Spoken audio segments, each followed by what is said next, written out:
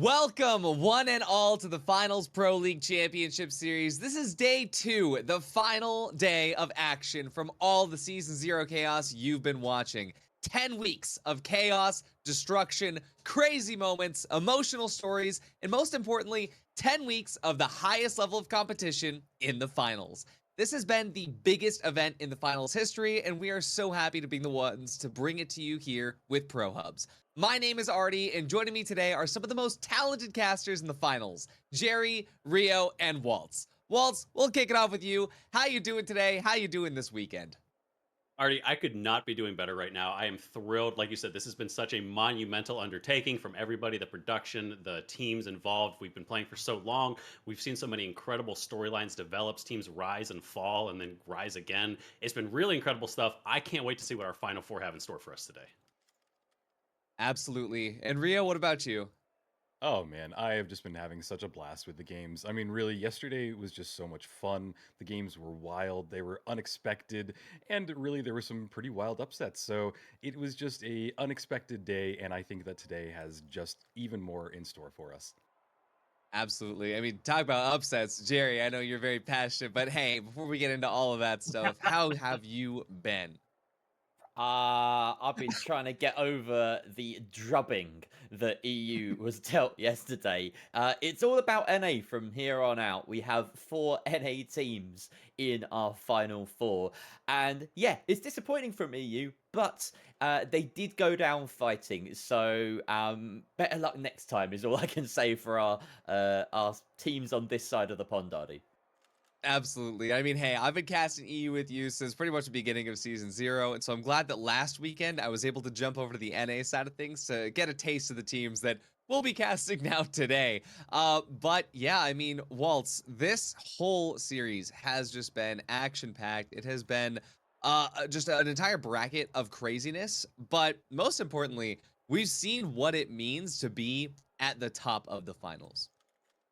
We really have. And it really comes down to how do you perform when your back is against the wall? And you mentioned that bracket because, as we can see, like from the teams that are doing well, one of the big stories coming out the past weekend, and in fact, the past couple weekends, is the team Make a Wish, which is going to be the first team we're looking at because they started in 10th place after the group stages. They were not doing well. And then they had this miracle run in the playoffs where they made it all the way to the finals. They got second place in our playoffs, which just earned them enough points to make it to today. They lost their first match yesterday and then did not drop a match. They have continued to win. That's 8 lower bracket games that they've won in a row so far. They cannot be stopped. When they are against a wall, they go savage. Actually crazy to see. And Rio, I mean, there has been quite a big talk about the kind of changes that we've seen, watching these teams sort of develop over time, especially when it comes to the weapons they use, the loadouts they've been bringing. Talk me through that a little bit with, specifically Brick and Make-A-Wish. Is there anything Sure. specifically that these Yeah, different? Yeah, basically, Bricked is kind of known for having busy kind of popularized the minigun. We were talking about this yesterday, how, when we first were introduced to the minigun, it seemed like it was kind of more of just kind of a joke weapon, not really anything serious. But then we started to see things turn when, Busy started to bring it out. He also runs without a RPG a lot of the time and runs Lockbolt. So it's kind of that nice little combo of that. And the rest of his team just kind of plays along with that. And looking at Make a Wish side, we are getting a sub in here. We're getting Swacko, somebody who what were they on before it? I think it was. I can't remember what it was, but they're Burns, yeah, It was Burns. Their Burst. logo used to be the Guy Fieri duck, but yeah, they have kind of changed up. So we have a sub in here. I don't know if Mr. Derp is playing today. He used to be kind of their heavy, but yeah, it's just a really well composed team. One of the things that I noticed from this team is that in the beginning, Make a Wish was kind of more of a joke team. They didn't seem serious about being in the league. They didn't seem like they were kind of putting in the same effort as everybody else. But then, like season or week 3, something changed, and they just felt like we're here, we're playing, and there was just a whole new Make a Wish team. And I've been really proud to see them just kind of continue what they've been doing. Yeah, 100%. And the same thing happened last couple of weeks. I mean, especially it was, I believe, last weekend with the lower semifinals, and it was just make a wish all the way to the bottom. Mhm. But Jerry, as my fellow EU boy, It's kind of depressing that we don't have any of our teams left, but it is so cool to see that we've got Make-A-Wish, we've got Bricked, ready to go, ready to jump out of here for the lower semis. And I gotta ask you, what are you expecting today? Are you expecting the top of the top? Or are you expecting, hey, this could just be another day of matches? I think this is going to be a really impressive day of gameplay. Everyone's going to pull out all the stops. And I just want to dive a little into Brick to Make-A-Wish and what I expect to see a little bit from them, because it's been not too long since we saw them go up against each other. This is a repeat of the North American playoffs final from last weekend. And during that game, it was a complete whitewash. Brick took it 3-0.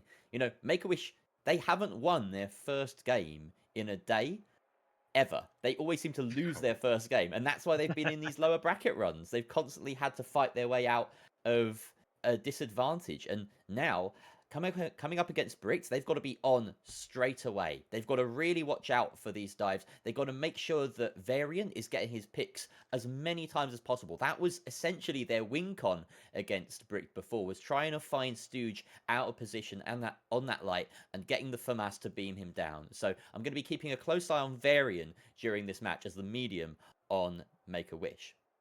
Absolutely. And speaking of that, let's go ahead and look at the maps that we'll be seeing here in this lower semifinal. We've got Sys Horizon, Fortune Stadium, and Bernal to finish it out. And both of these teams have had varied success on all of these maps.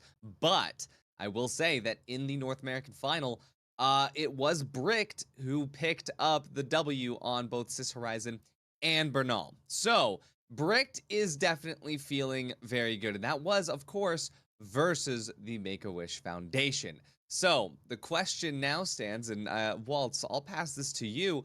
Do you think that that matters coming into this for the lower semis? I think if the teams are looking back to the championships of the playoffs last week, I think they're doing the wrong thing. I think you really need to be in the energy of the tournament so far. Bricked getting in, knocked down to the lower bracket. That's not where we necessarily expected them to be. So I think when you're looking at these maps, you need to be building off of the success you've had so far. They need to be looking at how they've converted their matches. Maybe this is Fortune is a map they've done really well on in the lower bracket run. Maybe they feel really confident on that. If you're worrying too much about what you lost in the championship match, in the playoff matchup, I think that's the wrong energy to have. That's a great way to look at it, honestly. I mean, it's all about energy, it's all about vibes. And Rio, the vibes in the stadium right now. If you were there, you were smelling it all. What do you think the vibes are like right now? Ooh, I think the vibes would be off the charts, and I think that our chat would be a great indicator of that as well. I think that chat loves to kind of get lit up, and one of my favorite things that I love to see from chat is the famous copy pastas. There have been some amazing ones, and if I was in real life, I think that that's what I would be seeing. I just see crowds and crowds of people just shouting random nonsense into the void. That's what I expect. Absolutely. Well, Jerry, how about you? Any last words before we send it with Rio and Walt? Oh, I guess never mind, Jerry. We're getting into the game. All right, so we're jumping into the first match of our final day. The top four teams, Bricked versus Make-A-Wish. Rio, how you feeling about these? Any favorites on your end? Oh, I'm rooting for Make-A-Wish. I think that they've been an underdog, and if they can pull this off, it will be the upset of the entire league. So, come on, if you want to root for an underdog, this is the perfect team to do so. We're already seeing the first vault has been tapped. Both teams are set up, and they're just trying to feel each other out. They know that they're very close to each other and just want to find any opening that we can. There is a nice little DMAT in the floor there. They know that they're close. Nobody's being quiet. They're all jumping around. RPG in hand by Swacko. Oh, if he would have shot that off right then, he would have got a couple of them. But here is the heavy push right into each other. STN going down. We're watching that shotgun as he just deletes Busy. Oh my and God. Swacko runs around and they get the first team wipe. It's already kicking off. Make-A-Wish already, maybe that momentum is carrying with them, and this is a great start. We've seen Brick fall down a couple times during vault fights. They do excel around these cash outs, so that's really where things are going to step in. This is really interesting because we do have something that we don't often see. Viper running the M26 Matter. I don't think that's a weapon we've seen maybe the entire season. It's not a weapon we see very often. So both teams do have two shotguns, but the difference really comes down to their the light. Stu is running the XP, but on the other side, Viper is going to be running that M26, and Varian is running the FAMAS. So the long range is going to be a battle between the light and the medium, and that's where so much is going to come down, as Bricked now looking for their approach in on the high ground, doing some damage. They're trying to get into that corner where they're perched up on the high ground, doing some damage. STN with the Cerberus, already 1 hit, 2 hits, looking for that melee. Can you knock him down? He just keeps missing, keeps whiffing with the shoulder, and he's going to go down. Yeah, that was a bit of a, I don't know, messy push. That corner play, like where they were tucked in there and just trying to get over there, amazing. You could tell that they really were struggling, and that is a very good spot. I do love when people set up goo and just kind of get to those weird little spots. A really interesting thing about Sys Horizon is that it is the only map that's like this. If you look up, there is just these mass ceiling spaces, even so much that when we have the UFO invasion, UFOs can be inside of this room right now that we're in. So it's just a really unique map and allows for a lot of possibilities like we just saw. Yeah, I'm really intrigued to see how they actually end up approaching this, because like you said, you have to figure out how to work your angles properly. And right now, playing very, very far below. Make-A-Wish with the C4, that's definitely on point. They know they don't have to get too committed because the time is running down. And now Brick just have to figure out how do they want to approach this. There's a glitch grenade to knock out that C4. That C4 is going to be usable in just a second, but the delay has been so long, they do get dropped. The steel cannot keep going. It's hitting a jump pad, but now the fight is moving in. Viper is very low. Busy takes out 1 already. 3 versus 2. Varian waiting for his moment to come in. 10 seconds left. He's quite low. They have to go for a steal. There it is on the backside. Can Swaco stop this by himself? He's moving on the backside. Varian goes down. It's all on Swaco. They have to hold this right now. On the backside, the heavy 1v1. He's doing 1, 2, 3, 4. Just pulls it out. Swaco gonna take cash out 1 for Make-A-Wish. Wow, that was insane. You could see just the chaos as they tried to go onto the cash out, tried to get the steal, but there just was not enough time, and there was finally a wipe on Team Make-A-Wish. So interesting just way to just watch it. And yeah, we're going to get a replay of that because it just turns into utter chaos very quick. That immediate kill on Varian was great. That turnaround. Yeah, the RPG as well. And here he goes, just trying to hold on. But yeah, you know that there wasn't much of a chance of that happening. Swaco casually 1v3ing the entire team of Bricked. I don't think we've seen that the entire season. 10 weeks of gameplay, and Bricked has been a wall that teams have run themselves into. Could Swaco finally be the heavy that charges and slams through that wall? I'm excited to see if he keeps up the performance, but can Bricked find a way to put this together and actually get their feet underneath them? Yep, but here we go. Vault 2 has been tapped and is on the move towards Cash Out A. They're going to be getting over there, and the Brick team will be able to get on it and get set up. I don't really see anybody for Make-A-Wish, but I take it all back because they're right here and diving directly on them, taking RPG right to the face. They bring them down, and it looks like they are just cleaning up. I think there's 1 person left. They need to get them back up and really kind of set up. There they are. They're chasing him down with the M26 Matter. Can he find him? Chasing him down, trying to get Stu, unable to get it. Viper goes down in that fight. It's all down to just Stu with 46 HP left. He's going to have to hide and wait for his teammates to coin back in. This is not a good situation for him to be in. Not great, but at least he didn't get wiped. That stagger would have been an absolute killer for them, would have made it so they only have 1 fight now. They have lots of time, and this is where you need to take a breath. Don't get too caught up in the match. You need to take a breather. You need to slow things down. You have lots of time left on this cash out. Stu needs to keep an eye, needs to figure out where they are, and then you can start making your approach. Stu has the sonar grenade. We're going to see a couple sonar grenades coming out. We're going to see them try to figure out where Make-A-Wish are. And then the question is, how do they bait them out? How do they pull them out of their hiding place? You can see Make-A-Wish slowly starting to move forward. They've jumped up, team swapping. On the low ground now is Bricked with Make-A-Wish on the high ground looking after them. C4 does drop the point, and now Make-A-Wish moving into position to punish this. There's a jump pad, RPG looking to go out. Doesn't hit anything, but it does drop Swaco. He's taken 1 hit, 2 hit. Can he win this battle? He's due there. He finally gets taken out. There is a trade. 1 down on both sides, but Busy's by himself. There's another team wipe. Viper cleaning up with 2 kills from that Matter. Yeah, I don't even know if there's going to be time for them to spawn back in and get on this cash out again. That was wild. One thing that I'm really impressed with is how low the HP that some of these people on Make-A-Wish are surviving on. It's like, I'm watching them and it's down to like 10, 1, and they're just maneuvering themselves in such a way that they take themselves out of that fight. You were just talking about how, you know, you need to kind of slow things down sometimes, and that's exactly what we saw. We're now watching them do this final setup. We see the gas popping off. Yeah, and I don't even think that there's much of a choice for them to push in here. They're not going to make it. There's that cash out. We see it bouncing in the distance. We know that that is going to be the end of map 1, and Make-A-Wish end up taking it. Wild. Yeah, a really fast map 1 there. It was, you say, dominance kind of from Make-A-Wish. Yeah. I think Brick were taken a little bit by surprise there. And I think this is kind of something that we've seen actually throughout a lot of the season actually. And Brick at the beginning of the season bringing in that minigun, running something a little bit different, it took a lot of teams by surprise in the same way that Sledge has taken a lot of teams by surprise. And I wonder if maybe Make-A-Wish are doing a similar thing here. Obviously, Swaco coming in, coming in from retirement a little bit, definitely an X factor in this match. But Viper going 6-2, most combat score in the game, running the M26 Matter. Again, a weapon we haven't seen, but it's working for him. He can find his way into these close range engagements, and Stu isn't able to put out enough damage. He has that XP. Sure, the XP is an amazing weapon right now, but it's just not quite enough to deal with that Matter and the amount of damage he's able to put in. So I wonder if Yeah. Bricked are just kind of been a little bit surprised by the gameplay of Make-A-Wish, and they need to find a way to reset. No, I think that's exactly what you pointed out. I think that they are just a little surprised. They're caught off guard. And I mean, having Swacko come back from retirement probably is throwing them a little bit as well. So it's unique to see. But one of the things that I consistently see in matches like this is the fact that a lot of these teams can really adapt quick. Sometimes you'll see that their first map is a little like this. There's a little one-sided. And I think that they kind of take that opportunity just to learn. They see how their enemy is playing and what adaptations they need to make. So it's really a good place for them to be in. And I don't think that this is Brick's first, worst map. I think that this is just kind of them getting warmed up. At least I hope so, because that first one was quite one-sided. So I hope we have more of a battle, especially getting started for today.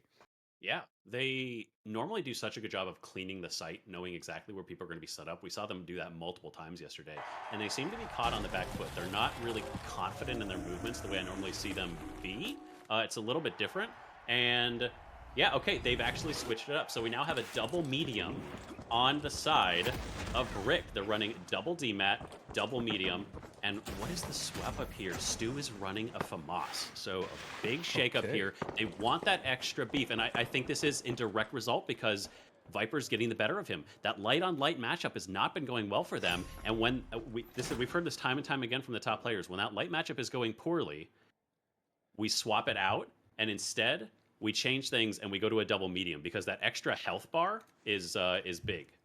Looks like we are getting a check. Maybe they didn't mean to go double medium, and maybe I'm just talking, just making up nonsense here. So we're gonna get the clarification on what's going on here. But regardless, it definitely seems like they want to kind of change things up.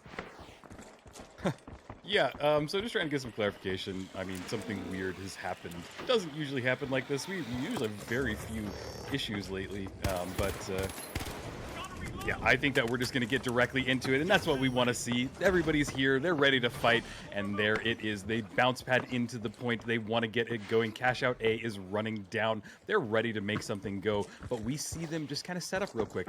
The Bricked want to find an opening. They're looking for them, and they just can't spot anybody just yet. They're trying to find any opening that they can, and here they are. They have finally made their way towards this first Cash Out. They're going to be approaching it and trying to get an entry, but yeah, everything is just really slow. Make-A-Wish do not want to show their hand. They don't want to point out where they are, but at the same time, they're very far away from this cash out, almost to the point that they could do exactly what is about to happen. Stu is just going to try and steal it because he thinks he knows that they are so far away. Even Varian is 40 meters away, so by the time he gets over there, this cash out will be completely stolen. Can he get out, though? Can he get out? Oh, he doesn't. He barely makes it out. Oh, he finally gets out of there. I thought he was going to go down, but he does get picked off on the backside by Varian, who takes him out 1-2, and the third is down. Okay, that steal was very short-lived. Definitely some miscommunication there at the end, at the beginning, because they were a little kind of. It seemed like there was some clarification needed, but so the vault already kind of being plugged. The cash out started. We're gonna have. I don't think they even have time. They might have a chance to contest this, so we're already one cash out in, moving into our second cash out, and this is do or die now for Brick. Yeah, no kidding. I don't think they have enough time unless the spawn god spawned them right next to it, and it doesn't seem that way. They are going to come over there, and I bet we see a battle go off right on top of where the cash out was. But again, everybody is just kind of slowing things down, waiting, watching, and yeah, Make-A-Wish seem to be doing really good so far. They are in control of the map. Look at that movement by Busy. That is hard to do without kind of messing up like he just did right there. Kind of cool to see as we always watch them kind of with their advanced movement, but RPG in hand by Busy. He is running the SA shotgun today. No minigun so far, but it might come out a little bit later. This map is pretty good for shotguns, just because it's a little more close quarters combat. Bounce pad in hand, and they are going off towards Vault 2, and we'll get it tapped. Yeah, they are looking for this next vault. Bricked have no more mistakes. They cannot lose another cash out. They are already one map down. It's only a best of 3. We're not into the best of 5s yet. So if they mess up now, they are not in the money. Our top team from NA, the team that just dominated, they were 1,000 points ahead of second place. They just ran through every single lobby they were part of, are one cash out away from not even being in the competition anymore and not even being part of the money. This would be a massive upset, especially coming from a team like Make-A-Wish. And like you said, this next vault fight, this matters so much. Yes, you can retake, but there's so much that you need to do. What? He just got dropped on. They found him. Bricked are looking for that enemy, looking to clean up. The damage is flying, and finally they pick the variant. He's down. The pesky medium is there looking for the light. He's on such low health. He does get taken down. Busy with the second card. Busy cleans him up.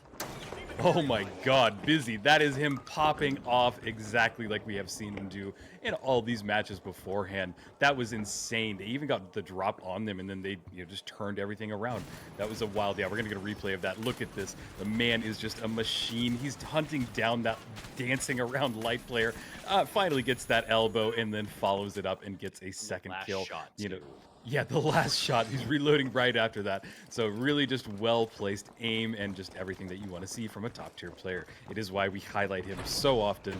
And yeah, there's plenty of reasons for that. But Cash Out B is started. It is slowly ticking down. And we're watching as Swacko and the rest of the Brick team start their approach. They want to get in here. They want to find an opening. They want to get this cash. Let's see what happens. Yeah, looking for their entry point. Viper not running the sonar grenades, though, so they have to find another way in. They have to figure out how they're going to approach this point. They need to know where Bricked are, and this is such a scary moment when you have the low ground, especially when the cash out is this far down.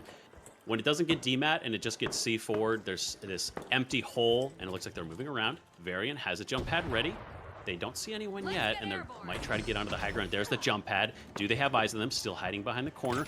Peeks around. He gets spotted already. He's gone completely. The peek was a disaster for him. The second one is down. It's just Swako by himself. Can he 1v3 again? It's not likely in this instance. Dodges away. He's fighting. Already taken out Busy, though. That's actually one down. He only has 2 more left to go. Swako hasn't lost a single scrap of health yet.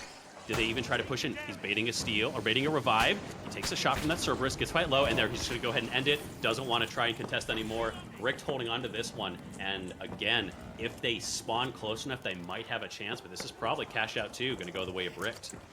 Yeah, it's really interesting that we're only seeing like one cash out fight from these entire, battles. Like they're going very slow, they're going very methodical. You can kind of tell that this is pretty much even different from yesterday. It seems like the teams just really know what's at stake. They know what is, on the line, and I just think that it's really a different play style.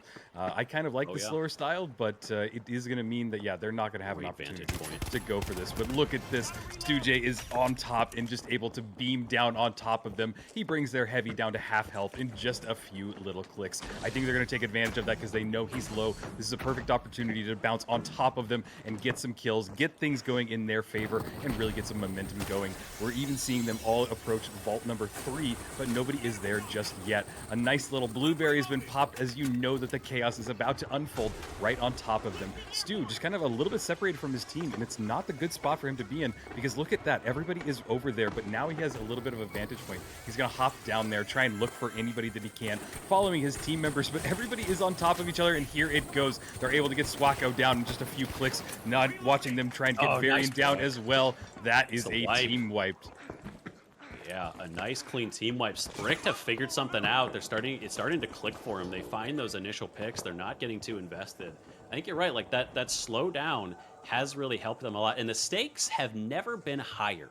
We talked about this a lot at the beginning. This is the biggest event the finals has seen so far. The cash prize is over $2,000 at this point, and if you lose this match, you get none of it. You're not going to see a dime. So you have to lock in now more than ever, and the teams are really starting to understand this. This next cash out could determine everything for Make-A-Wish. They might have to go play another match, and you don't want that momentum to be in the favor of Bricked. So they really have to figure out a way to get in on top of this. Absolutely, and here comes the push. They need to get something going right now. Cash Out is already ticking down a fourth of the way. They are set up here on top of the high ground, and this is a good position for them to be in. But again, they are very far away from that Cash Out, and it has all of the potential to drop. But look at this. Stu with a great position and just beams them down through those windows. Spots out there heavy and is trying to bring him down as well. They demat through the floor. They want to get in there. Oh my God, busy. In the stairwell. That is not a good spot to be in. It's a death race, and they are just after each other right now. Stairwell just dying again. Rez is going off, trying to get on top of this. Elbows going off as well. And there is a team wiped. Oh my God, Bricked are doing it. Stu and STN have woken up a second ago at the end. We have the stats up here. After that second fight, everybody in the map had 2 kills. It was so close, and all of a sudden, that last fight, we're up to 5 kills from STN, 6 kills from Stu. All of a sudden, and just look here, Stu is just sitting there. His positioning is great. Gets that revive because he sees his heavy going down. He needs the extra beef just in case he loses it. Doesn't lose it anyways. Just 2 elbows to the face. A little MMA there.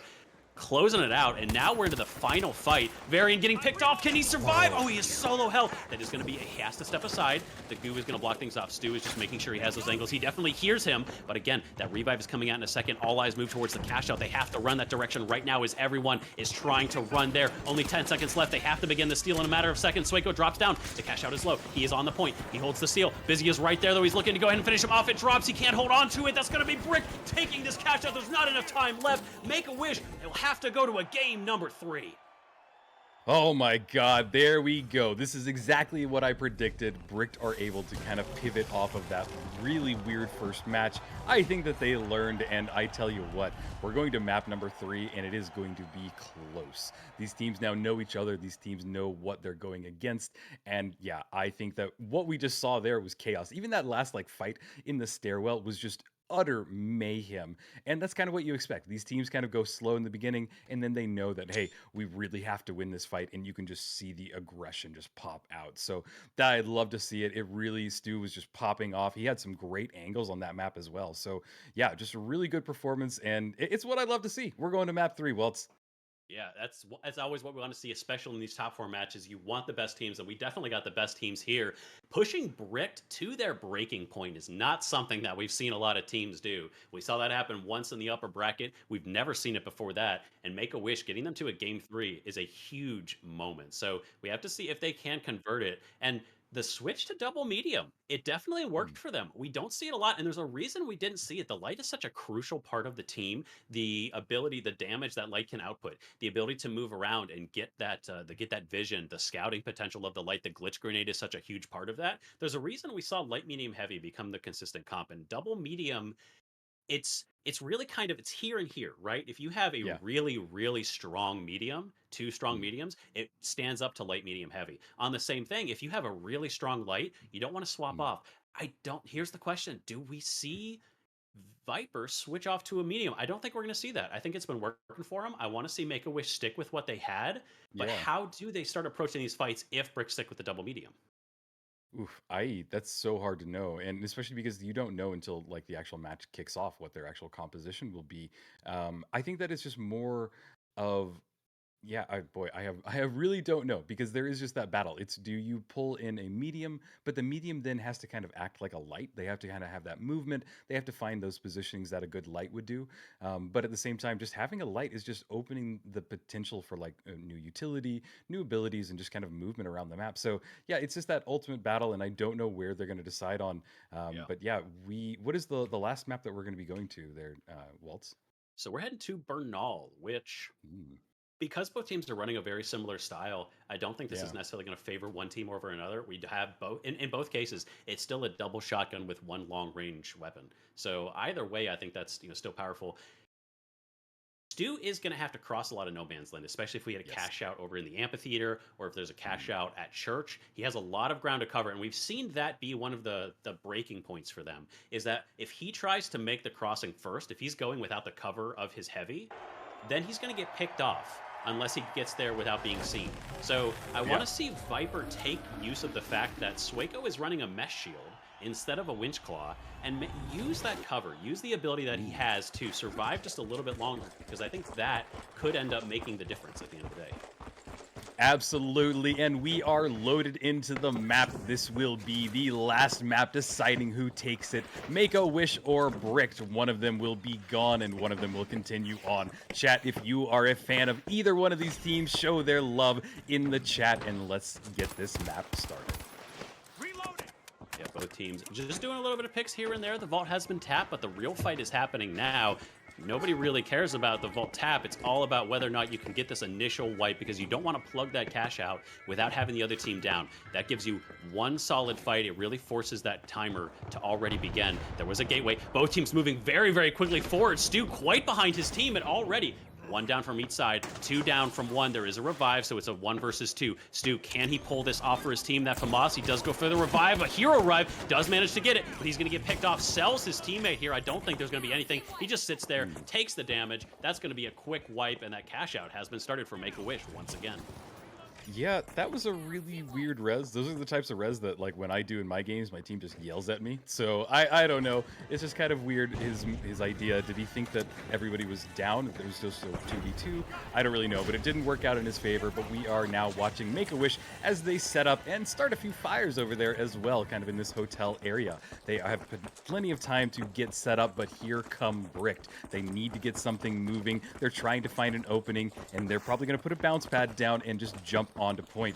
I'm watching them just ready. There's the bounce pad. They want to get in there. DMAT through the bar. They're pushing in, but it seems like Make-A-Wish is pretty bundled up there over to the left. Yeah. I don't even think they have spotted them out just yet, but here they come. The cash out is ticking down. We're getting very close to half. They know that they're right below them. There's an RPG in hand. 2 DMATs out. But he cannot spot him out. He didn't go for that shot. That would have been the perfect opportunity for Busy. I don't know what he was thinking, but he's going to go for the steal, and the C4 blows it up and just drops it immediately. He throws down Goo to buy himself a little bit more space, and they do seem pretty far away. They're bouncing over there to try and get it, and they were able to get the stop just somehow at the very last second. Now they're pushing into each other with SA shotguns trying to battle it out, but there is the light, and they're just able to get it in, and Make-A-Wish falls.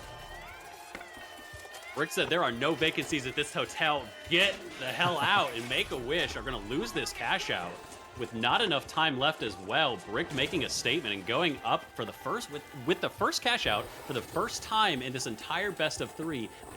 Brick have the advantage now. There's not going to be enough time for Make-A-Wish to get in, and now they're the ones on the back foot. But like we talked about earlier, Make-A-Wish, every time they get pushed into a corner, they find a way to strike back. So now's the question, how do they do it? They are going to go for a fight anyways. Not a lot of time left, but it looks like they just want this ego challenge. Sueko taking some damage already as he pushes in, but they're just going to have to back out. This fight again.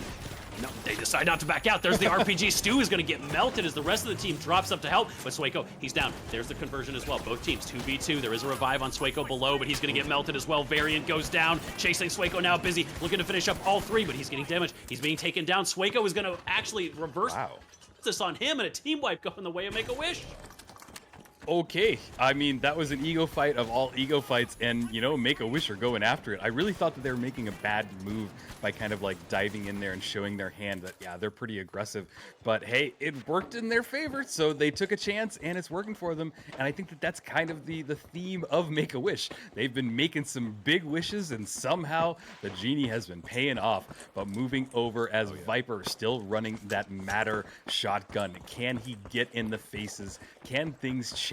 This is just so intense. This is the kind of match that we wanted, and I'm really hoping that everything goes off, but then RPG goes off inside of them. Everybody is here, person dying left and right, and I'm at a weird vantage point, but we move over to Variant as he's trying to spot somebody out. Dome shield down as well. Viper, the very last person, gets chased down, and Breaker getting back. Another ego fight, because the vault hasn't even been tapped.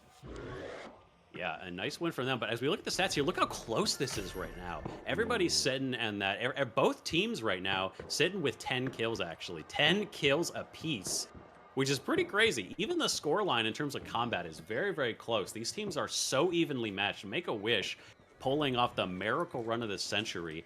Can they convert it here? They only have one cash out they can throw away. They just pushed Bricked have just pushed Make-A-Wish into the same position they were in just a minute ago. As now we look towards where are they going to take it. Brick don't want to move with this vault at all. They want another fight win because of how early that last fight was. They don't want to move this vault until they figure out exactly where Make-A-Wish are set up. Yeah, and I think that this is the cash out that we're going to see everything slow down to a crawl. These people have shotguns. They don't really have a good way to push in there and find an opening. So they're going to have to get close, and that's exactly what they're doing. They decide to bounce pad in, but Viper decides he needs to do that again. Not really sure what he was thinking as he gets down to 19 HP, now 7 HP. He's still getting some shots. That Blueberry is saving him quite literally as he moves with his team into the wall, and they get that heavy with the mesh shield up. Now Glitch Grenade in hand, ready to throw it off, but they demat through the floor. They're trying to find another spot to kind of go for this vault, but this is a really weird fight, Waltz.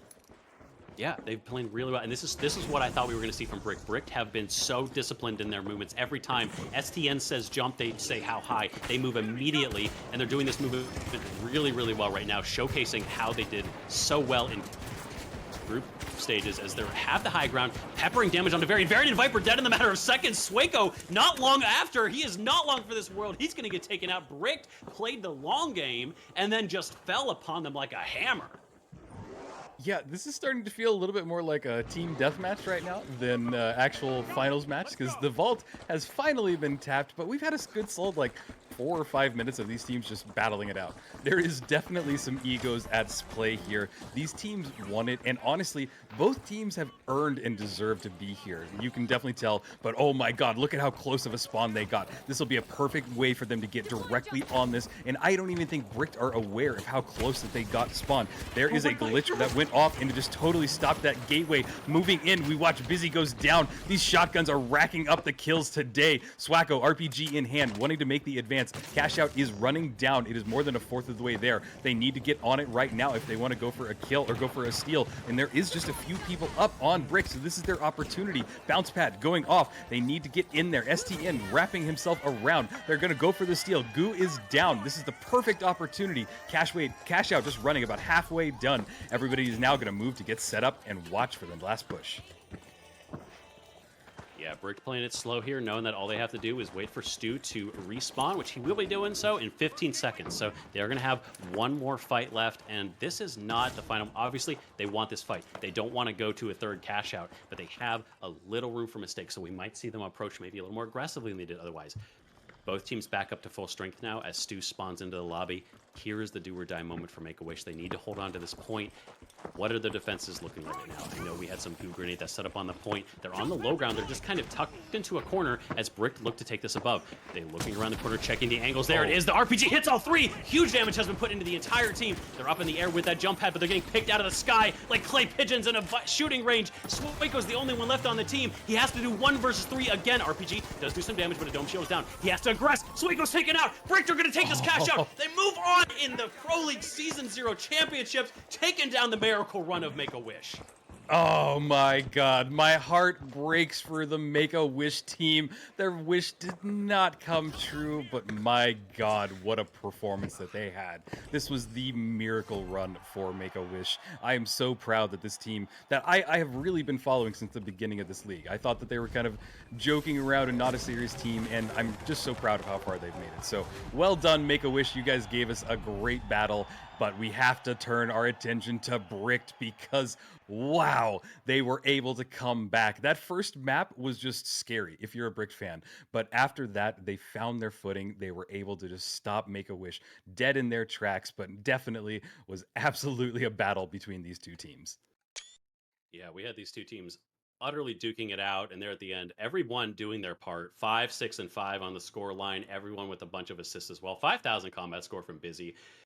Incredible work from Brick. They're going to punch their ticket further in the match, but of course, we have been so close to the action on this one, Rio. We've been getting in the weeds and we've been casting it out, but we have two incredible analysts with Artie and Jerry who are going to break this one down for us, help us get get our minds around what we just saw as we head back to the desk. Amazing stuff, you two. Thank you so much for bringing us that action. I mean, what an incredible series that lower semi. I mean, this is kind of the peak of what you want to see when it comes to a team warming up for the day. In the beginning, we were talking about how it needed to be Make-A-Wish, but Bricked, I think they needed that first map to, get the crust out of their eyes and wake up. But Jerry, after we just saw everything there, what is the biggest takeaway here from Bricked? Well, we saw something from Bricked which we haven't seen in a while, which was the willingness to adapt to that turning point in the middle of that series where they headed to Fortune Stadium and decided to bring the HMM. getting Stooge off of his beloved light and putting him on a FAMAS made all the difference. Takes him out of the fight. He played so many off angles on that map in particular that, I mean, Make-A-Wish with their like triple shotgun setup just couldn't tackle him down.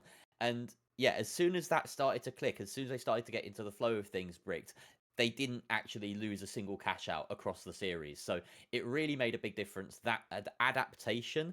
And, you know, Make-A-Wish coming in here with a sub with Sueko, one of the kind of best subs you could possibly ask for. He really did add an extra wing con to Make-A-Wish's kind of roster there, but it just wasn't enough on the day. And yeah, Bricked with that adaptation was the real takeaway for me. 100%. I mean, my notes on that map was the fact that even though Stooge was on the FAMAS, he's still playing with all that light positioning that really threw them off. And on Cash Out 3, I think it was just the moment where we had Stooge and STN, they just woke up and they really just went out for the upper hand. They got the upper hand at first. They got the cash out just fully in their control. But I mean, I want to talk about that. Oh, we appear Artie, to we have lost lost Artie's audio. Unfortunate. Not quite sure how that's happened. He'll sort of fix it up. Maybe I'll take over from the hosting for a moment while Artie flails his arms about. Give us a wave if you can hear us, Artie. What Okay, happened? so he's... Hello? Oh, you're There back. he You're is. back. There he is. Wonderful. Oh, there we go. I feel like I'm getting gaslit because like my Discord had like nothing wrong with it. That's crazy. But okay, as I was saying there, I wanted to say, as far as like looking at the very first map, do you think that and Walt, this question is for you, do you think that is an indication that they're not going to be able to play HML today, or do you think we'll see HML come back out? Well, I think I'll take over because Artie was trying to ask is, are we going to see HML take over, or is this going to be an HMM composition? And Waltz, I think you're a perfect person to take that. I don't think we're going to see LMH disappear at all. There are too many amazing lights in this competition, and light still has such a huge impact on the fights right now. We see teams switch off to that double medium if they just feel like they need a little more beef. They just need a little more health in that tank. They don't feel comfortable with kind of having that light on light matchup. But people like Uni, if Spawns is in, I think Spawns is still going to keep doing playing as light. So we're definitely not going to see Uni swap out. I would be shocked. I would probably eat a shoe if I see Uni swap out. Please don't swap out just because you heard me say that, Uni. But I don't think LMH is gone. I just think that we are seeing two compositions be viable, which is amazing. That is what I want to see. I don't want to see one composition be viable. I want to see multiple things be optional. I want to see teams be able to experiment and have it work if they put thought into it. And absolutely. And actually, to jump onto that, our next matchup is going to be in the upper finals. It's going to be the AHS versus DIH. Jerry, what is the prediction going into this? Speaking of switching everything up, speaking of looking at exactly how teams are going to be playing, changing and adapting, what can we look at for this upper final? I think there's a lot of change to be expected. You know, these are two teams that have been showing adaptation themselves. I'm sure we'll get into it in a bit more detail after the break, but yeah, it's gonna be a battle for the ages, and one of those two teams is gonna end up in the grand final. So yeah, we'd be fools to miss it.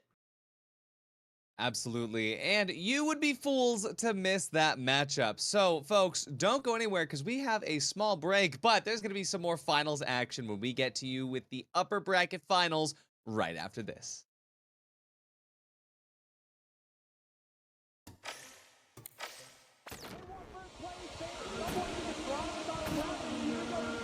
Might come through for Bird Nuggets. This is everything, Mickey. They need to get there in time.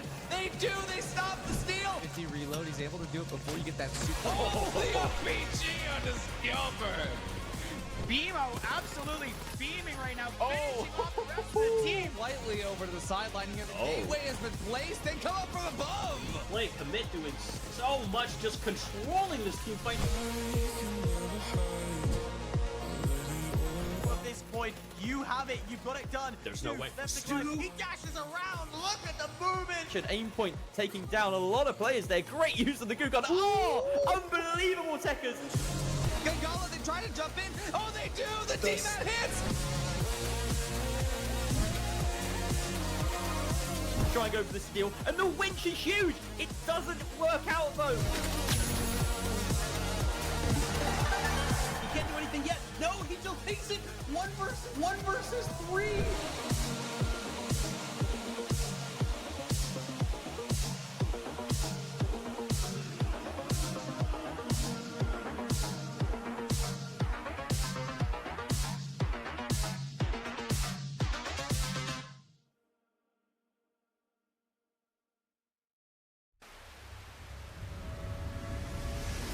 This isn't just a game. This is TNT. Welcome to the jungle and welcome to 8 Squad's Thursday Night Throwdown. Featuring the game's top talent, pick up games where chimps become champions. Thursday nights 8 to 10 p.m. every week, only on 8 Squad. Catch us live on air on Twitch at twitch.tv/8squador. In the world of sports, every second counts. Every move matters. That's where a Spooze comes in, the sports beverage designed for champions. With a Spooze, it's simple as pop, pour, perform. Packed with electrolytes and essential nutrients to keep you hydrated and energized, Spooze is your go-to drink for peak performance. Whether you're just carrying the vault or securing the winning cash out, Spooze is there to fuel your victory. Its unique formula is scientifically designed to boost your stamina and focus. Spooze, for those who dare to excel. Pop, pour, perform. The real world can be unfriendly, misleading, confusing. But your world doesn't have to be. Reality Shield will protect you, cutting out the noise, making the world perfect. We do not censor. We cultivate. Engimo.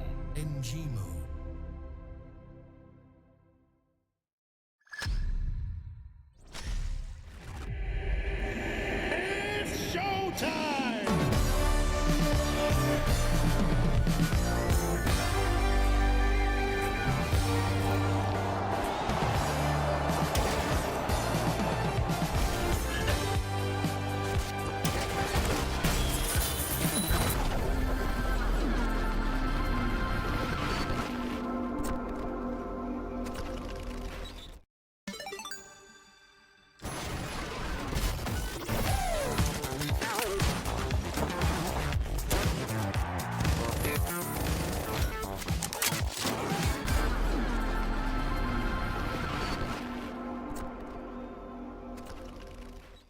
That strange thought you just had, where did it come from? And was it even yours? Our new Series 2000 effectively suppresses third-party influence and eccentricity, outperforming our competitors within the standard deviation of conformity. With the Series 2000, your mind stays in control. Via, we as one.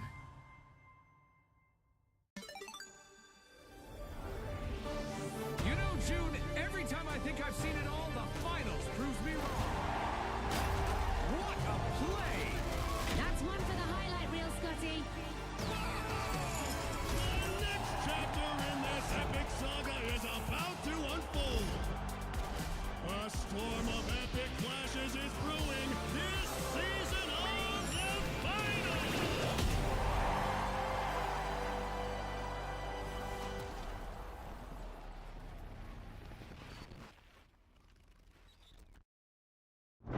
The stars, distant, watching.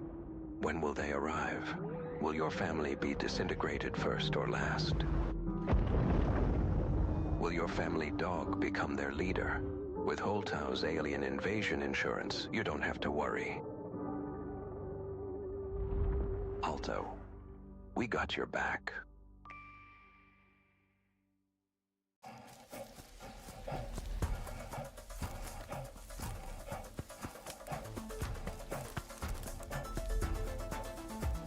Absorbe ce que c'est. Monde.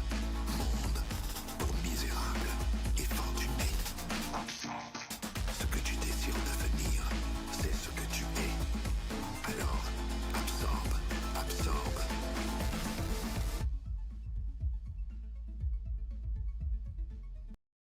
life giver, the sun, always on, the source of everything that is good. But can it be trusted? Holtau's Sun Insurance will have you covered if the unimaginable happens and the light goes out. Holtau, brighter than ever.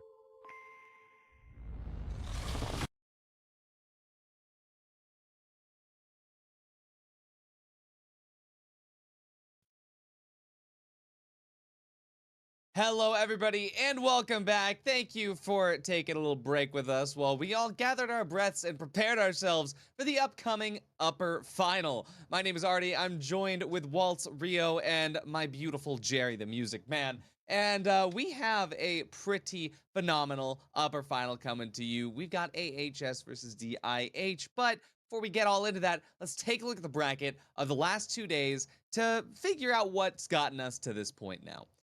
We'll go ahead and look at yesterday's matches brought to you by the rest of these beautiful folks on the desk and see that they had a pretty fantastic run to bring DIH and AHS up to the upper finals. And Rio, you were there to cover all the action. I was not. Tell me a little bit about how these teams got there. Yeah, so yesterday was really fun, really intense, and I highly encourage everybody to go back and watch the VOD of it. But really, what we saw is just kind of a lot of mix up. These teams that were kind of top tier teams, especially on the EU side, just kind of faltered and just failed to kind of go against some of these NA sides. And really, we just saw some amazing teams kind of go through. We've already talked all about how Make-A-Wish made their run all the way up here, but a few noticeable ones are about the teams that we're about to get into, which is After Hours and Team D. And they were right before this, they were ranked 5th and 10th in the bracket. So they were not kind of the top tier teams that you would expect in an upper final. So I'm quite excited because these two teams have just beat out everybody else. So yeah, that's what I'm looking forward to. And that's just a little quick overview of what yesterday was all about. Absolutely. And speaking of these teams, I mean, let's go ahead and take a look at who we are going to be seeing in the upper final. And that is, of course, Team Div versus Team After Hours. And Jerry, especially looking at these teams, looking at After Hours, who are the ones that knocked out Bricked into the lower semi, which we just watched here. I mean, Jerry, you got to tell me about these teams. What can we be expecting, especially from some of the bigger names here, like Uni and Llama? Yeah, well, Uni on the left-hand side in After Hours is one of our most sort of consistently high performers, achievers, a really able light player. And then you bring up Llama on the side of Team Did, the only Sledge Heavy left remaining in the tournament. And if you're just joining us and you're wondering, what, Sledge Heavy in comp? Yes, it's been tearing through buildings, tearing through players, racking up coins all season long. And Llama has been the flag bearer, or the sledge bearer, if you will. He is really just the centerpiece of this team. Now, interestingly, we have a couple of changes on the docket as well. We're not going to be seeing Maddown today on the side of AHS. Instead, they have Sloth subbing in. And then on Team D, we have Llama, T-Mills, and Spons as the team that are lining up. Boo Boo being subbed out. That's actually an untested trio. Of course, they all know each other very well. He is the registered sub, and T-Mills was impressive yesterday with that pike in a HMM comp. So, yeah, there's going to be all sorts of madness going down here. We've got sledges, we've got pikes, we've got crazy God's tier light play, and it's going to make it unpredictable. I mean, unpredictability is sort of the name of the game here, and especially when it comes down to seeing what the pikes can bring, seeing what the sledgehammers can bring. Let's see what maps we're going to be seeing these loadouts and craziness on. So let's go ahead and take a look. This is, of course, the first best of 5 of the day. So as we take a look at those maps, picks, and bans, we can go ahead and see that it's going to be a pretty insane setup. And especially when we're talking about what maps the Sledgehammer is good at, what maps the Pike will be good at, especially if we're going to be swapping in an HMM. There's going to be some areas where the Light might not be as viable. There might be some maps where the Sledgehammer might be not viable. But we've got the first 3 right here for you. This is going to be Skyway Stadium, Bernal, and Monaco. But then afterwards, we're going to be getting some Sys Horizon in Vegas. But for now, we toss it over to our casters, Waltz and Rio, to look at Skyway Stadium. Yeah, Absolutely. Thank you for the introduction there, Artie. We are getting started on Skyway Stadium with After Hours versus Team Death. This is going to be a battle of the ages as these teams fight it out to see who takes it all in this best of 5. Let's watch as they get started. Yeah, the big contest here is really going to be Uni. You see him listed as Hank J. Wimbledon. Lasagna already goes down, spawns on the light. We didn't see Team Div with a light yesterday because Spawns was not there, but he's back on that XP54. Meanwhile, like I said, it's really going to come down to T-Mills with that long-range pike versus Uni. Uni, one of the best aimers in the game, so consistent, as Artie and Jerry were talking about earlier. He has just been on top of things, but can he stand up against the side of Team Div? Pushing in very close to this cash out, but you see again, Uni's lagging behind. It's the side of, it's just the heavy and the medium right here. Dome shield by the APS. Continuing to drop this point down, but they're getting chased. Already one down for each team. Llama takes out Slothy, but Wimbledon on the backside. Uni is melting one, looking for the second. The Gugo's down, separates the fight, and now a bit of a breather for both the teams, but he gets around there, drops into the eyes of the sledge, and gets melted by Llama. A bonk in the chat for the first sledge kill of the game. Yes, indeed. And it looks like he actually got 3 bonks in that battle. So he is bonk-tacular so far. And you know what? I love to see it because Llama is one of the most consistent bonkers in the game.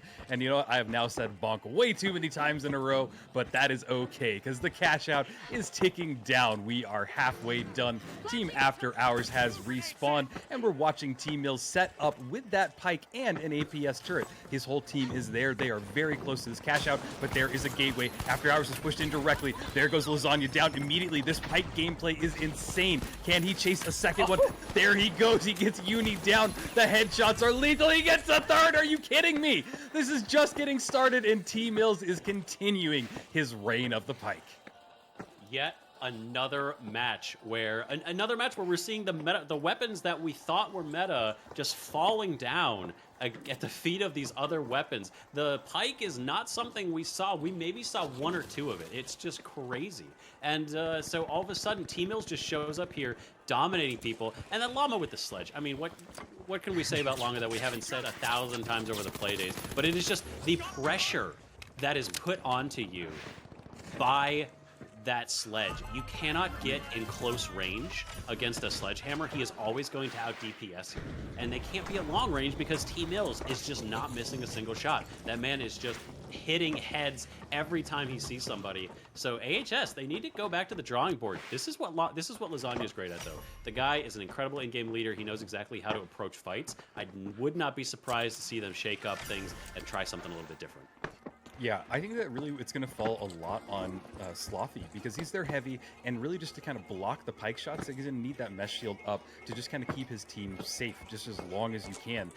So that's going to be the biggest thing. But yeah, you really did kind of point out perfectly how it's just terrifying with this loadout. And in my opinion, this might be kind of like a perfect composition. You got close range and you got medium range, and it's just kind of a really well-rounded team. We're watching them as they have the vault in hand, but they decide to not go for it because they're getting intercepted right away. They decide to just whack it off there, and that's exactly what I said. Look at that. Slothy is doing the perfect little transition as he holds up his mesh shield and allows his team to get there. But sadly, the Lasagna gets winch-clawed out of position, but he puts down a bounce pad and just gets that heavy out of there, and he throws himself down. He has 15 HP and sadly goes down to that second one going off, and oh my god.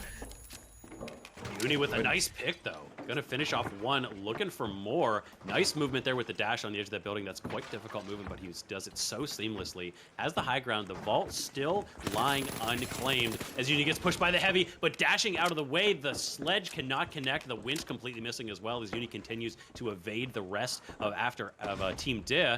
Once again, trying to get that high ground. Llama is running away, but he might catch T-Mills on the high ground. No, doesn't spot him in time. Fortunately, his team is now spawning in, and once again, both teams going to be at full strength as the cash out is going to get started over on C.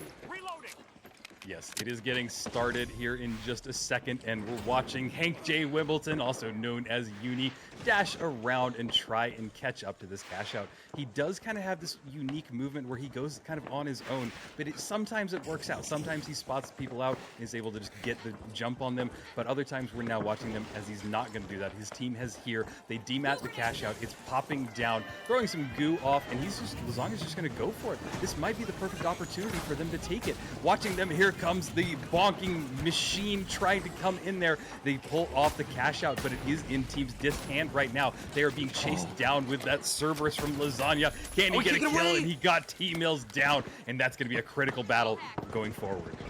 Yeah, Lasagna getting a nice pick there. That was crucial. T-Mills tried to dodge through. He tried to fall through the floor, but he couldn't handle it. Spawns does take down Uni on the backside, so we are still, neither team is in a wipe. Looks to be a 2 versus 2 right now. As Slothy's trying to get to the high ground, has a C4 in hand, but they're on the aggressive that only does so much. Drops the dome shield as Lasagna once again holding for the steal, back to full strength, but he's getting pushed away again. Once again, that high ground being held by the side of Team Did, just continuing to push them off the cash out spawns, backing away really, really well. There's a dome shield on the high ground. Again, he has to sit where he's so exposed. Llama just going to drop from the heavens, do his work in the middle like a bull at a chai shop, but he gets taken down. Slothy actually turns around. Nobody dead on the side of After Hours. They're still in the 3 versus 2, and they still have a chance to steal this. Timer, it's slowly ticking down, bringing it down just a little bit further on the ground floor. There's no more drops. Can Team Dit hold this right now in a 2 versus 3? Finally holding the steal. Lasagna sticks it this time. They manage to get the steal as the second one goes down. It's all on the final member of Team Dit, and he gets taken out. T-Mills cannot convert, and we go to a third cash out in this match. Oh my god, that was awesome. Like, honestly, I'm kind of in awe of the entire setup of what we just saw here. It seems like Team Dit had the perfect setup. They were all spread out, just perfectly distanced away from each other, kind of on it, and then they just found the perfect way to dive on it. It didn't work out for them, but I really think that that's one of the best setups I've ever seen. But on the other side of it, we really kind of give to them because they were able to get the steal, and After Hours were able to go in there. And like Walt said, we're going to go to one more vault. This is what I love to see. These are the matches that we have been getting to all in this Pro League. So I am so happy that this is the matches that we're getting today. Vault 3 in the middle of these two teams. Nobody wants to go for it just yet.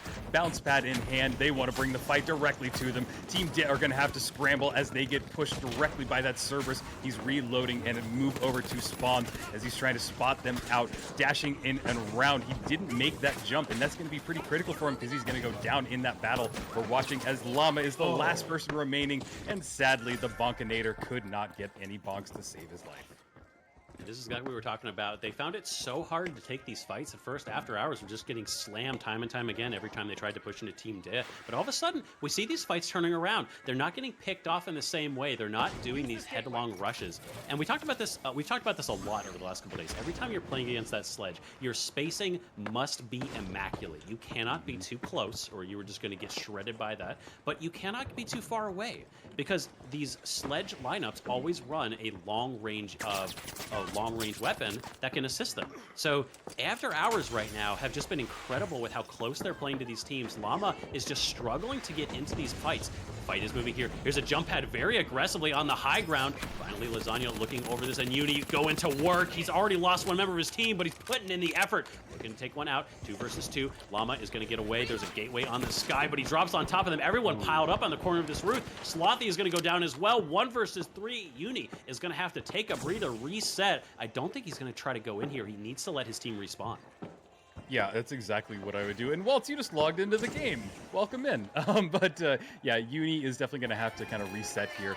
He needs his team to get in there, and this is not the opportunity for that. So he is going to get cash out in hand by Team Dit, but it is all really going to come down to this last battle. Can Team After Hours bring their team in and get something moving? We're watching as Spawns tries to block the bounce pad in there, but they're now all bundled up in this stairway. Cash out halfway there. Team After Hours is here. They're making their advance, and Spawns is in the high advantage. This is a really good spot for him to be in. His whole team is there now as well. They want to make sure that they can see everything that is there. We're watching as Uni tries to spot them out, and look at that aim. Gotta notice it. Gotta be a fan of it, and can he get a connection on it? There goes a bubble shield trying to get it up. Now there goes T-Mills down. T-Mills is one of the best players on their team, so that's somebody really important. They're trying to chase down the last person. Can they get this last guy on Team Dit? And Spawns goes down. course, After Hours will get the steal and get the cash and most likely get the first map. Carried at all angles. Uni just backing his team up there. Look at this dash movement, just incredibly precise. He knows exactly how far he's going to go. There was not a single angle where they could run away from Uni, but also avoid Lasagna and Slothy. Just incredible coordination there. And a reverse sweep in terms of cash outs. That's 2 cash outs in a row for After Hours. Team Din now on the back foot. They're going to have to figure out what went wrong in those last 2 cash outs. What do they need to do differently, and how do they shake things up? Yeah, I think that what I saw, and this is gonna be one that I'm really curious about when we get the analyst in here, because I saw kind of the light players, especially Uni, just not go the right spots. Like we saw him miss a few of his dashes and just fall down to the bottom of the arena, and it just didn't work out for them. It just was, just a little stall, and that made his teammates go down, and it just put him in a bad position, and he had to kind of, just reset. And I think that was the difference. But I don't know. It really was a really well balanced map. I mean, even look at the eliminations. This is almost identical. Yeah. Although the big thing I want to point out here, look at Team Mills with only 2 kills. Obviously, it's a little bit of a different scenario because when we were looking at it yesterday, they had Boo Boo instead of Spawn. Boo Boo was also running medium, so Team Div were running a double medium comp. They ran a shotgun, they ran Cerberus, and they ran Pike.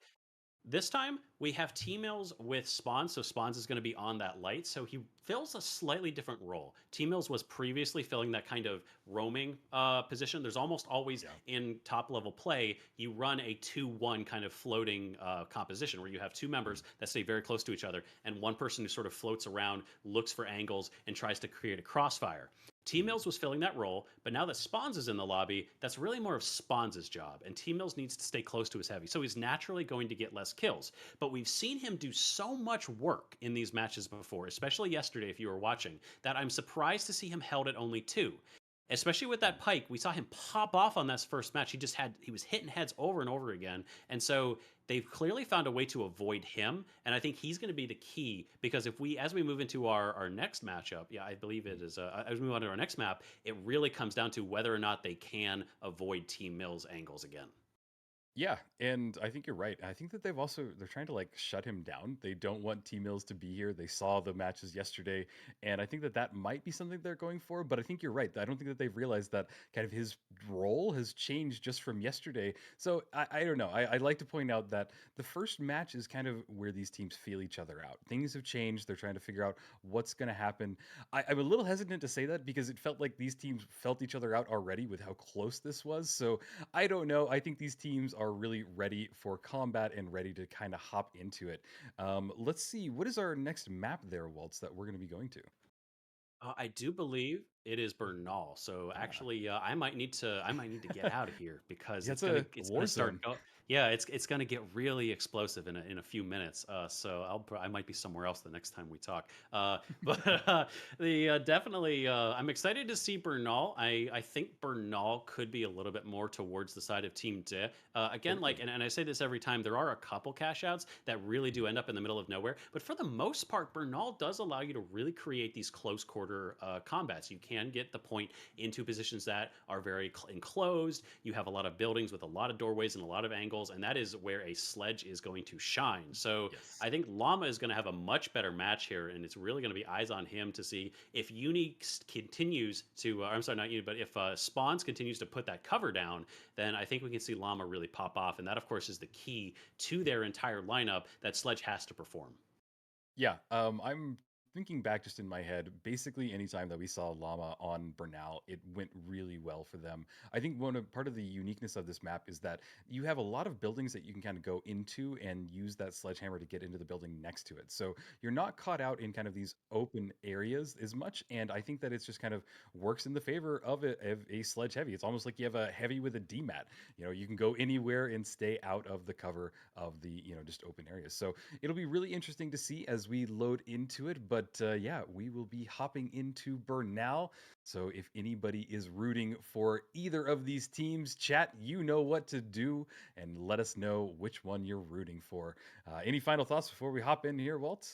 Yeah, map number 2, like you said, this is a best of 5, and this is where things really get exciting. Because when you talk about a best of 3, you really don't want to change your strategy too much. You want to keep things consistent. You can try to experiment a little bit. Obviously, we saw Bricks do that last match. But best of 5 is where you really get to know the other team. You are going to get to adapt and then adapt again. There's a lot of ability for you to change what you're doing to the other person's change. So if Team did decide to change what they're doing, after hours are going to change in response. This becomes a conversation between the two teams. And after hours definitely had the first opening argument, and now Team Did have to decide how they're going to respond.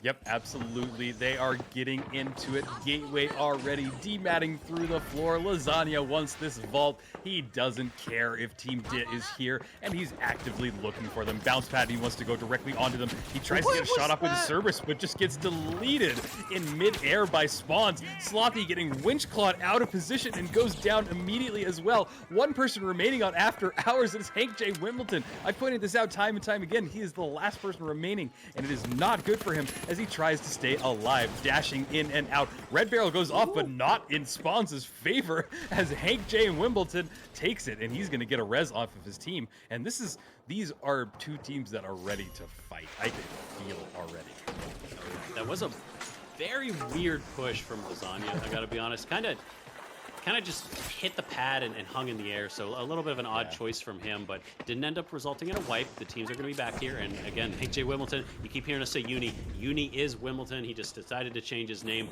so he's on something a little bit different here, but he has eyes on Spawns, doing some damage at range, backing out, using that XP54. He also has the Nullifier as well. See him pull that out when he gets in close range with this sledge, and backing up his team. You're never going to see him too close to his team because he wants to make sure he provides those counter angles of Slothy pushing in. The entire team of Dit is grouped up in the corner, but he's lost one. Looking to finish off the heavy. The Llama is down. Only a couple members left. 2 versus 2. Wimbledon on the high ground. They get the revive onto Slothy. 3 versus 2 once again. Lasagna is down to half health. The medium fight. The light fight is there. It's a wipe for Team Dit. After Hours striking back.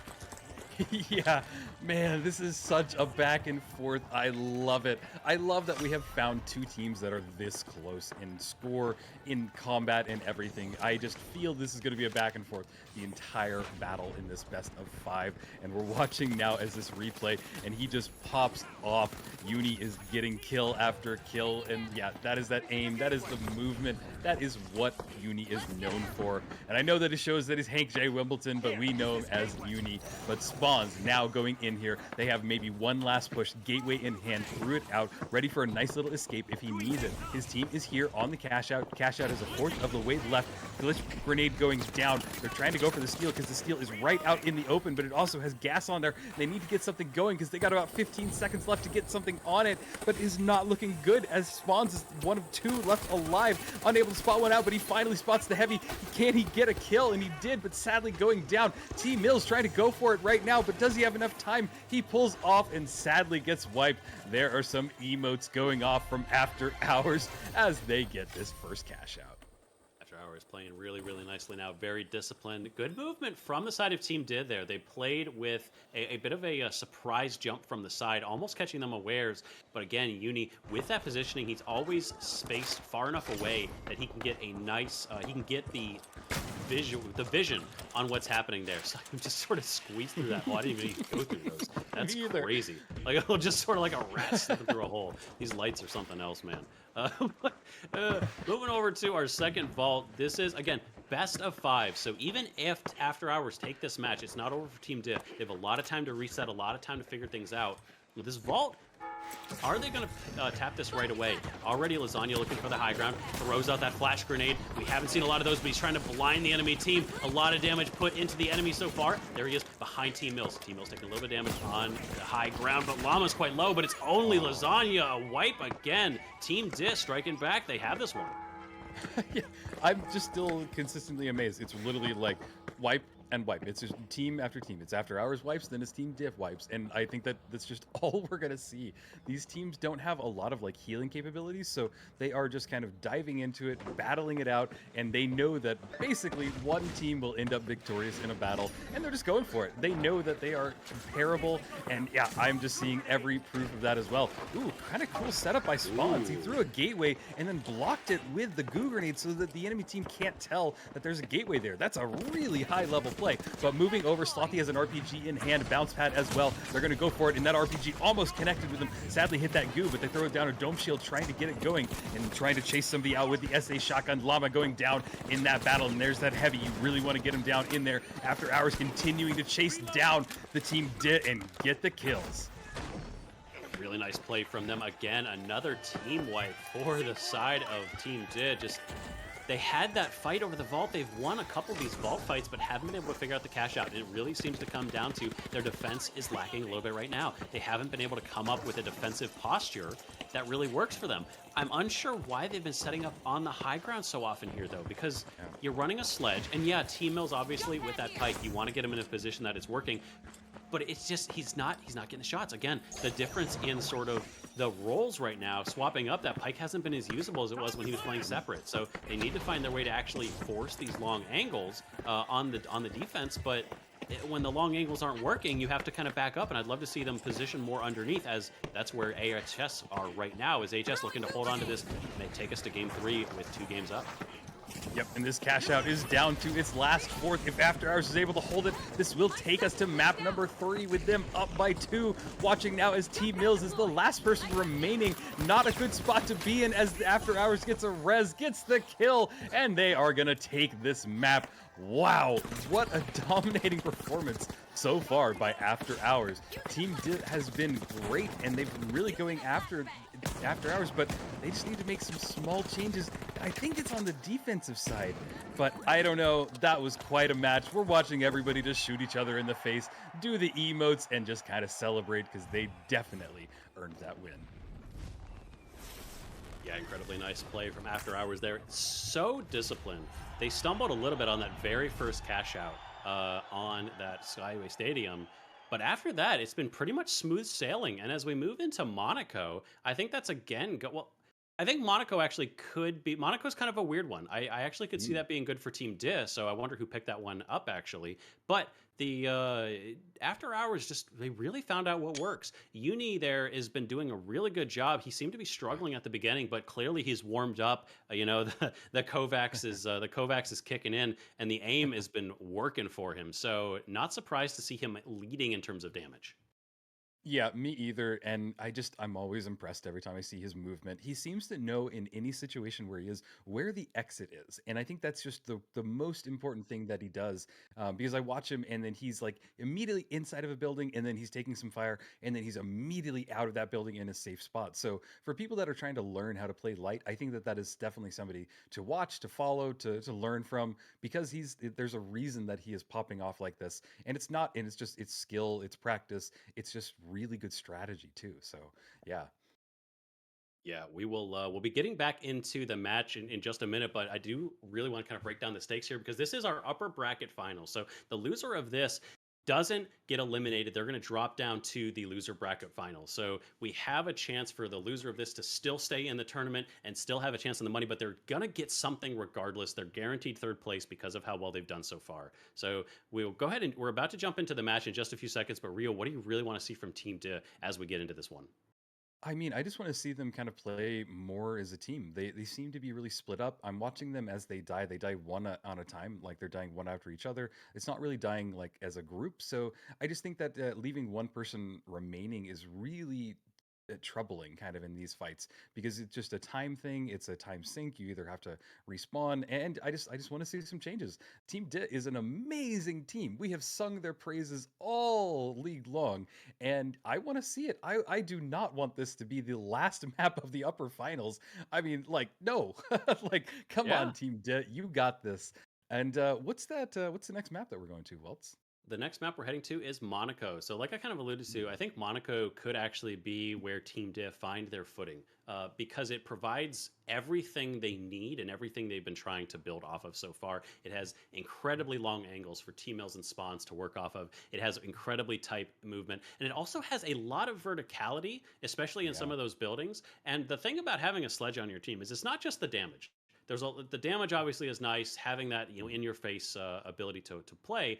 But the big thing that I think gets overlooked is that it essentially functions as a DMAT in a lot of ways. Yeah. Like, you don't have to you have the ability to move through walls without dropping a C4, and that unlocks so much potential for your heavy because he no longer needs the medium to unlock all the movement for him. He can kind of move by himself a little bit, and you see that a lot. We've seen that from Llama quite often, is he doesn't play as close to his medium as other players do. In fact, I almost want to see that more. I'd like to see maybe T-Mills and Spawns play closer because they're doing the same thing. They're both playing those long angles. Llama doesn't care about the long angle. Split off. T-Mills, do your own thing. Go with Spawns and let Llama find his way and get those backstabs. Well, we are gonna find out real soon which way it goes. Guys, if you're a fan of Team Dead, they need some love in the chat as J. Wimbledon takes a lot of damage, bringing him down to 3 HP, but he jumps right back in there. He knows how to get some shots off at long range, and he is just dealing a little bit of tickle damage to all of Team Dead. Watching now as Lasagna spots somebody out as well, and these people are doing a lot of damage from this rooftop fight. A lot of times on Monaco, these rooftop battles just go on and on, with people just kind of not taking a lot of damage, but it seems like Lasagna and J. Wimbledon are really kind of finding little openings, and it's perfect for them. They are now deciding to not continue this battle. They want to take the vault, they want to let it go, and a little bit of a weird demat there. Not sure what their plan is, but it seems like there are some comms going on that we don't know. So they have some plan, they have some strategy, and Walt, we're going to find out real quick what that strategy is. Yeah, right now I think the real question is just where do we want to go? Because you see on the high ground, After Hours positioned up on top of that church, they have an eagle's eye view of exactly everywhere Team did move. So both teams, you don't want to commit because this church is such a commanding position. It has such a high ground advantage, but also those angled roofs allow you to just get a very easy jump pad. Uni moving in very aggressively now because they're tired of waiting. Slothy on the high ground is already wiped, but on the background looking for a backstab. Hits one with the nullifier. Llama's out of the fight for 4 seconds. His T-Mill's been wiped, but Uni is down on the way as well. 2 versus 2, Lasagna and Slothy. Slothy is back up. He got revived. He's on half health as they get up onto that high ground. But in just a matter of moments, and you see their Llama gets that revive on T-Mills, they have to back out because they're now down a man.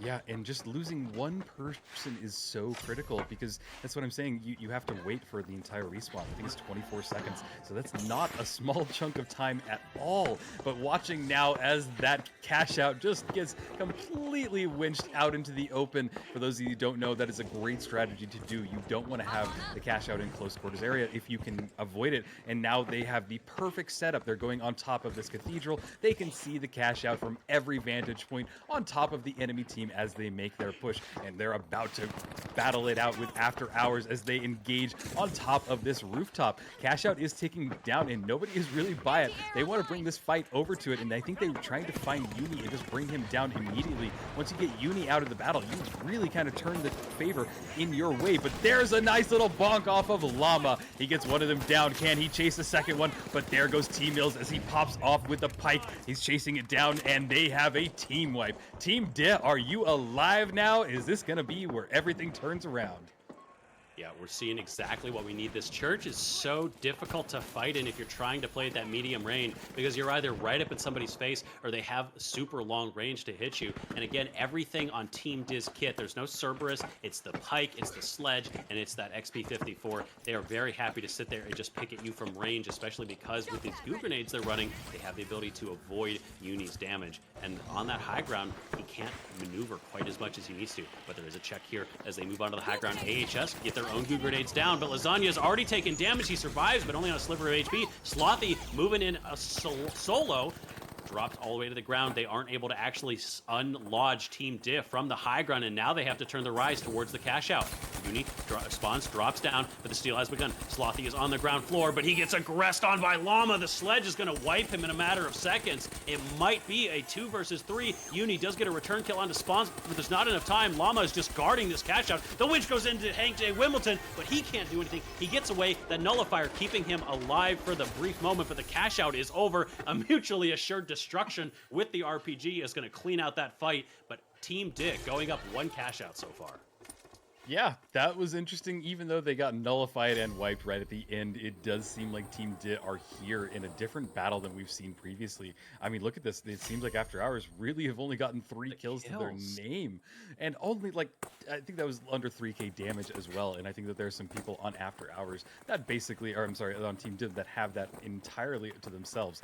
Slothy now, RPG in hand, moving over to spawns as they're jumping around, going inside the cathedral. But yeah, things have kind of slowed a little bit down, Waltz. We're watching as the next approach is about to kick off. Again, a lot of just posturing, especially on maps that are this large and that have such a central feature. Like you see this a lot on Soul Construction as well. One team is going to set up on the construction area, and everyone is just going to try to posture around and fight a way past them. The same is here for the church. It's a little more split, but very much the same concept. We're going to be moving over to Grandma's house now. After hours, starting the plug as Team Di going to head over to Grandma's, try to steal those cookies from him. Uni setting up on the high ground, dueling with Spawns 1v1. Llama looking to get that close angle as well, building off of the pressure that Spawns has been putting on. Jump head onto the high ground as they're aggressing, but a lot of damage being put into the medium already. Lasagna at half health has to back away. Llama still on the high ground, in very strong control of this fight, is keeping them backed away. Uni trying to keep his handle on this fight. Does get some damage put on Spawns. The dome shields from both heavies are down. Not a lot of damage on anyone so far. They continue to just poke at each other and then back away. Poke at each other and then back away. We're seeing a very close dance from these teams. Yeah, this is definitely a dance. Nobody wants to kind of ask their partner out or to dance because it is just a slow down here. Team Mills, the man running the pike, he's in a pretty good spot, but he needs to pick them off. They're all sitting in Grandma's house just waiting for the pike, and there it is. He spots out Lasagna, gets him down to 2 bars. That's a really good spot to be in, but he has to back off because he is being chased down by Slothy, and Slothy gets immediately deleted by Llama, who is down to just 4 HP. Can he stay alive? And no, he can't. It is just a death after death. Everybody is dying inside this roof, and the battle just continues. There's one person left on Team Dit. He is being chased down, and there is the team wipe. After hours, we'll take this and most likely the cash. Very nice play from them. They continue to go from strength to strength, and look at the kill score. If we can take a look at that scoreboard, because it is all on Uni right now. Has as much damage as has more damage than his entire team combined right now. 4 kills. It really is him commanding these sight lines. He has woken up and come alive in this best of 3 so far. This is the decider as well. They're on match point because it's that best of 5. If After Hours get one more cash out after this, they have this best of 3. We don't even get a game 4, which I know everybody is wanting. Everybody wants to see more of these teams compete. And now all eyes going to turn to this next vault. This is where the rubber meets the road. Yep, this is where we're gonna find out if the Team Diff can come back and maybe do a reverse sweep on this, but hey, it's all gonna come down to this cash out. Llama getting some damage chipped away at him because he's making a move very open and very exposed. Not really what I would do, and it's forced him to kind of slow down. He's having to stay behind that little barricade as his teammates come around and wrap around to find some more damage on the enemy team. Watching now as Spawns dances around, trying to spot people out on top of that roof. That XP dealing some decent damage from range, but really not enough to kind of complete a kill on anybody. Watching now as this is kind of a typical rooftop battle. Spawns has to get the hell out of there. He's very low and trying to find a reset. I'm really impressed because these teams definitely know to slow things down, but immediately decide to crash and crescendo at the perfect moments. We see Spawns is right below all 3 of them. I don't even, he knows that all 3 are there. But yeah, Waltz, things have just really kind of slowed down. Yeah, it's that ebb and flow that we've seen on this map again. After the cash out happens, there's just a lot of posturing. A nice angle from Spawns there, going to do some damage. Just make sure that they know he knows where they are. One thing that we didn't talk about that we saw that I have noticed is that Lasagna swapped off the serve, and he is on that F card, really building off of the long range that this map gives you, as it looks like AHS are going to go ahead and break this stalemate, move towards that vault. But yeah, between Lasagna running that F car and Uni on his XP, they want to combat the long-range damage that Team Dit are using right now. With the Pike, with that XP as well, they want to be able to match that energy, especially on a map with sightlines as long as Monaco. Yeah, and a really interesting thing to point out here is where this vault is. They basically have to cross over Team Div to get to either of the cash outs. The exception being maybe B, because they can kind of slink over to the left there, but I don't think that they'll be able to do it really without much cover. So it'll be a very exposed spot, and I think that's exactly what Team Mills is noticing, and he's going to a different vantage point. This pike would be perfect if they just peek their heads out just for a second. But yeah, now they are traveling off to the side, more in kind of the forest area. They're going to grab that vault, but we are watching as all of Team Dit is set up in a great formation, ready to spot out anybody, but Team Mills a little bit too far away. Going to have to set up on a new vantage point to try and spot them out. I don't think he knows that they're right there. He's looking for them, trying to spot out anywhere they can be. Sadly, takes a little bit of damage, forcing him to reevaluate where he's going to be, but this is a good time for them to try and get on something and really get something going. Yeah, Uni is being chased to the ends of the earth. They finally hunted him down. The pesky mosquito has been removed, but Llama eating a lot of damage to the face as well. Lasagna with that F card keeps pumping in. Nice DMAT through the wall, wins the battle with T-Mills, but he's being chased. He's the last one left on his team. He's gonna get the corner rounded by Spawns, finishing him off. Team De not going out quietly. They want this game 4 desperately, as everybody in the chat does, I know. So make sure you're throwing out who you're rooting for, guys, because we are one cash out away from seeing if we're going to go to a game 3 or a game 4 or just wrapping it up right here. Yeah, and honestly, I've never seen chat this divided. I see so many people rooting for After Hours, and really, it's like equally the side of people rooting for Team Dis. So this is very close. This is a great battle. This is what you want. We're watching Uni as he has the nullifier in hand, sadly taking a little bit of damage, going on top of the rooftop, trying to spot anybody out that he can. He immediately gets into a battle with the lights, and they are just dashing left and right. Uni at 48 HP. He's going to have to get out of there, but no, decides to continue the battle, spotting them from the rooftop, dealing any damage that he can, bouncing in and out, chasing them. Can he continue this kill? He's not able to get the medium down, but brings him down to just a sliver of HP. Climbing in and out from the roof, gets Llama down. The other heavy and medium is very low, but there he goes. He has gone down, and a res gone off as well from After Hours. 2 people up and both sides, and they're going to try and reset and maybe find a kill, but there is a res going off in hand. Slothy trying to chase them down, and everybody's just dancing in and out of this building, Waltz. Incredible. Lasagna going for the long res there, actually gets that onto Uni. That's huge, but he immediately goes down. Llama takes him out with that sledge. The second is going to go down. Slothy gets a return, but he gets taken out by Spawns.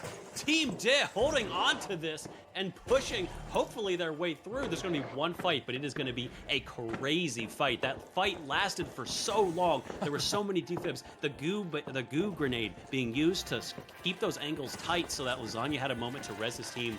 Incredible work from them. Great stuff. They have one fight left in this match right now. They have to spawn. They have to move really fast as we set up here. You know, if the house on the other side of the map is Grandma's, can this be Grandpa's house? You know, or Grandpa's Deal. house actually. Chat, you heard it. It's now Grandpa's house. We're gonna watch them as they push onto it, try and get one last second steal. They can get it if they hold it right now. Trying to body block everybody, dome shield in hand, trying to get them off the stop, but Team Dis stopped them. They are gonna get a wipe, and they're gonna take the map. Guys, we are not done yet, as Team Dit has just shown us that they are ready to bring it to us for another match.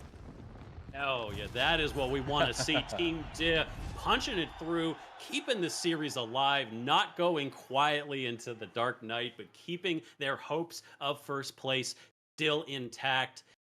We're going to a game 4. Now, that does mean, because there's so much to break down, we've seen so many twists and turns in this match, we are going to have to take a little bit of a breather. We're not going to pause for too long, but we are going to get our analysts and our hosts. We're going to bring Rio and Jerry in to give us their thoughts on where the match is right now and what we need to see next from these teams to really close it out. But right before we do that, look at the scores here. Llama finishing off with 8 kills, 5K combat score, Spawns with 7 kills, and 5.7 combat score. The only one else breaking 5 is Uni on the other side. Incredible stuff. Some of these players really rising above right now. Yeah, I mean, it's the performance that we wanted to see. Like I said, we have sung the praises of everybody on Team Death. There is a reason that they're here. There's a reason that they can punch so hard. And yeah, I loved it. I think it's funny because I catch myself in my little camera, like as I'm watching these matches, I've just got the biggest smile on my face. This is the matches that I want to see. These are the battles that I want to see. It has just been such a back and forth. And yeah, I am enjoying it. But like I said, I really am curious what Artie and Jerry have. So we're going to bring it over to our desk and yeah, we will see what they have to say. Amazing stuff, you guys. Thank you for bringing us the action. I gotta say, first thing, before we jump into all of that, why are Grandma and Grandpa divorced? I'm sorry. Does that not exist? I mean, are they... Look, sometimes life happens, okay? It's a Okay. vacation house, you know? They have 2 Oh. vacation houses. They like their own spots. I Yeah. don't know why you're judging, you know? I Like, think come on. what I think here is that, Grandma obviously is an After Hours fan and Grandpa is a Div fan, just given the fact that that's where those cash outs were. But regardless, Jerry, you and I were watching that from the back lines, and I gotta say, Skyway Stadium did not give us enough action in the sense that everything that we learned and could take from Skyway completely got rewritten on Bernal. Yeah, it's felt like a very quick 3 maps in general. And we were sitting here just like there's a lot to digest, but also it's been such a back and forth. In general, AHS looked like they were kind of taking control of it, and obviously, Div, they've taken this to 4 maps. I just want to kind of zone in on the fact that really on those winning maps so far, it's really felt like Uni has been the sort of driving force for AHS for After Hours. Like, he's been getting the picks, he's been darting around, making himself a real problem for Team Dit. But then on that final map, we did see some slight changes, and strangely, it's an adaptation from AHS that's actually worked a little bit against them. They did try and move over to that F car that Lasagna started running, and it hasn't been working out as well as they'd hoped. They maybe lost a little bit of something in the chaotic mid fights with the Cerberus. And Monaco, you can play in a way that's long range and really leveraging those weapons, but ultimately it just came down to the fact that Dit were very happy to bait engagements indoors gradually. They would take these high positions and then kite away, forcing AHS to chase them, and that's where the sledge comes in. That's where the pike even does a bit more in sort of close range than you can expect the F car to do if you're hitting your shots. So yeah, it's kind of turned on its head in a very odd way, and I'm looking forward to Sys and Vegas because AHS have played this ban phase really well. They've managed to get out Fortune Stadium in the ban phase, which is where Dir would have expected to pick up a map. It's been their best map throughout all season. So maybe it's not the start of this turnaround that we're expecting. I'm actually predicting that we're going to see a 3-1 here in favor of AHS. All right. I think so as well. I think a lot of it has to do with the fact that the way that they're placing these fights, that Diz is placing these fights around the sledgehammer, it's kind of everything. And when we look at Bernal, right, Team D had no defensive structure on Bernal. They started both cash outs on Bernal, but they didn't finish either of them because AHS were able to get in. But like you said, if it ain't broke, don't fix it, right? And so with AHS, when they swapped the F car, it helped them a lot on Grandma's house, like you were alluding to, saying that, it was those longer range engagements they were able to get it, but that was the only cash out where they had the longer range engagements. But the other thing is that Dia kind of realized that they had to change up what their defensive structure looked like. And so with Llama, what he did on the first one inside Cathedral, he actually threw the cash out into the street. He did the same thing at Construction/Grandpa's house as well, where you know that you have to force the team fight indoors, but make sure that the pressure is still on the outside, because you have those 2 stages of, do we just force the steal? Well, you can't force the steal if it's out in the middle of nowhere. You have to force the team fight. But forcing the team fight in an unfavorable position indoors, where at first it was like, hey, T-Mills, indoors with a pike, kind of scary. But that thing has been chunking for T-Mills, which, by the way, playing on controller. Yeah, it's been a real tight game so far, Ardy, and I do think we're going to have the game joining soon. So I'm just going to make quite a slight adjustment to my prediction here. We are heading to Sys Horizon, and actually, Team Dir are really good here, especially with the pike. So maybe it goes to 5 maps after all. Maybe so, but without further ado, thank you for having us here to Yap. But it's back to you, Waltz and Rio, as we get ready to jump in to Sys Horizon. Reloading. Sys Horizon, wow, it's already kicking off there in it, and we are ready to battle. We're watching as After Hours has already taken a little bit of damage right on it. Jumping in, bounce pad off, Lasagna just gets deleted by T-Mills. That bounce pad provides him the perfect angle to just track that player as he just falls in there. Now it's all down to Hank J. Wimbledon as he also gets deleted from there. I take that back. There's one more person remaining on After Hours, and they did just get a res, so it's Lasagna getting his teammate back up, and it is just Uni that is down. They're going to decide to not really go after this battle, maybe take the vault and run away and get it started at cash out. Disrupting their tech. Oh, Waltz, you there?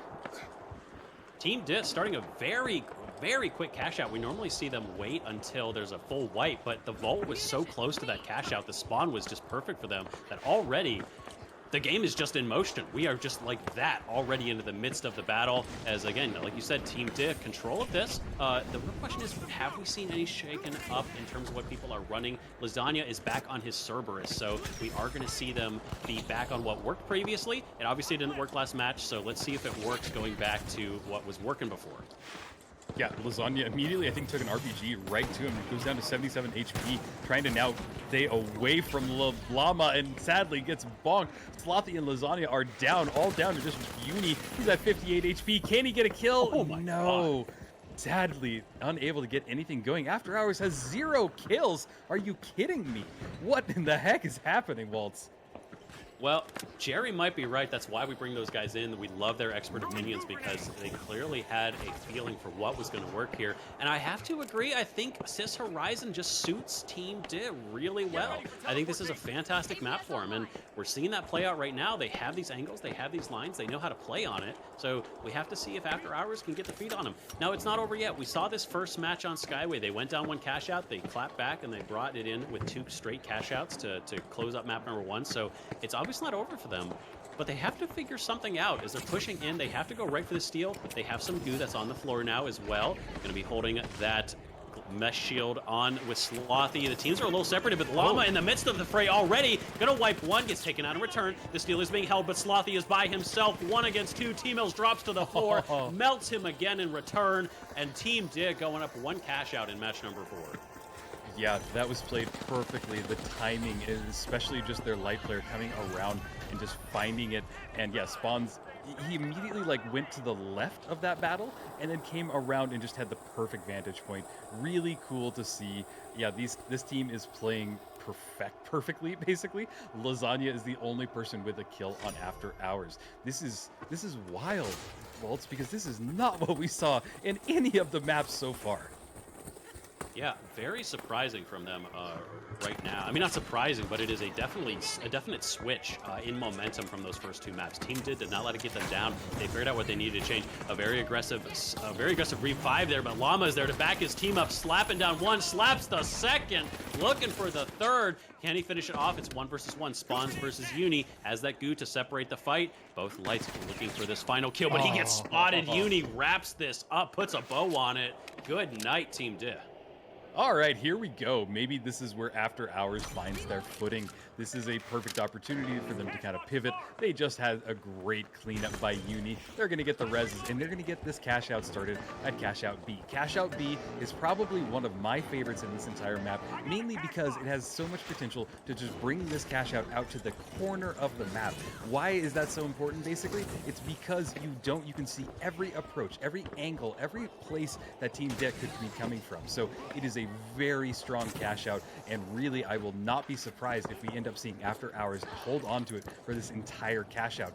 But I take that now as we are watching them as they bounce pad in, DMAT through the wall. They are trying to look for anybody, but they are not spotting anybody from After Hours just yet. After Hours is directly below them, but they don't know that just yet. They still think that they might be a little bit behind them. They're throwing some gas, trying to really just spot them out, really just prepare for this next battle. But I think that it's all about to clash in just a second as there's an APS turret down there. I think they heard After Hours right below them, and they're just ready to get into this, Waltz.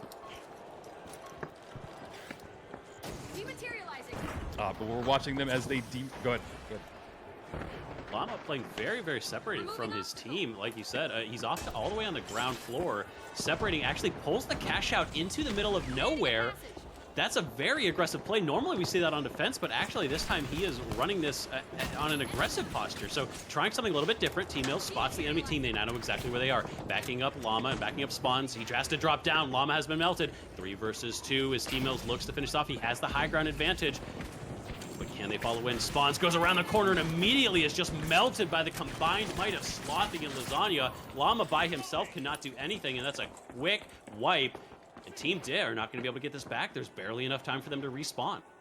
Yeah, by the time they respawn, they won't have time, and that means that this is going to go down to the 3rd cash out. This is going to be tense. This is going to be tight, and we can definitely see that After Hours has kind of found their footing. They are not struggling in this battle anymore. Even the scores look close. This is just This is intense. This is exactly what you want.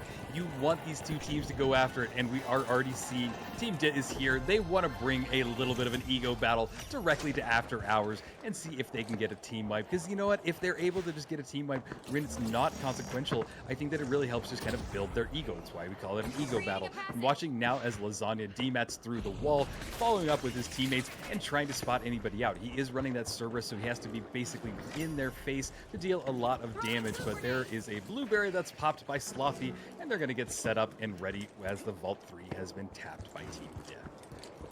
Yeah, I'm surprised to not see more sonar grenades. This is something Jerry pointed out the other day when we were watching the Aimers matchups. Is it's so important knowing where your team is, and sometimes you have that feeling. Sometimes you just know, and it feels like the matrix is laid out before you. But most of the time, they're very good at playing defensive, and that was something that After Hours did really well there, is they positioned somewhere that Team DIT never found them. And when they finally did, they'd spent so much time searching, they were desperate and had to feel like they kind of need to do something special. Sonar grenades do a lot, and yeah, you're giving up a slot, but it ends up being very, very useful to make sure that you're not going to the wrong part of the map. It just it saves you time, and time is everything when these cash outs are going.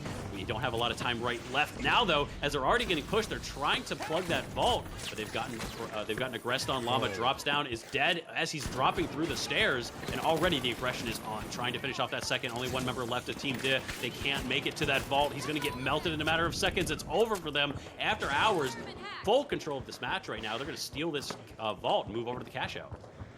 Whew, it's getting tense in here, Waltz. My heart is starting to race as I'm really watching as Team DIT seems to be struggling just a little bit. This is their last opportunity to get something going. Chat, I've seen a lot of you rooting for them in chat, so I hope that this is going to continue on for your sake and for mine as well. But here comes the approach. Can they make something happen? Spawn's rocking the XP, gonna happen and help him just beam people out. Immediately spots them out, tries to throw a gateway, following it up by a glitch grenade. He knows that they're in the corner. That glitch grenade does hit Uni. He's now trying to chase him down because he knows one of them is there. He does spot him out. He's trying to follow him down to the stairwell, but decides it's not really worth it and is going to go for the cash out. They decide to throw some goo, block off the walls, and go directly for the steal. This is a great chance for them to get it because I don't think After Hours is close enough, but I take it back because they drop it and immediately everybody is here on the floor. They clash and they're ready to go at it. Team Mills popping off with the pike, getting one kill, but sadly going down in that battle. It is now down to just Sloth and Uni. Can they continue this? They need to hold on to this cash if they can.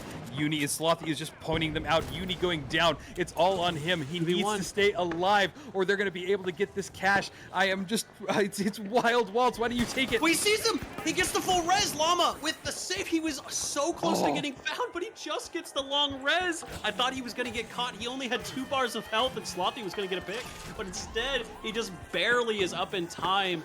The milliseconds there. Milliseconds, Rio. If he'd been there a second earlier, it would have been over for Team DIT, but instead they win this fight and almost certainly are going to punch their way to the next map. Now there is a very slim chance. They are spawning and they're not too far away. They have one final shot if they can run there incredibly fast. Yeah, this is going to be insane. I don't think they have enough time. They're going to have to dive directly on it, and that rarely works. And we're also watching as the cash out is bouncing up and down, and that usually signifies the end of the map. There it is. Everybody in chat, get hyped because we are going to a map number 5. It is 2-2. These teams couldn't be closer. I couldn't be more excited. And yeah, Waltz, what are your thoughts on what we just saw? These two teams are incredibly closely matched. Incredible matches from them. We've gone to 3 cash outs in almost every single game so far. It is back and forth. They're doing such an incredible job with this. And I mean, standout players here are obviously Uni continues to just be incredibly strong with this match. It is incredible stuff from them. I'm really impressed with how consistent he is with these matches. And so yeah, we have a lot of really high performing players in this match. Llama did a really good job. I love the play that they do there. We see this every now and then. Not every team runs APS turret, but you drop the APS turret, you winch the cash out into the APS turret, and any C4 that are on the point actually immediately go away. And essentially, it's like throwing an APS turret at at a projectile instead of having the projectile coming in. It's a really neat way to remove any of the defensive options that After Hours may have put on the point, and a very heads-up play from them. Yeah, I mean, this is why we're here. This strategy that these teams employ is just amazing. They have thought things out. They have really kind of figured out the optimal strategy. And like, I'm seeing stuff that I have not seen. I have 1,000 hours in this game. Okay, I play it every day. I'm not a pro, but I'm still just amazed that like, hey, this is new. This is a game that I thought I knew everything in, and yeah, I'm still surprised. So hopefully you guys in chat are taking some notes, and I'm really excited to see how these changes kind of go out into the rest of the game, because we have seen it before where like the meta is almost defined in these professional matches and then it just ripples out. So yeah, I'm loving this. We're gonna have one more map, and what are your thoughts, Waltz? Who's gonna, do you have an idea of who's gonna take it? I don't even want to make a prediction because it's so close in my head, but what do you think? Well, so the casters all made predictions before things started. We had a bracket that we put together, and I'll be honest, I'll brag a little bit. Mine is the most accurate so far. Oh, I of have course, of course. I have After Hours winning the whole event. Oh. Actually, I have them winning. I think they're gonna. I predicted them dropping to the lower finals. I predicted them losing, and then I predicted them making it through and winning the final. But they seem to be really strong. The momentum is in Team Diz favor, but I feel like if Lasagna can put it together in this next match, we could see After Hours take it. So it's really hard to predict. I think I'm going to predict a Team Div victory just because the momentum's in their favor. But, it is so hard to call. What about you? I mean, I'm rooting for Team Diff. I'd love to see a reverse sweep. I think that they kind of came back and really showed us why we're here. And I mean, just everybody on that team is so well rounded. Yeah, I believe that the last map is Vegas. So does this kind of lend more towards Llama and the sledge? There's a lot of really open areas, but at the same time, also very closed spots. So yeah, I don't know. This is why I love it, because like through a lot of the matches, I could kind of have a prediction in my head, and I'm right a good percent of the time. I think Waltz is a little more correct, but you know, it's definitely just awesome. This is why we're here. This is why we've spent so many hours leading up to today, and yeah, it's all going to come down to Vegas. Yeah, like you said, and I do think Vegas is a match that's actually going to favor After Hours a little bit here. Obviously, with a sledge, you're going to love Vegas. But I think for me, the key is that T-Mills has not switched off of the Pike. We haven't seen him do Cerberus at all. If he swaps to Cerberus, I think they have a chance here, but he's been so committed to that Pike. And the Pike is just going to struggle in Vegas a bit. Now, obviously, if you can get onto that high ground, there are moments when the Pike is going to be really strong, but most of these cash outs are going to be indoors. They're going to be underneath rooftops. You have to get in. You have to play so close and aggressive. And we've seen that's been the real point where T-Mills has struggled. And so if he's struggling and he can't provide the damage that his team needs, that is going to be a really tough moment for them. So I think this is probably in After Hours' favor unless we see some shakeups from Team Death. Yeah, I think that that's a great prediction, and we should be loading into the map momentarily. But yeah, this is the redesigned Vegas.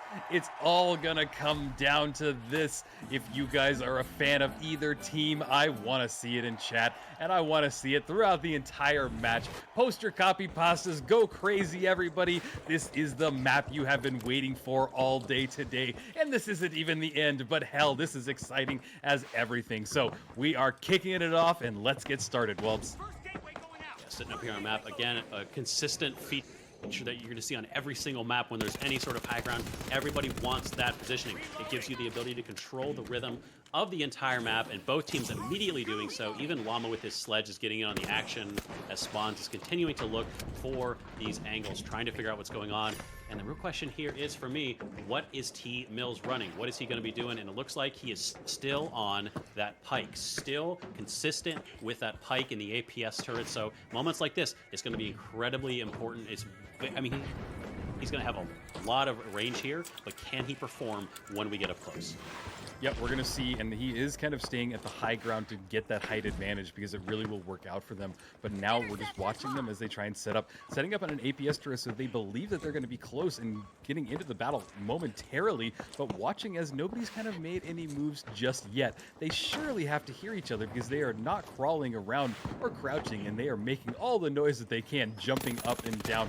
After Hours immediately gets spotted out by Spawns. He does a little bit of damage as they try and come through that doorway, forces them to back up and go at it at a different angle. Watching now as Spawns has a glitch grenade in hand, ready to throw it, but he decides to go for the push instead. I think he just barely missed that zip line, but it's okay because he found another one, and he's going to go right to the top of this building. And I think that cash out B is finally about to get started. Yeah, they're running. They're looking for that plug, but they missed. I think they threw it at it, and they missed the plug. They are going to finally get it in there, but this is now giving positioning advantage to Team Diz. They're on the high ground. They have the ability to just control where this team fight starts, but they're not moving right away. They're still waiting. Every second they wait gives more time for After Hours to set up their defense. Spawn setting up a gateway, making sure they can get up to high ground if need be. And this is one of those features that was added when they did the rework. This vault, this cash out, is not all the way on the ground. It had that extra level, but that's been destroyed. It's all the way on the ground now. There's no more drops. This is all going to take place on ground floor, ground level. Llama has an RPG. He clearly spotted them, but he had to reload, so he didn't have the ability to go for it. Might bait out a steal here as the goo is burning around him. Has his dome shield, he's clearly ready to drop it, eat an RPG, do whatever he needs to do, block it. Go ahead and starts that steal, just baits it out, immediately has a gateway there to bail him out if something goes wrong, but he's just gonna hold this. He's just standing there, and the glitch grenade, the gateway expires. He's been nullified. That might actually save him. He has a chance to get away. He uses a fun one nullified, but then he goes back in, hits the winch, looking to finish off one. He does, almost. Slothy is gonna keep him alive. There is a return. Slothy does go down. It's 2 versus 1 though. Spawn's the last one member of his team. Can he take down Uni? He cannot. After Hours holding on to this one. Wild. These teams are ready for combat. Uni just popping off 2 kills, almost, what is that, 1200 damage plus as well. We have a swap. Yeah. Rita, that's a swap. Slothy's on medium and Lasagna's on heavy. Oh my god. Okay. Yeah, I would have not picked that up. That is amazing. That's wild. What an interesting choice in a map like this. But hey, they're set up. I think that they're gonna, After Hours is gonna be able to hold on to this cash. Team Dit is here. They have to dive directly on that point. You see Llama with that sledge trying to break things down, but fire going off on the point, and that is all basically gonna stop the steal. One of them gets nullified as well, and he's the last person there as everybody joins in the nullification process, has a little bit of a party. Chat, what is your thought on the nullifier as we kind of get set up on this new thing? Do you like it? Do you hate it? Is it better than the what was it called before? The taser. Is it worse? I want to know your opinion as we have a few seconds as they reset. But After Hours looking pretty with the first cash. Yeah, Nullifier being used to great effect from the side of After Hours. I love how he uses it as well. The real key point is either he sometimes uses it to stay alive. He gets winched in by Llama. He's going to instantly nullify him, keep himself alive so he can't get immediately wrecked by that sledge. But also, it turns every fight that's a 3v3 into a 2v3. It keeps that man down, and Uni is so quick on eliminating these people. He has a chance to do this. A very quick plug from the side of After Hours. We've already started, but Slothy is getting caught on the back end. He has that DMAT, a lot of movement. But Uni is on his way, bail his teammate out, and it looks like they successfully separate. I definitely was not expecting the change of roles here, but Lasagna, kind of the flex god here. We've seen him play everything from light to heavy over the course of this event, and clearly, I mean, he knows how to play. He feels comfortable on absolutely everything. Must go to the gym a lot if he's going to be able to flex that well. He must be pumping some irons inside the virtual world of the finals. But here it is, everybody. This cash out is ticking down. After Hours is in control and potentially is able to get this cash and take the win. We see a C4 going off from Lasagna. He is just pulling that trigger, hoping to hit somebody. Didn't really connect with anybody. RPG in hand, trying to go around, find a different vantage point. Gets on a bounce pad, throws it down. RPG does go off and hits maybe one person. Llama then try to get a balk on following up on it, but they are now being chased. T-Mills trying to find somebody out with the pike, gets stopped by the goo, going through that door and trying to now demat it up, follow on a bounce pad, and it is just a chase after chase, but sadly T-Mills goes down in that fight, and Spawns is going to take him and try and get the res, and so everybody gets reset as this cash out just continues to tick down. Yeah, he needs to be on Team Dead. They have to look for this steal soon. Remember, this is Game 5. This is where it matters. They're holding on to the point. All 3 members of Team Dead back up. They have a momentary power play. Only 2 members left on the side of After Hours. He runs light past his teammate Statue because he knows the focus is all on the cash out right now. Kills mean absolutely nothing, but the cash means everything. Llama gets the winch in. He takes out Lasagna in a matter of seconds. He has to hold for the steal. Goop goes down. He's holding on to this point. He can't get off of it right now. Can Uni do anything? Can he grant this to nullify? He gets on Llama. He's holding on top of this, but there's still more. There's all 3 on the point. He's holding on to the cash out right now. Can he keep on? No! No! Again! Another one gets melted. Spawns is this time. He's going for the hold. Another grenade from Llama. But this time Slothy is here. The winch goes in. They finally get the steal. The last possible second. Llama cleaning up Slothy, but the cash out is stolen. And the final cash out will continue.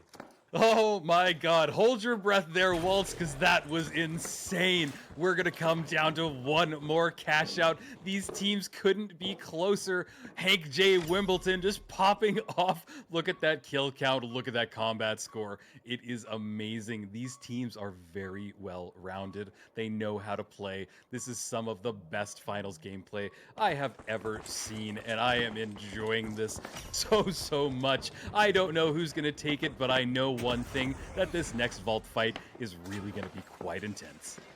It could not be closer. 3 separate times Uni was able to stop the cap from happening, but yet he failed that last time. Doing a lot of damage now, but it's still just a posturing fight. 1 down from each team. Uni continues to be up and down. He's lost 2 members of his team, looking for a pick somewhere, but Spawns has eyes on him. He dashes away. Nice use of that dash. He's going to evade. Has a blueberry there. Doesn't like to use it. There's the nullify. Gives him a lot of ability to run away. Kind of stumbling with that door a little bit, but that's okay. Nice use of the dash once again. Uni's going to reset. Actually has eyes on Llama. Going to nearly take him off. Again, he's in and out. Finally gets taken down. Uni was all over the place, but he finally goes away. The vault is now going to be in control of Team Diz. We move towards our final cash out. Can they hold on to it? Can they make it to the grand finals? They're pulling the cash out all the way out into the middle of the alleyway as well. Team Mills wants his pike to be of maximum effectiveness right now as they set up on Hotel.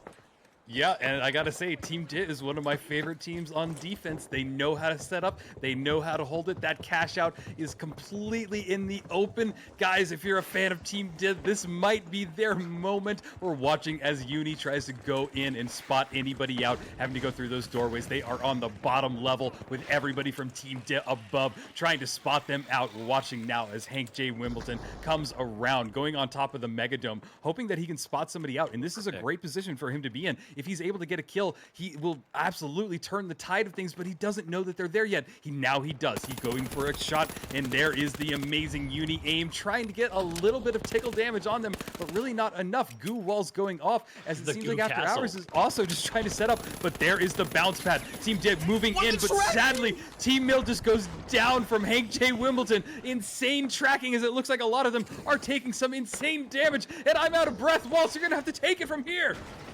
Currently a 2 versus 2. Uni's looking for any kills to continue this aggression. They have to go for the cash out. Kills are not good enough. You have to clean up the enemy team to be able to take this properly. Lasagna's getting rezzed by Slothy on the backside.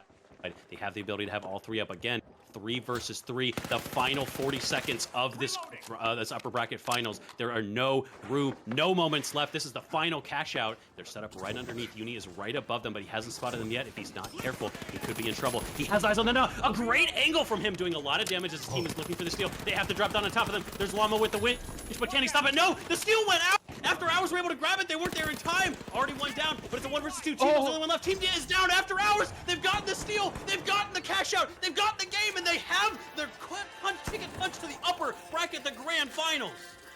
Oh my god, they did it. After Hours, against all odds, were able to come back, get the win after so many victories from Team Dis. I didn't expect this to go this way. Team Dis seemed to have everything going in their favor, especially in that last cash out, but sadly, that one bounce pad where Team Mills just goes down really turned the entire battle. And yeah, that was insane. That was fun. Chat, I hope you enjoyed that, because that is some of the best finals I have ever seen in my 1.5 years of doing this. So I'm just speechless. I can't wait to hear what the analysts have to say about this, because there's just so much. But before we go to them, Waltz, what are your thoughts on this matchup? Oh man, I am, like you said, that's one of the best matches I've ever seen. I am out of breath. I'm sweating. I am completely I am in tatters right now because of how back and forth that was. They were so close. And then Uni with the God positioning there, preventing them from dropping down early enough. Incredible stuff from both of these teams.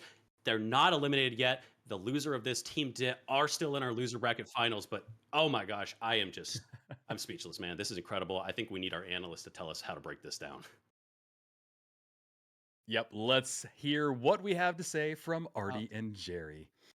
How incredible of a series that was. I just gotta say, this series was not just won by putting boots on the ground and shots down range. This series was won quite a bit by AHS trying to figure out, okay, if Di is making some stuff work, how do we prevent that from happening? And Jerry, you and I were talking about it while these matches were going off. On Monaco, they had the swap, didn't work out too well. That led to Di actually getting their first win there, but towards the end in Vegas, we had a swap off that seemed to work a little bit better, didn't it, Jerry? It was a swap of epic proportions. We did not know Lasagna's game here, being able to swap from light in the mid-season to medium and now onto heavy, swapping places with Sloth. He said, I am the heavy now. Unbelievable from him. But let's just take a moment and respect the fact that Uni really was just the difference maker. In that final map, 100%, being able to stall for so long, getting those kills, the tracking on that kill through the air waltz, you couldn't contain yourself, could you? I was blown away. I mean, it's like I've been watching this guy for so long now. The aim that he has is just godlike. I mean, he rarely misses a shot. You could tell at the beginning he was struggling a little bit with this long range combat, but once he got warmed up, a warmed up Uni is a dangerous Uni. Absolutely. I mean, we had 8 kills from Uni in that last one. And I think that a lot of this also has to do with the fact that, I love that Llama's committing to the sledge. He knows that the sledge can work. And to be honest, he was putting out the numbers for his team with 6 kills there. But the pike is such just a fickle weapon in the sense that on the maps that it works well with, it works well. It is very hard to just deny how much impact T-Mills was able to have with the pike. But on Yes. Vegas, only 1 kill dropped that whole time. And a lot of that just has to do with the fact that not only there's long sight lines up at the top, but when you drop down into the bottom, those sight lines might be long, but there's a hallway there, there's a door over there, there's a place to hide behind right here. There's just so much cover to work with. Yeah, it was honestly one of the best games that we've seen this season period, a best of 5. And maybe we can bring the bracket up while I chat about this just briefly, because that map, or that series rather, went almost the entire distance it could have been. It went to 5 maps. The only map that didn't go to 3 cash outs was Bernal map 2. So it had almost as long a game as you could possibly have asked for. So these teams have really already put in a bit of a marathon. The thing is, it's not the end of either of their days. As you can see, Deer progressing now to the grand final, and AHS. Unfortunately, oh wait, this is the wrong way Wait, around. brackets yeah, wrong yeah, here. we've got to swap this right. AHS are the ones in the grand Whoops. final. We'll get that fixed. Don't worry, guys. It's not rigged. Yeah. So Deer This is the dropping initial down. script. Yeah. Deer dropping down to the lower bracket final. Sorry, the lower final, and they're going to be up against Bricked, who are probably watching that and thinking, "Oh my god, we have to play them." Yeah, and honestly, Bricked versus Di is something that I'm very excited to see, just given the fact that the Sledgehammer is such a different beast to play around. And I was able to see Di kind of go crazy in the last one. Actually, it was Bricked versus Di for the I believe it was the quarterfinal. It was one of the quarterfinals or the semifinals that I casted. It was semifinals that I was watching. It was on the analyst desk for that. And it was kind of crazy because they won the first one, but then Bricked really quickly figured out how to make it work. It was a lot of gatekeeping. It was a lot of just figuring out how to punish with strats for the sledge and just making sure that sledge works. But Bricked, I mean, we saw them versus Make-A-Wish. They are an adaptable group. They can figure it out really, really quickly. And so with lower finals being just a best of 3, my prediction is that Bricked is going to lose the first one. But as soon as they figure out how Di is playing today, especially with T-Mills on the pike, I think that Bricked is going to take the next 2. So you just think it's going to be a repeat of that semi-final in the NA playoffs, then, basically? Full repeat. Yeah, what about you, Jerry? I don't know. I feel like it's a different day, especially for AHS. Especially for Di. After that game, they're not going to feel underconfident, right? That came down to the wire. It really could have gone either way. They fought back from a 2-0 deficit in that series, I need to remind you. Like, they were adaptive. They did everything they needed to. And it just came down to that final difference on Vegas of really just Uni. I think they'll size Yeah. themselves up against Bricked and think, you know what, we're better than you today. That's my take. 100%. And Waltz, how about you? What's the prediction? I gotta be honest. I agree. I think that I think that Richt will probably take Dit out. I am a Dit fanboy, so I really would love to see them take Brick down. But Brick have just been so strong, and we've seen them handle sledges before. They know how to do this. I agree that I think it does come down to T-Mails a lot. The map is so dependent. If he's not willing to swap off, Brick now see the weakness. They see how to take them down, and that is going to be huge for them. So it's really on Team Dit to rise to the occasion at this point. But Uni is just that second cash out. He almost held it solo against all three. He was this close. Just the performance from this one player. This is why we see light in competitive play. This is why double medium is not the main thing, because players like Uni have shown that this is a good class if you can perform. Absolutely. And Rio, what about you? Oof, I gotta say, I think it's gonna be Team Bricked. I almost want to go with your prediction, Artie, where I think they might lose the first map and then just take it from there. They are the team that I consistently see. The first map just doesn't matter to them. They aren't really going to pull all their guns, all of their power out, and I think they just kind of learn. And I think that that's actually it's a risky strategy, but it does pay off for them. So I'm really hoping that that's what we see. But yeah, it's all gonna be coming up soon. Absolutely. It's going to be coming up soon. So folks, don't go anywhere. Grab your mom, grab your grandma. She's at her house in Monaco. And get them to watch this stream, because don't go anywhere. We are going to be coming back to you with the lower finals and then the grand finals right after this.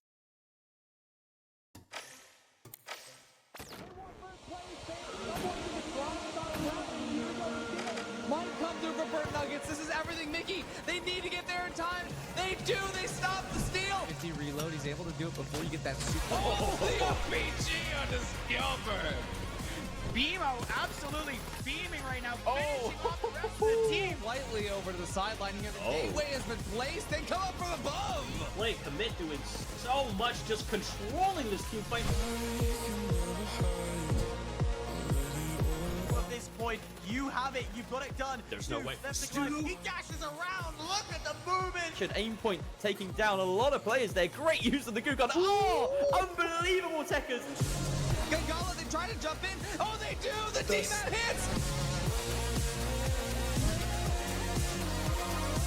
Try and go for the steal, and the winch is huge. It doesn't work out though. He can't do anything yet. No, he still takes it.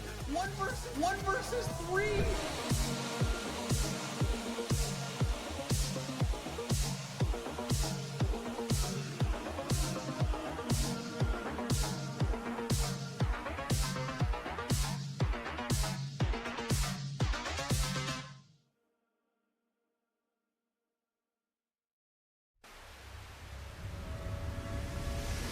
This isn't just a game. This is TNT. Welcome to the jungle and welcome to 8 Squad's Thursday Night Throwdown. Featuring the game's top talent, pick up games where chimps become champions. Thursday nights 8 to 10 p.m. every week, only on 8 Squad. Catch us live on air on Twitch at twitch.tv/8squadorg.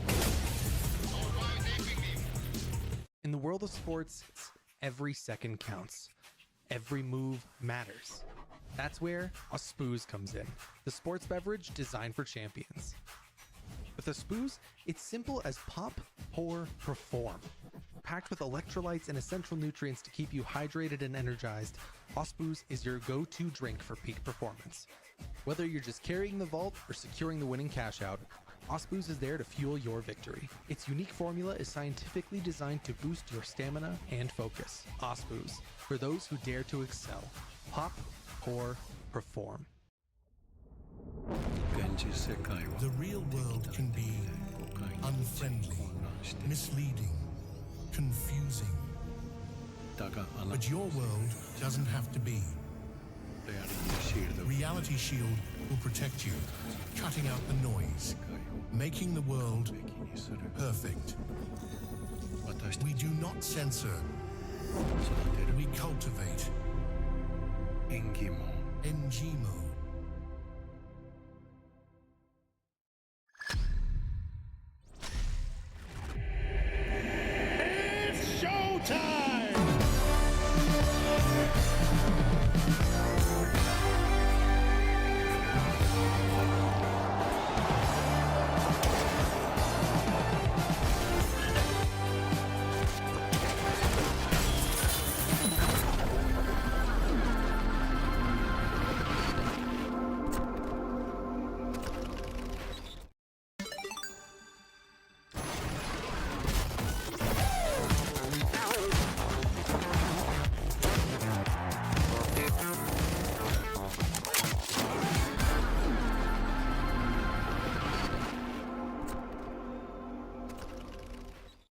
That strange thought you just had, where did it come from?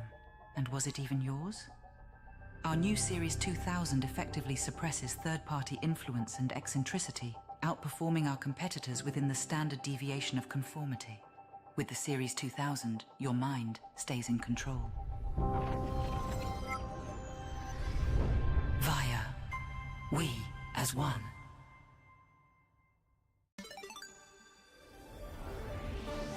You know, June, every time I think I've seen it all, the finals proves me wrong.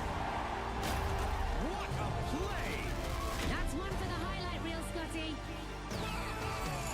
The next chapter in this epic saga is about to unfold. A storm of epic flashes is brewing this season of the finals.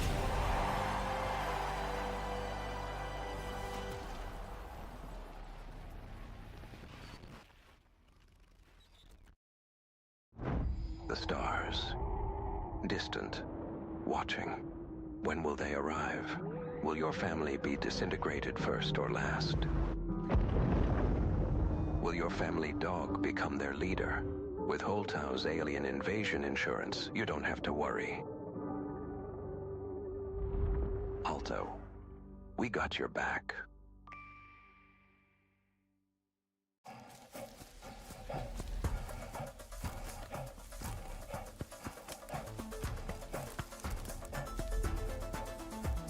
Absorbe ce que c'est. Monde, monde, pour misérable et fortuné. Absorbe ce que tu désires devenir, c'est ce que tu es. Alors, absorbe, absorbe.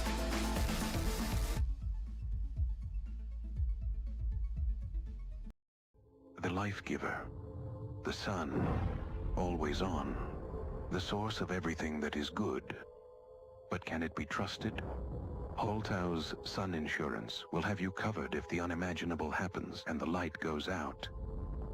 Holtau. Brighter than ever.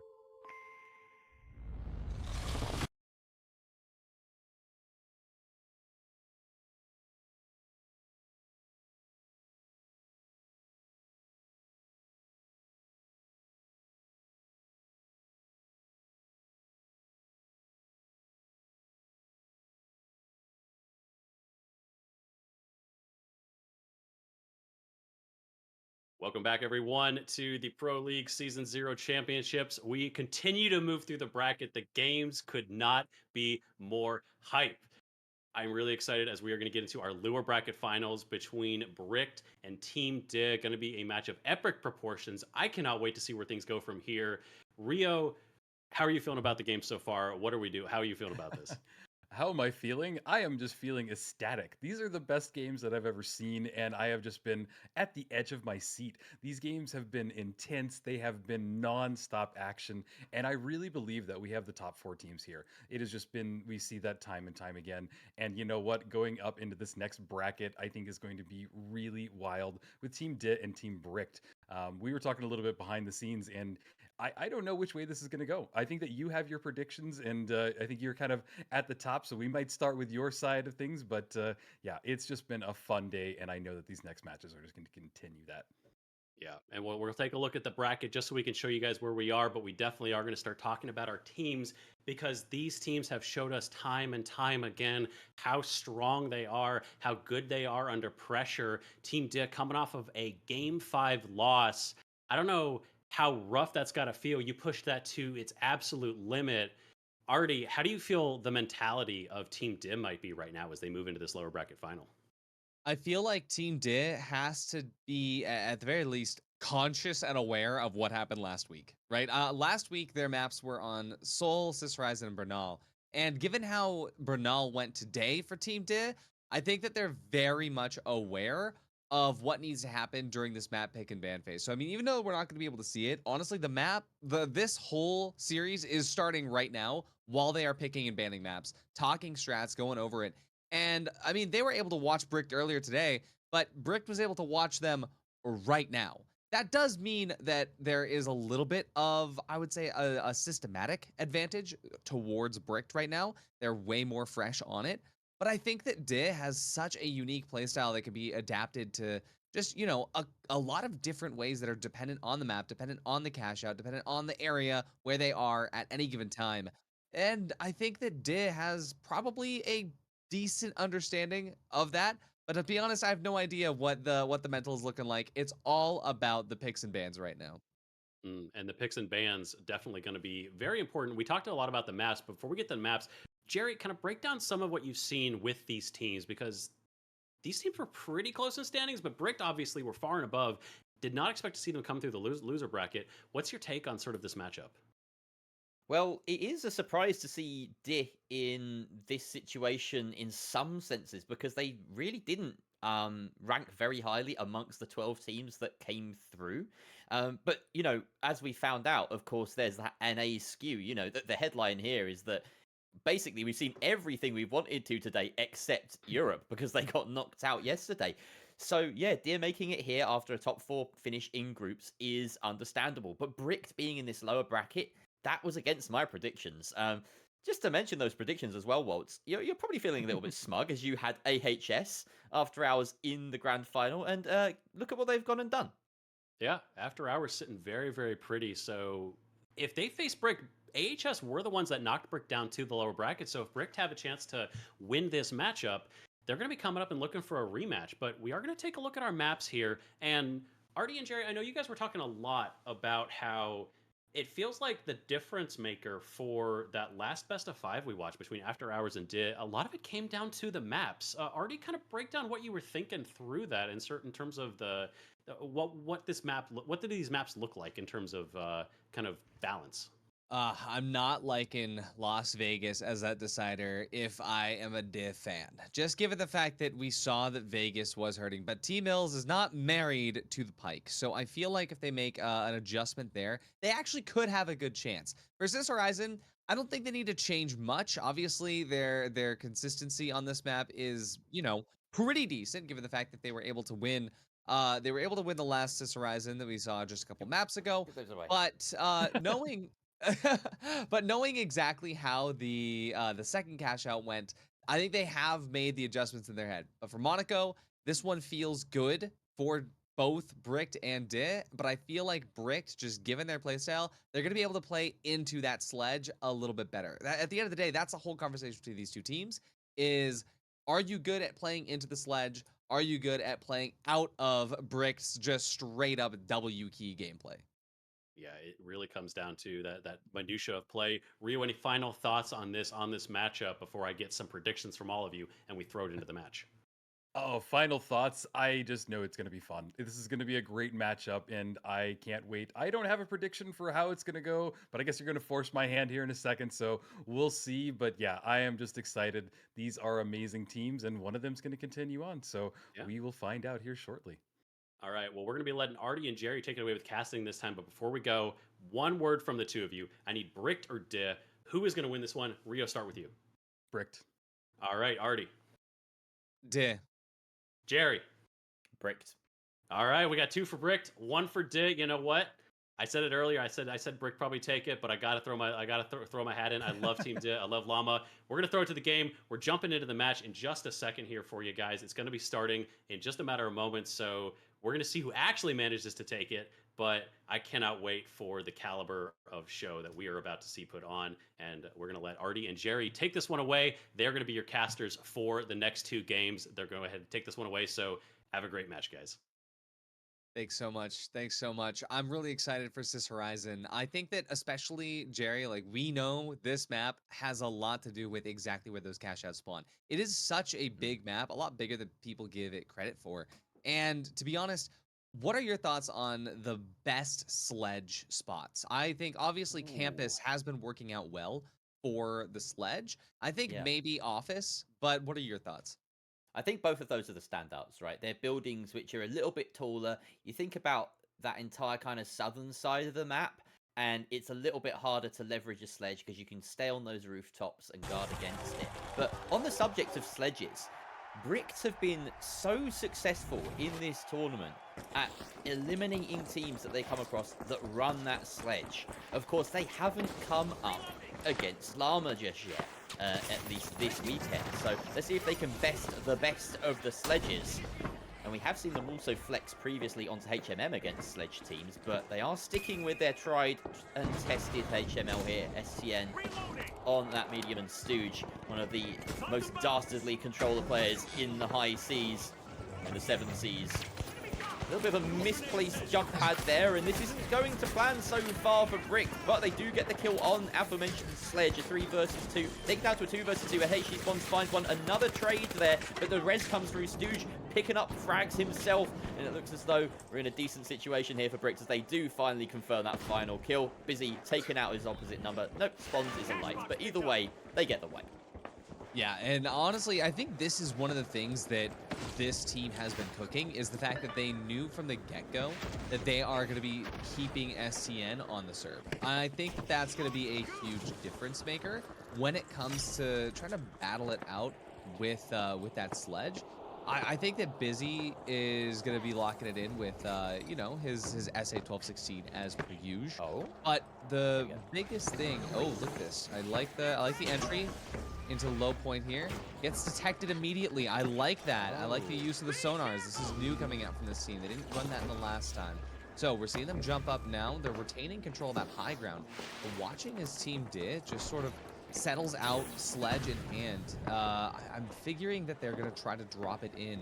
But Bricked, they're already setting up laterally, trying to find the opportunity for dive. It's definitely a very tentative fight here. You see Llama trying to close up around him, make it a little bit tougher for that long-range engagement to come in, but Bricks finally do commit. But that hook out of mid-air doesn't land, though. It stuns mid-air, but doesn't pull him in. HG Spawns finishes off the kill onto Stooge, but then Busy out trades back. Another kill comes from T-Mills. They jump round down. Doesn't quite get that res, though. He can't find the totem, but they do collect the kills at the end of it. T-Mills makes the difference, and that's a fight apiece here. The steal will go the way of Deer, and there is one chance here for Brick to take this point back.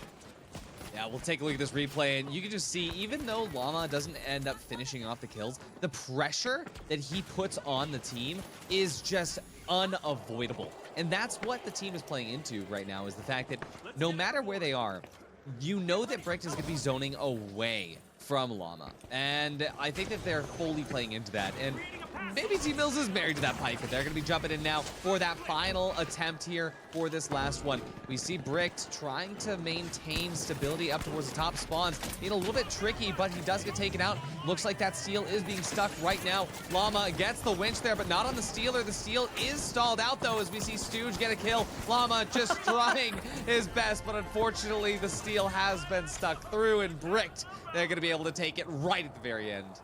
Yeah, Llama flailing about in frustration there as that steal very successful from Bricks. That cash out changed hands twice, and we've had a very back and forth game so far. That's not what I predicted, to be fair. I was expecting Team Deer to struggle a little bit more, but they have shown some fight here. And, you know, it's representative of the fact that it really did split the desk, right? You were voting on Team Deer here. Is there a particular reason that you think they might win this series overall? I mean, I just always believe in the underdogs here, and I think Deer really is the underdogs, just committed to the Sledge. I like that they're not swapping off of it at all. And the thing is yes, this was a closer fight, but remember that was in Campus, where we did give the upper hand to the Sledgehammer. So, with Brick actually taking Cash 1 in what was an advantageous position, I mean, hey, that might change out here, but we can see Llama gets the trade here as he takes out Busy. But we're looking at T-Mills trying to look in for a res here. The follow-up could be coming through soon as both the remaining players on Bricked, they set up for the slam down. That's going to be Team Dig getting wiped. Now, the vault has not been put in yet, so probably the best timing for that. But, yeah, so far, Bricked definitely has the upper hand on this map. It's interesting that Stooge and STN are really trying to position themselves to make sure that they are both focus firing any threat that comes their way. Whether it be the Pike player, whether it be the Sledge, they are making sure they give those calls and target the same player. And of course, focus fire is just one of those FPS fundamentals that you have to get right. But I feel like Bricks do it a lot better than other teams do. Just from watching them so often, they are really close, really coordinated. And they don't need the shotguns on their side necessarily. They are working from range of both of them. We now have another gateway pad attempt. Although no pad this time. They're just going in with the gateway. above, sending that glitch as maybe a quasi-sonar grenade almost, as the sonar being worked against them, something that the Bricks have been running. Getting that C4 early, that does open up their options, but I think they're going to get a nasty surprise from above, Ardy. Oh yeah, here we are with Team Did trying to dive in. The XP54 on spawns, unable to find an activation moment here. Stooge going to be able to take out T-Mills. That's going to remove a lot of that distance potential. And as Stooge finds a second, he is going to be busy that finds that last one on the spawns. And this is looking to be a quite quick one here, as it's already halfway through. But to be honest, that looked like it was going to be promising for Team Div, but we saw as with spawns getting kind of set out of the equation early on. That pressure just wasn't there. There was a strange little mind game that went on before that as well, with the glitches sent out, with the sonars sent out. And it was mentioned on the desk earlier, we're surprised to not see more teams run sonar. In fact, Stooge is one of the few people that seems like he's happy to flex onto it. But there is a mind game element. It does telegraph your defense or telegraph your push, and they're very smart with the placement of them. They put them very near themselves, maybe baiting the idea that it could be close to them. And now here we go, a last second steal attempted. Looks like it's going to be done successfully there, as the overwatch from T-Mills is absolutely what they needed, but he's the last one alive. Can he protect the point while it's being stolen back? He's the last one. Can he get the shots? No! The shots in the back from STN allow for the reverse flip again, and that is map 1 already going the way of Bricked in this lower final. Already done, and to be honest, that was a little bit of a misplay from T-Mills there. He had full view of the Stealer, and even though, yeah, there was more goo around the side that the other person could have taken, he was able to take that player out from the top rope. But I think he just didn't commit, or he didn't realize that he could commit, so he slid out to the front, and that's where STN was able to just get that final cross. Or maybe it was Stooge, one of the other ones, but still, a wild setup there, as we could see Team Di on the cash out that we honestly thought they had a really good hold on, just gets stolen from under them. And Cash 2, the same situation where it just gets stolen from them, even if it can be under their control. Very tight final cash out there, but yeah, Team Dit unfortunately not taking with them the momentum from that upper bracket final, so now they are one map away from crashing out in 3rd place. Now, little recompense is that they will take a slice of the over $2,000 prize pool just because they've made it into 3rd. But of course, they'll want better than that. They'll want at least 2nd. They'll want 1st. Writing them off? I'm not writing them off. I'm just saying that if they went out now, they'd get, you know, a little kind of a pat on the back, I suppose. They could be they won't be happy with it today, basically, if they go out like this. But maybe a few weeks from now, they'll think, yeah, we came 3rd. But they won't want to be in that situation. They want to be looking back on a 1st place finish, 100%. Absolutely. And I mean, especially when it's going to be so back and forth like this. If it starts off in their control, but they're unable to retain control, or even as we saw in the second one, where it could just slip away no matter what, I think that there's a really big potential for Did to try to turn this around. But if it doesn't, it's going to hurt really, really bad. Because if it was just a stomp, that is what it is, right? Yeah. Sometimes you just get stomped in. But unfortunately, as far as we could tell, it just looks like Team Di might have just had a little bit of an off game, or Brick just already knows how to read them. Well, Bricks, like we said, are very adept at dealing with these sledgehammer teams. They bring the sonar specifically to mitigate that threat. They are really good, just in general, against any team, at landing these last-second steals. They seem to really know how to have those body blocks, have those stalls in place, and they understand the wing conditions really well. And quite often when you're playing with a sledge, you are playing for those last second plays. You're sending in the sledgehammer. You could see, for instance, on that first cash out, just how frustrated Llama was at not being able to get himself in position in the right time. And there were definitely forces at play to prevent him from doing that by Bricked. So it's looking quite rough for Bricked, not going to lie. They are up against a team that are so well drilled at dealing with exactly their style of play. And I do wonder whether they will try and adapt in this final, well, what could be their final map. Because if they don't... Yeah, you've already mentally written them off, I could tell. It keeps slipping out, doesn't it? I keep saying little things, but yeah, if they play like that again, then they're not going to go through. And that's the long and short of it, Ardy. And yeah, one thing is that I think that Monaco could really go either way, just given the fact that we know that T-Mills really knows how to position that pike. But at the end of the day, this is Bricked we're talking about. And when it comes to Pad RPG, Busy is one of the best in the busy, you know, as it just comes down to it. STN is going to be able to play around in just the correct spots. They don't even have to worry about playing as a light because they got Stooge ready to play as a light, just absolutely dominating that battlefield, taking the full control. I mean, Bricked knows how to play Monaco, but as we saw earlier, so does Did. Did was able to actually get the W on 2 out of 3 cash outs. The only cash out they weren't able to get into was the one that required a little bit more control, which they lost out just thanks to the fact that that long range distance on Grandma's house is very inopportune for a sledgehammer. But if Bricked fumbles a little bit, if they fumble on the cash out or on the vaults, right, we get Did to be fully in control of the vaults. That means that they'll have choice over which cash outs they can go to, and I think that that would be the difference maker. So my prediction going into map 2 on Monaco is that if Did does not get to choose and they don't have that early control of the cash out, I think that's going to be the difference maker here. So the vault fights, a lot of stock being placed in them. I buy it. Yeah, I think that's a good take there, Ardy. I'm interested to see how it pans out. I'm also interested about the kind of maps that we're going to. I feel like I put a lot of stock in map choices, but we've seen so often that teams are performing on whichever maps, whether it's their own picks or their opponent's picks. And also, you know, coming to Monaco, on paper, this is a great sledge map, you know, but we've seen it sort of twist and turn over time. So it really just come down to what's happening in server, I think. Yeah, and one thing I'll say as well is that Team Did, they know exactly what they want to do. Oh, wait! Busy with the double deagles? What? Wait a second, what did I just see there? Okay. Who had the double deagles? That was Busy, right? It is. Busy with the double deagles? Alrighty, this changes everything, chat. This Even is got wild. That Black Eye skin. Yeah, they've got the full new event skin as well, the full team. I love the drip, but honestly, chat, I want to hear from you guys. What do we think about the 50 akimbo? Because this gun, this weapon actually has the largest movement penalty of any gun in the game. And so Busy is a very active member of society as he just pushes forward, and especially with the SA-1216 that we're used to seeing him on, we know that he likes to press forward and get up close. This is going to change a lot of how this team plays, and maybe a lot of how Team Did will play into them.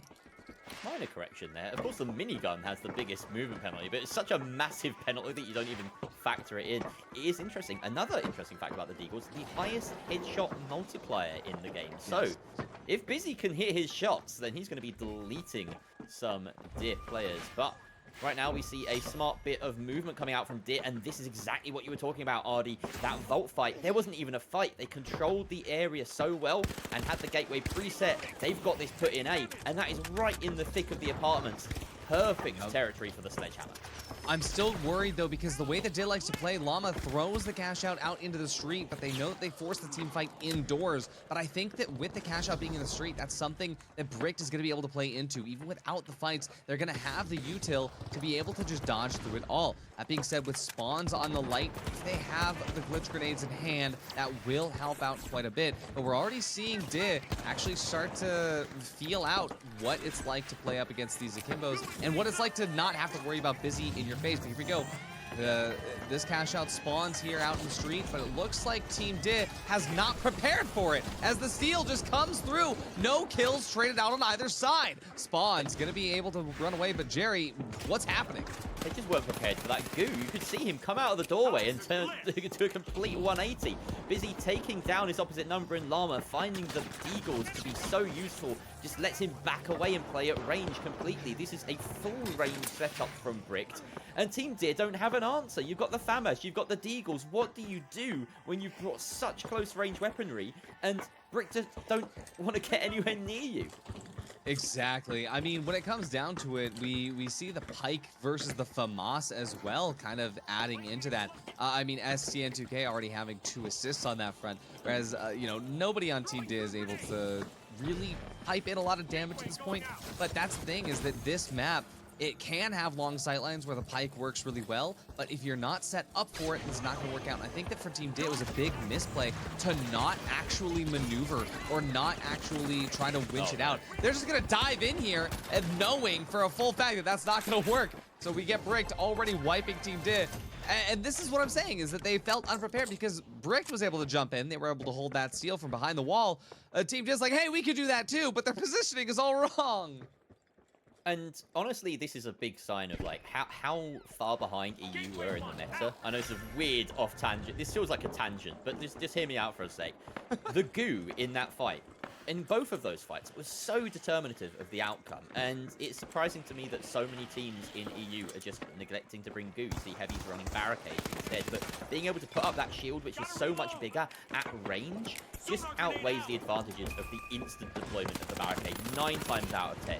And here we go, we got a fight. Stooge taking his weaponry to the close range of And look at medium that. on the other side. That's Temo's taken down. Busy finds Llama elsewhere, and now it's just a 3 versus 1. This is such a whitewash right now, Artie.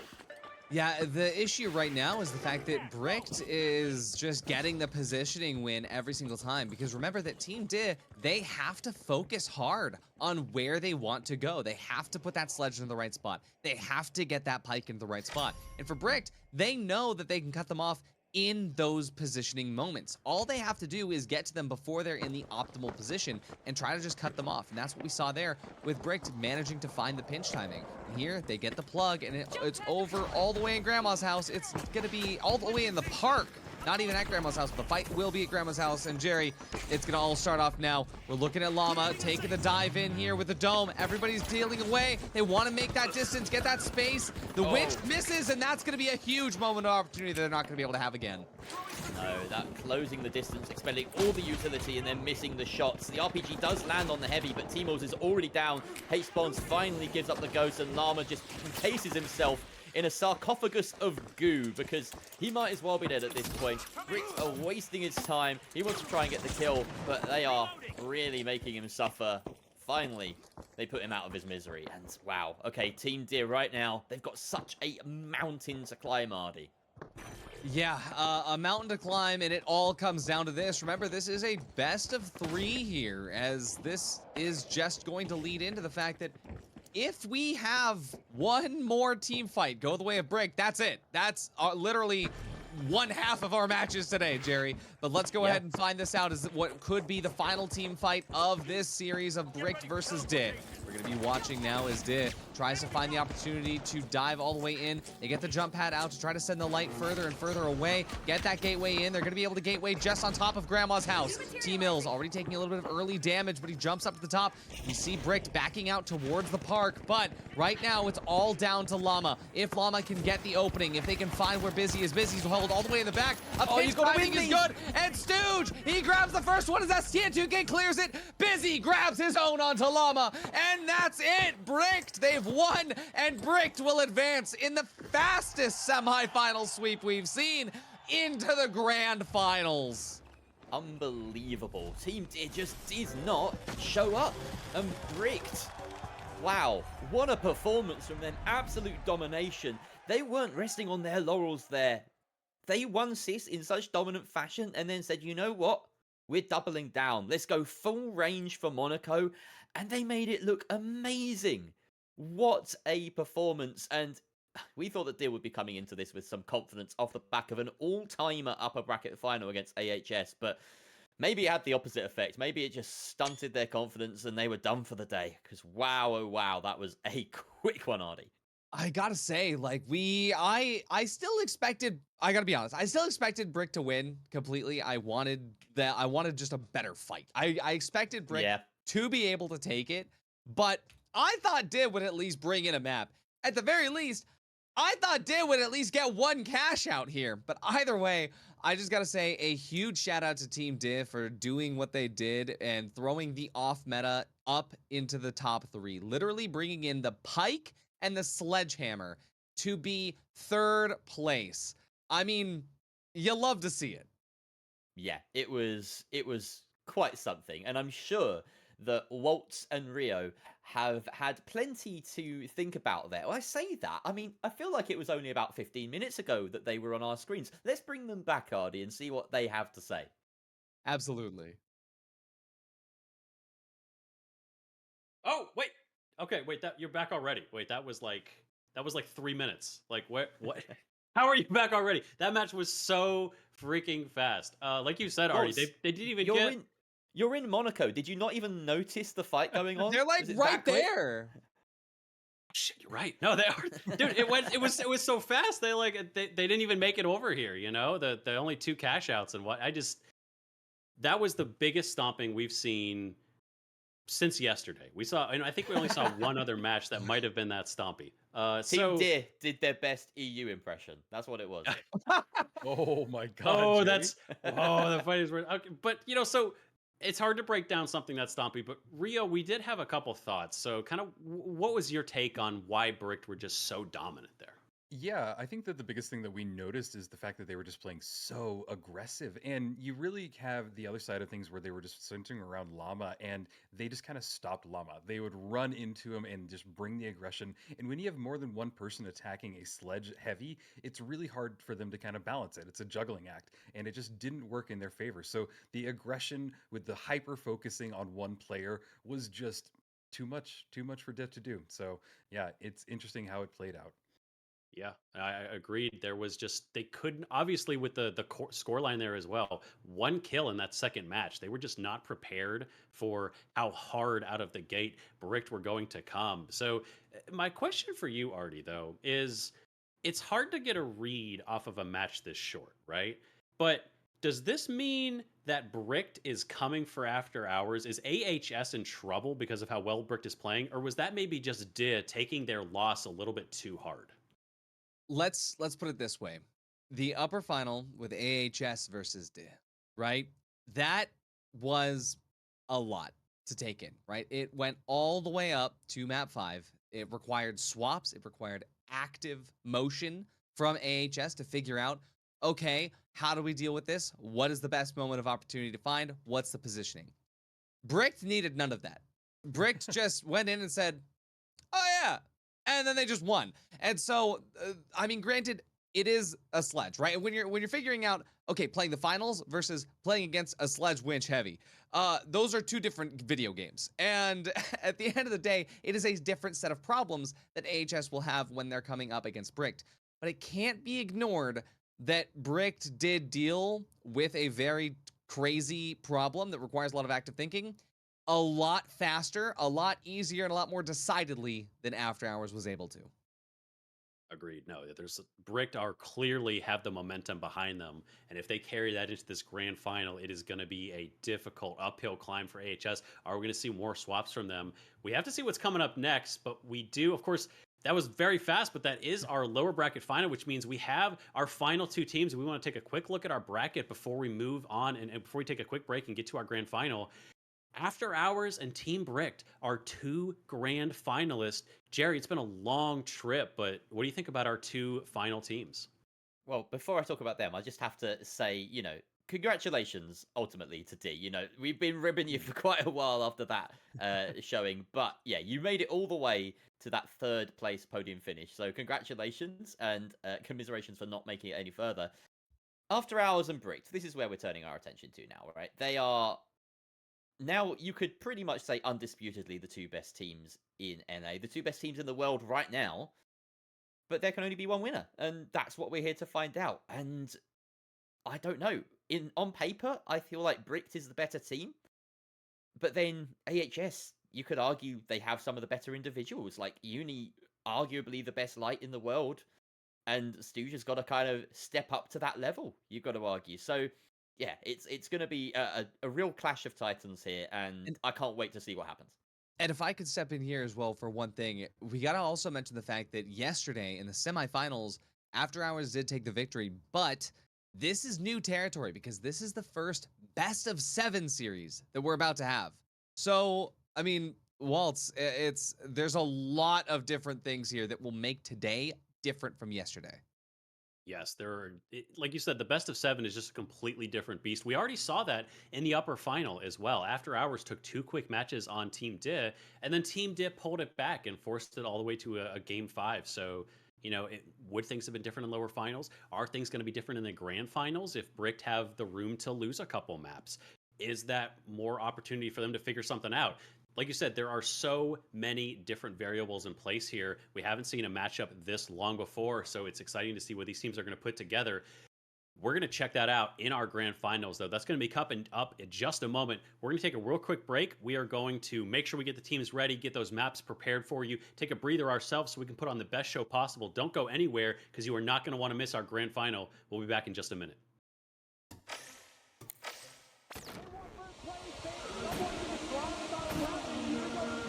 Might come through for Bird Nuggets. This is everything, Mickey. They need to get there in time. They do. They stop the steal. If he reload, he's able to do it before you get that super. Oh, the RPG on the Skilbert.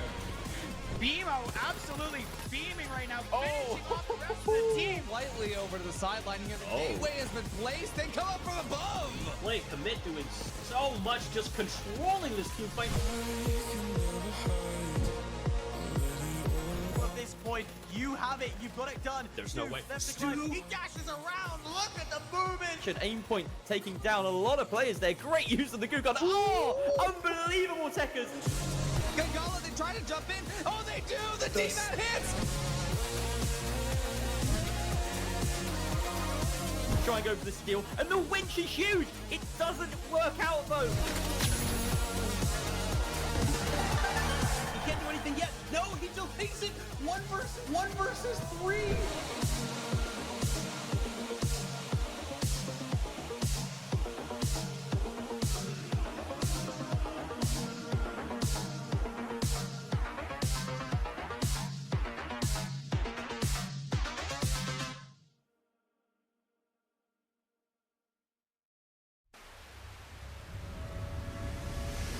This isn't just a game. This is TNT. Welcome to the jungle and welcome to 8 Squad's Thursday Night Throwdown. Featuring the game's top talent, pick up games where chimps become champions. Thursday nights 8 to 10 p.m. every week, only on 8 Squad. Catch us live on air on Twitch at twitch.tv/8squadorg. In the world of sports, every second counts. Every move matters. That's where a Spooze comes in, the sports beverage designed for champions. With a Spooze, it's simple as pop, pour, perform.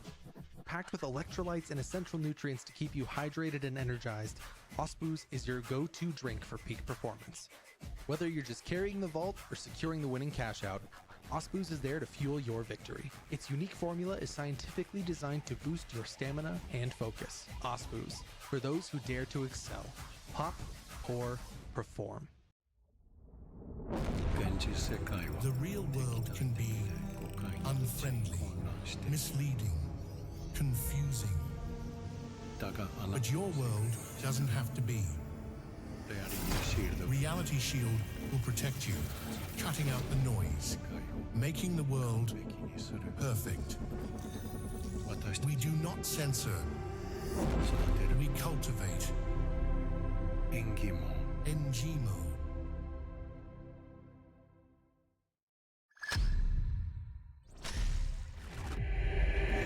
It's showtime!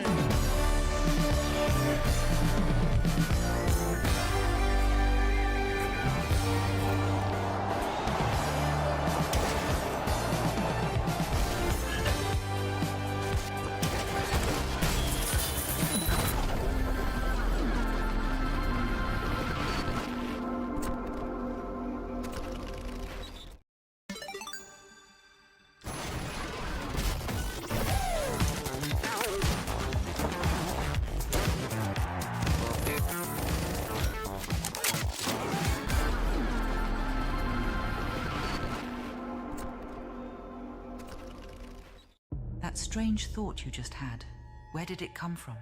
And was it even yours? Our new Series 2000 effectively suppresses third-party influence and eccentricity, outperforming our competitors within the standard deviation of conformity. With the Series 2000, your mind stays in control. Via, we as one.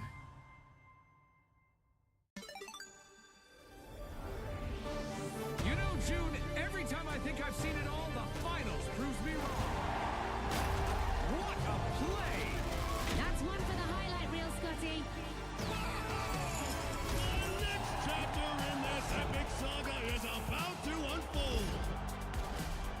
storm of epic clashes is brewing this season of the finals!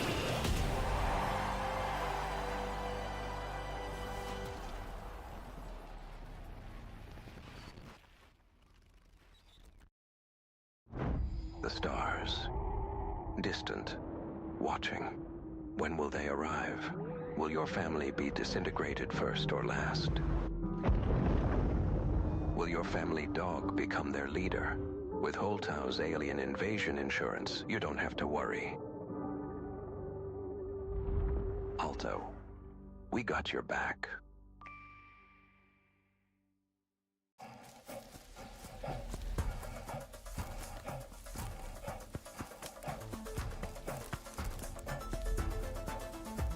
Absorbe ce que c'est. Monde, monde, pour misérable et fortuné. Absorbe ce que tu désires devenir, c'est ce que tu es. Alors, absorbe, absorbe.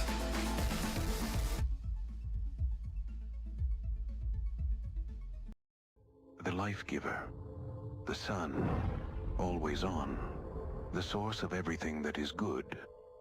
But can it be trusted?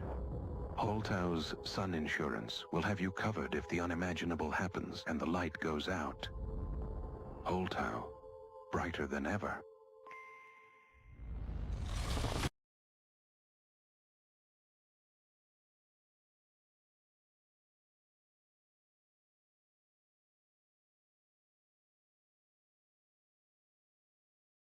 Welcome, everyone, to the grand finals of the Pro League Season 0 Championship. It doesn't get any better than this. We have the two best teams in the world right now, our top two NA teams.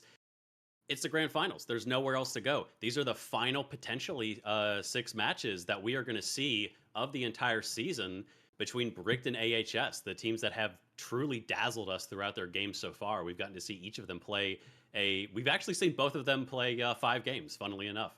So we're going to take a quick look at sort of our team head-to-head here, and I want to give you, Rio, a chance to sort of kind of break down what we're looking at here. What sort of storylines are we expecting as we go into these two teams?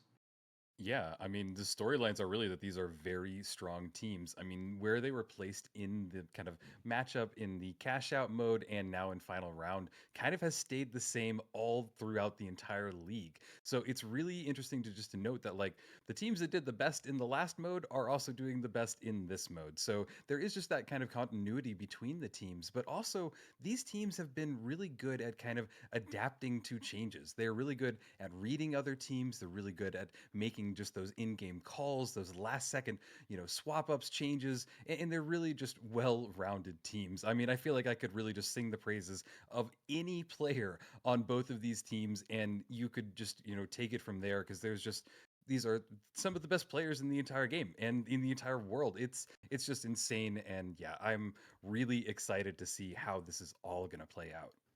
Agreed. Yeah, it's impressive that also the top 2 teams from our group stages made it through. Jerry, this is something you were telling me earlier, sort of as we move into our map, we're going to look at our maps in just a second.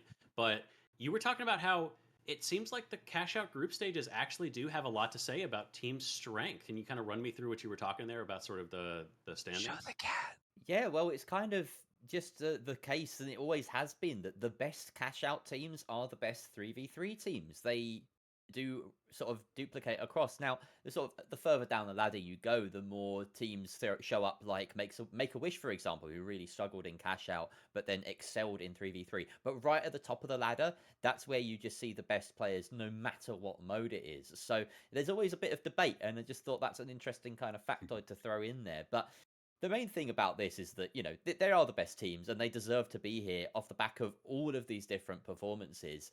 Also, something, seeing as well, you sort of highlighted something I said. I want to highlight something you said about these two teams before we start looking at the map bans, which is that this really is like a showdown of the best lights of all time. You've got Stuje on the controller, and then Uni on the mouse and keyboard, and we've got to see who's going to be the best light.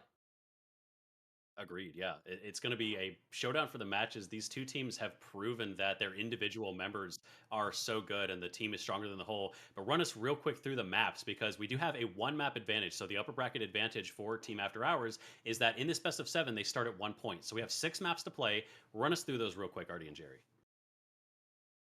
Absolutely. So we have Seoul is the first map, then we have Fortune Stadium, and then Skyway. And by that point, we may have a winner because, of course, as you say, there is only there is a map advantage to AHS coming through the upper bracket. And then if we get there, we have Bernal followed by Monaco and Sys Horizon. Artie, I'm really hoping it goes all the way to Sys and we get a big 4-3 victory at the end of it, whoever comes out on top. I hope so as well. I mean, obviously, these two teams are the teams that have done it all. They have reached the finals, and so to see it go all the way would be the most cinematic area that it could go to. But I love that we kind of cut off in the middle, where it's Seoul, Fortune, and Skyway. 3 maps that play very similar to one another. I mean, half due to the fact that Skyway has a part of Seoul in it, and Fortune has the other part of Seoul in it. But also the fact that those playstyles are very different to what will happen in the second half of those 6 maps, with Bernal, Monaco, and Horizon favoring themselves to longer sightlines, favoring themselves to a very different ideology of map design. And so starting on Seoul, especially when we're going to be looking at the under construction variant, I think that we're going to have a banger of a match to start off because, like you said, there's so many things to kind of go in with one another. Where when it comes to controller versus M&K light players, when it comes to sloth versus busy, right? When it comes to also just seeing STN and Lasagna, whichever medium weapon they choose, whichever gadget loadout they choose. I mean, on Soul, you're kind of forced into going double movement, but there is a chance that one of these teams just says, "Hey, we could just stick with jump pad. We don't need zipline. We can just stick with that." We haven't seen a lot of zipline on any map other than Soul. And so that's the thing is that because this is the one map that could be a wild card in that front, there's a lot of different things that could go on here. Yeah, I agree. It's going to be a really interesting showdown, and we're going to jump into the matches in just a second. Before we do, I want to get one last point from you, Rio. What do you expect from After Hours in this match? What do you expect to see here? What's your thoughts on this before we get into it? What are my thoughts on this? I think that they've got kind of an uphill battle. I think that Bricked has been kind of the dominating force in this. That's not to undermine anything that After Hours has done so far, but I think that Bricked are just a little more aggressive. And I think that that's been the biggest struggle for basically all the teams so far is how do you deal with such an aggressive team? So that's kind of what I expect. And I just know that this is going to be the battle of the ages where the real champions will kind of be born. Yeah, I agreed. We do have the map getting underway. Artie and Jerry, we're going to send this to you guys once again. Take us into our grand finals as they get into our first map now. Let's see what happens. Let's see what happens here. Thank you so much. All right, Jerry, we're here on Seoul. What are we looking at? Well, we are looking at some great performances actually there coming out from AHS or Bricked, as they all have mariachi band emotes. You've got to have the Skinergy, and I feel like the maraca guitar trumpet trio is probably OP. Embark, please nerf. Agreed, honestly. I mean, the aura points alone. But we look to see AHS. They are starting off getting a very quick lead into this first point here. It's throwing me off because there's a brick next to AHS's name, but then the color's correct. I see what you mean. Yes. For After Hours, they have really good control over here. In Bricked, they are rotating all the way around from Data Center, and they're going to be taking this very, very wide. Also, we're not in the under construction around here.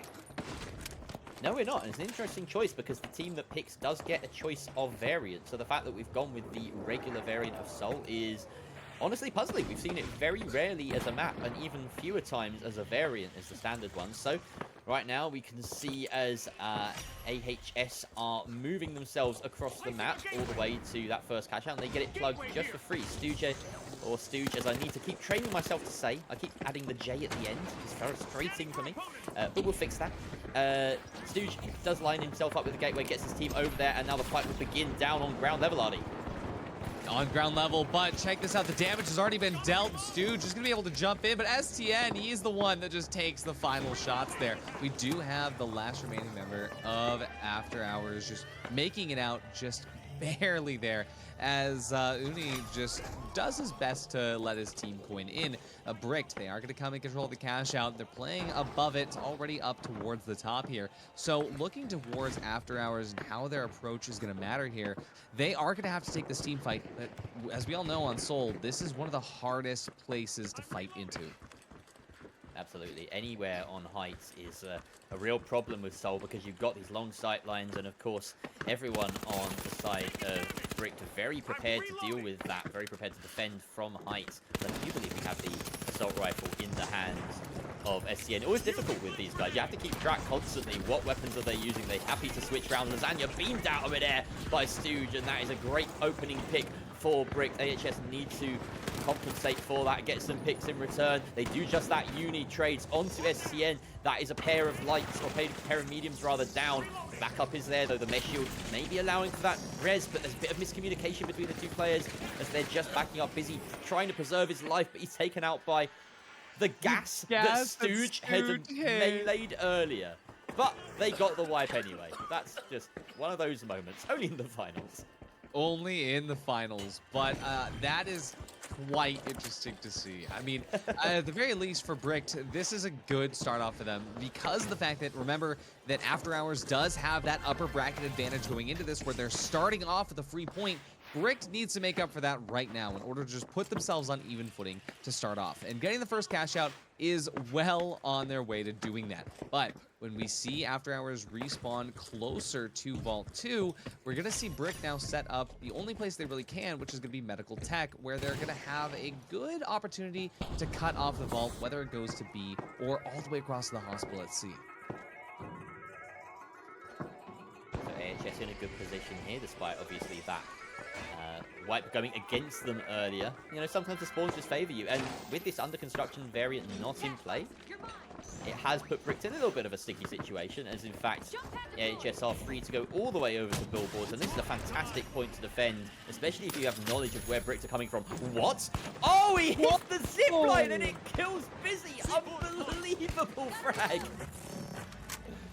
That is going to chip into Brick's time to reset onto this. We'd see SCN already going in for the long res over the sidelines there, but still, that is a good 10% of that cash out timer already ticking down. As we can see, Busy and SCN, they're going to be heading over from Medical Tech, but looking underneath, there's Stooge already making his way, a little bit stealthy underneath, but I believe he's going to be trying to set up a gateway. He's got probably the first one set underneath, trying to get over to get, yeah, there we go, ported the rest of the team over. Now everybody's set up underneath this cash out up the top on the scaffold. Very difficult to play into, so we will try to see some destruction here from Bricked. I'm expecting to see a big jump pad because that's what Busy likes to do, is jump pad RPG, although it's going to be tough given the fact that After Hours could be spread out here. Yeah, Union off angle, just holding from the side, and he's gonna. Lasagna lands two meaty flashes, but it's not gonna stop SCN trying to beam them out of the air. Lasagna, though, with that fight, finds the opening pick onto SCN. The medium battle won by AHS so far. It's 3 versus 2. Brick looks like they've gone for a full reset attempt here with about 40 seconds left. That's risky, given that one of their totems is up here and completely unrecoverable. The heavy locked underneath. I don't think they have time to do this, you know, Artie. I feel like they might just have to try and send it for the 2 versus 3 and hope for the best. The reason they don't have time is because even if they get set up to take this team fight, the cash out is in a place where they're going to be able to drop it. I mean, we see the C4 already placed and ready, so Busy knows that he's going to jump in, try to take it, but unfortunately, this has already been won thanks to good positioning by After Hours. And again, just taking out Busy at the very beginning by destroying the zipline and sending him all the way to the streets of Seoul underneath him. That was such a great cash out for After Hours, and Bricked, who looked so confident on the first one, they didn't have any chance at life for that second. C is in hospital as well, so what we're seeing right now is one of the reasons why we don't see much Seoul play in competitive in general, and it only comes out in these events, you know, with a best of 7, with that map advantage going to AHS. It's right near the start of that ban phase, and it's because the map really does dictate the play so heavily. you can just pick a point that is so easy to defend that the map almost wins it for you. So very nicely played here by AHS, controlling the terrain around them. We see the crane has already been dropped.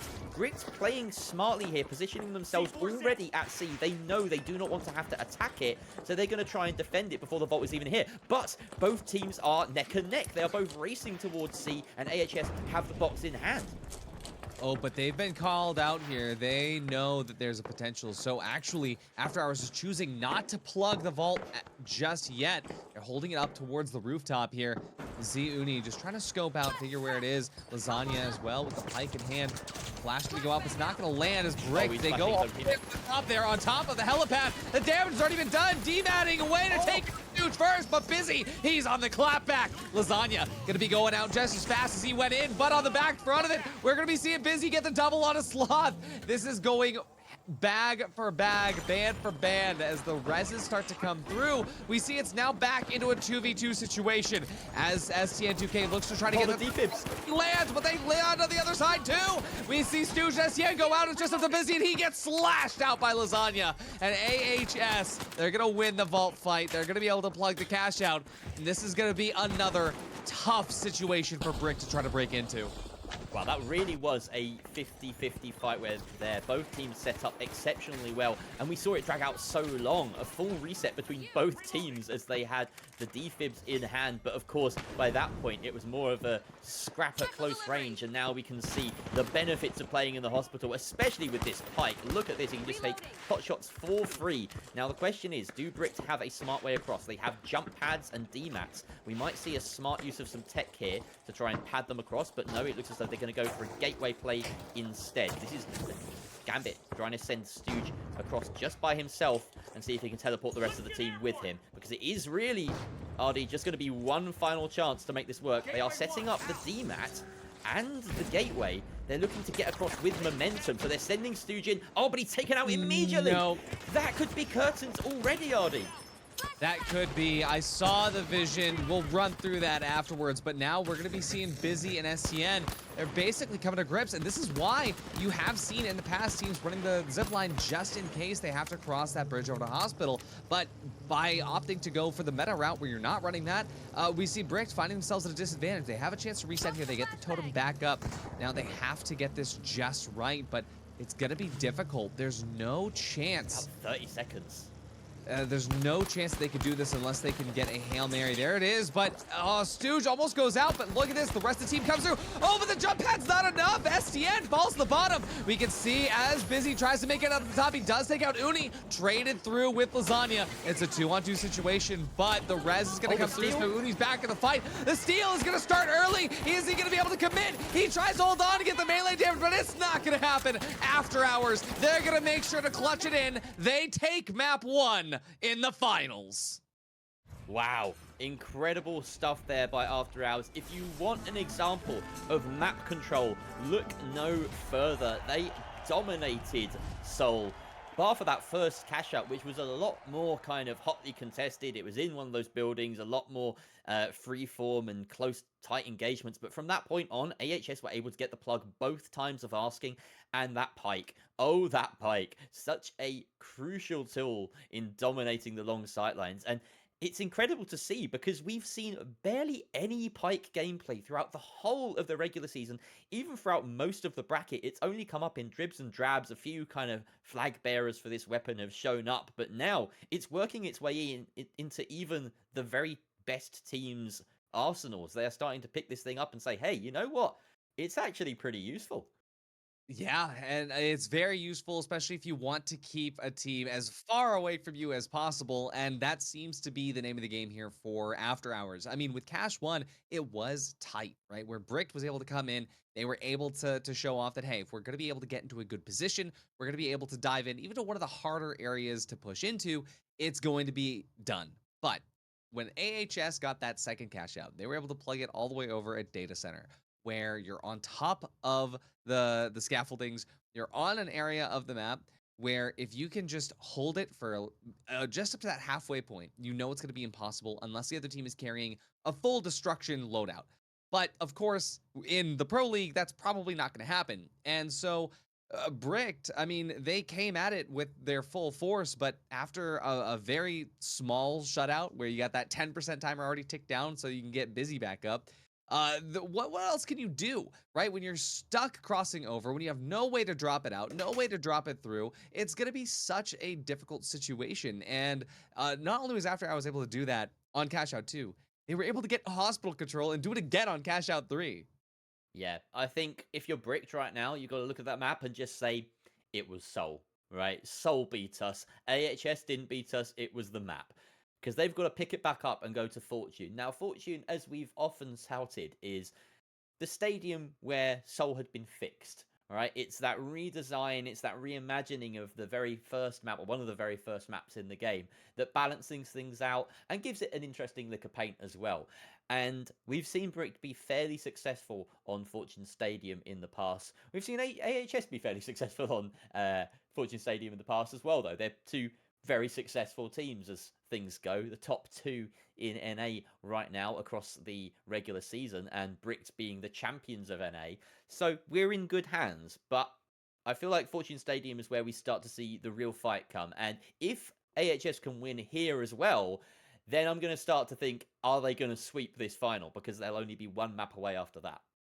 Absolutely. And I mean, if we're talking about Seoul's redesign, we talked about Fortune Stadium. The thing is that Fortune Stadium does still have corridors where you can keep another team at bay for a long time. And I think that's what AHS is going to be looking to do here. Because while Fortune favors the bold, the finals favors the lucky. And for Fortune Stadium, there's going to be a lot of opportunities to get lucky. I'm bold.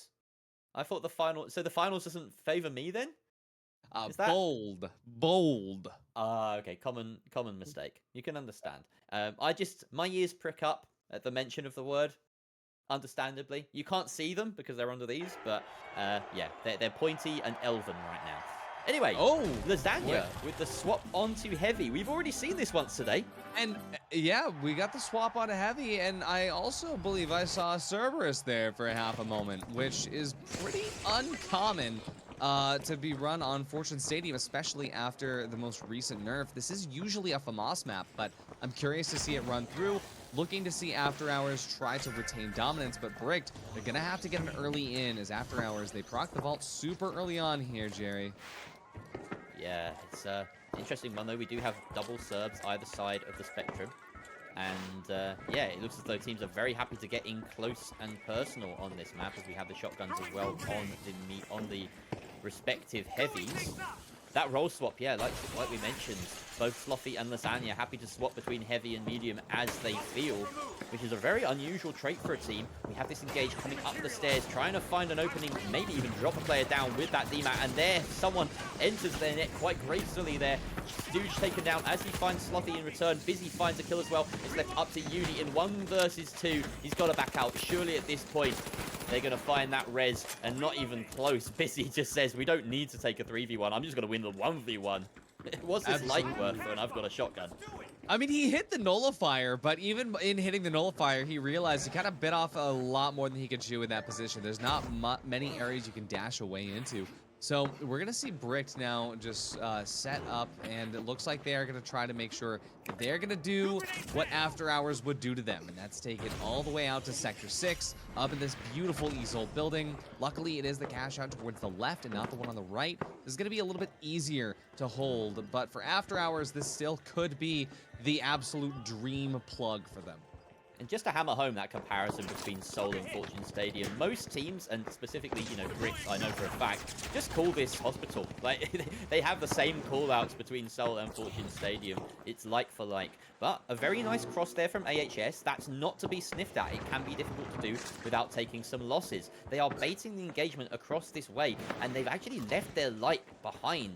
Uni decides to collect with them and go as a 3 as a unit rather than taking an off angle here. All of Bricked backed up in this stairway, and this could be a manic fight. We've seen these go real crazy real fast, RD. Oh, we have, and it's all going to start now as we see Sloth getting ready. He still has that heavy DNA in him, holding that red barrel, ready to throw it out Bricked, they're holed up in a very nice phalanx position here. Usually, you know, this would be the time where Stooge would try to get an off angle, but they don't really need one now. They're going to be using a lot of detonation capabilities right now to drop that out, but at the same time that they drop out, Bricked jumps up. So AHS, they're going to jump right back up towards them, and a huge bit of damage is chunked out as Busy goes out early. Slothy going to be able to finish on one more, but it's still one player left up. That's Stooge getting the double onto Slothy. Now he needs to find one more. We're going to try to figure out if Uni can get the clap back, but at this moment, Brick, they're still in control. The aura points are crazy, but with 3 members of AHS up, they're going to stick this res. Stooge, he was able to res up STN downstairs as well. They have to jump in to stall this out. The glitch grenade going to come out. Cash out has been stalled for now. It's still on the jump pad. No way to touch it, but as it drops down, AHS, they're going to try to hold this stick. STN, they're doing what they can, but Stooge gets the first, Stooge gets the second, and they get the wipe onto AHS, unable to hold the steal. A little close to the comfort there, Brick, as they took a real beating from that first engage via AHS. And just that initial engage, we might get to see it here. The jump pad straight up into the RPG and Serb. Almost a one-tap on the opposing heavy, I believe. Look at this. So close to taking down... who would that have been? That would have been Busy immediately. Yeah. If he'd been out of the fight that quickly, then it would have been curtains. But as you saw there, it genuinely was, for a minute, a 1 versus 2 for Bricked. So the fact that they recovered and defended their point there is incredible. I don't know how they did it. The numbers were all against them. Yeah, here's the Unibeam. Oh my god, the Unibeam goes crazy, and Vault 2 already in control by Bricked and set underneath. This is huge for Bricked right now. It's exactly what they need. Going to be coming up towards the top here of this little apartment complex on Sector 4 as it gets set up. C gets started. Bricked in control. The AHS, they're quick on the trigger to jump in. And from the balcony, the dome doesn't end up working out as STN takes out Slothy and Lasagna just up to Uni now. And Uni, he will fall shortly, but wasn't due to a lack of trying. STN on just 1 HP there. But look at the score line. It would kind of betray how close it's been up to this point. Yeah, it's surprising to see Uni with no kills. In fact, that's a rarity in general, but it feels like he's been doing decently in terms of output, but the kills just haven't been there on the other end. And yeah, Brick playing really tight, really close and coordinated. Both teams, in fact, going for a kind of death ball approach, which means that we're getting these very thick, very fast fights. The dash gateway set up there to get the whole of AHS in close proximity immediately. No need for those tools when it comes to the fight. They're going to try and get rid of this dude. A very smart move. You'll see a lot at the highest level of play. And unfortunately, Lasagna doesn't really hit that with the acceleration he wanted, only gets a floor below. But in fact, they are going for this point. They're going to look to try and remove any form of stall that Brick have set up. And if you know Brick, you know that they have stalls set up. This C4, unfortunately, seems to have actually fallen off the point. They're going to demat it down. Do they have a second form of stall? Yes, they do. It gets dropped down even further, but AHS are ready to fight. Out come the guns. Busy, STN, all flood the kill feed, and that is a clean wipe with a double kill from STN. And that will be it, Ardy. That is the map going to Bricked, and they are not out of this one. Back in the game. Absolutely. That's the Brick we know and love. That's the Brick that has come all the way to reach the finals. And to be honest, this was in what we kind of called at the beginning what would have been the favor for AHS, being able to just, you know, get the cash outs that are in position for that stall potential. But Bricked was in control first. And I think that made a mountain of difference, because for Bricked, being able to control how you're able to hold out Sector 6, how you're able to stall that out, being able to hold out in this dorm room building, in this giant stadium where you have that bounce pad in the middle, and being able to just understand no matter where After Hours is going to be coming from, we can set up and be ready for them. I think that it makes the most sense that Bricked actually came out on top here, if only because they were in charge first. Absolutely. The control makes all the difference here. We saw, like you say, the Vault fights making a huge impact, but let's not put any disrespect on Bricked there. When it came to the 3v3s, a lot of those felt fairly even. They were in tight, enclosed spaces, and they were the ones landing their shots. That's what it came down to. A lot of the time, we're almost harking back to the shotgun meta where, you know, it was models all over the place. And if you missed your shots, you lost. Because coming into this match, we saw the Cerberuses being picked so popular now, even after that nerf. And like you said, Artie, it's surprising to see them on Fortune Stadium. But both teams clearly had a game plan. They were backing themselves in these fights. And it just looks like, you know, if you remove all other factors, Bricked may just have the edge in those team fights. Absolutely. And I gotta say that at first I was kind of concerned about the Serb, but it was honestly the best move that they could have done. To see that Serb just hit as hard as it did, but unfortunately, they only had one chance to use it. I mean, let's talk about the fact that Cerberus also, as you were talking about it, when they're trying to remove the goo from that jump pad, you know, obviously we had, you know, Sloth was shooting at it with the Cerberus, which set it on fire, which meant that when Lasagna finally got it out and landed, the damage had already been done. He's already taken the hit, and so it's a little bit tough to watch when you see a little fumble like that, where I shot the goo with fire, and now my team that's touching the fire is gonna enter this fight with 30 less damage. But it is what it is. At the end of the day, you can reset. Fortune Stadium is just a drop in the bucket. But for Bricked, it is everything, because as we've all said so far, seeing that After Hours, they came in here all the way through from the upper bracket. They start with that one map advantage. And so Bricked, they needed to get a point in early. And both maps so far have gone the way of the team that picked them, which is interesting. We may see this come out a lot more often in the space of best of 7. You kind of expect teams to trade maps right at the beginning because each team is getting, like, you know, their ideal pick. You can't really ban much against each other. Now is when we start to see things start to trade, and maybe a team will gain or lose momentum. And there is also that interesting thing where we're going to Skyway next to RD, so we'll talk about that in a moment. But you did mention before the match that there's an interesting flip in styles. Once we get through these first 3 maps, we then head to Bernal, to Monaco, to Sys Horizon. Bernal and Sys Horizon in particular, with lots of these long sight lines, might feel a very different map to what we're going on right now. Skyway, where things maybe tend to be brought inside a little bit more often. Absolutely, especially as it comes to playing throughout the open office. We know that Team Bricked is capable of holding that out from the very beginning and taking it. A lot of the cash out areas on this map. Wow, Stooge! Stooge Okay. here, giving us an Uni beam immediately out. Controller supremacy, I suppose. Bricked already with 2 kills as Busy finds Lasagna as well. We didn't even get to see whether Lasagna was on medium or heavy. He's happy to switch it round, but either way, the wipe has come out.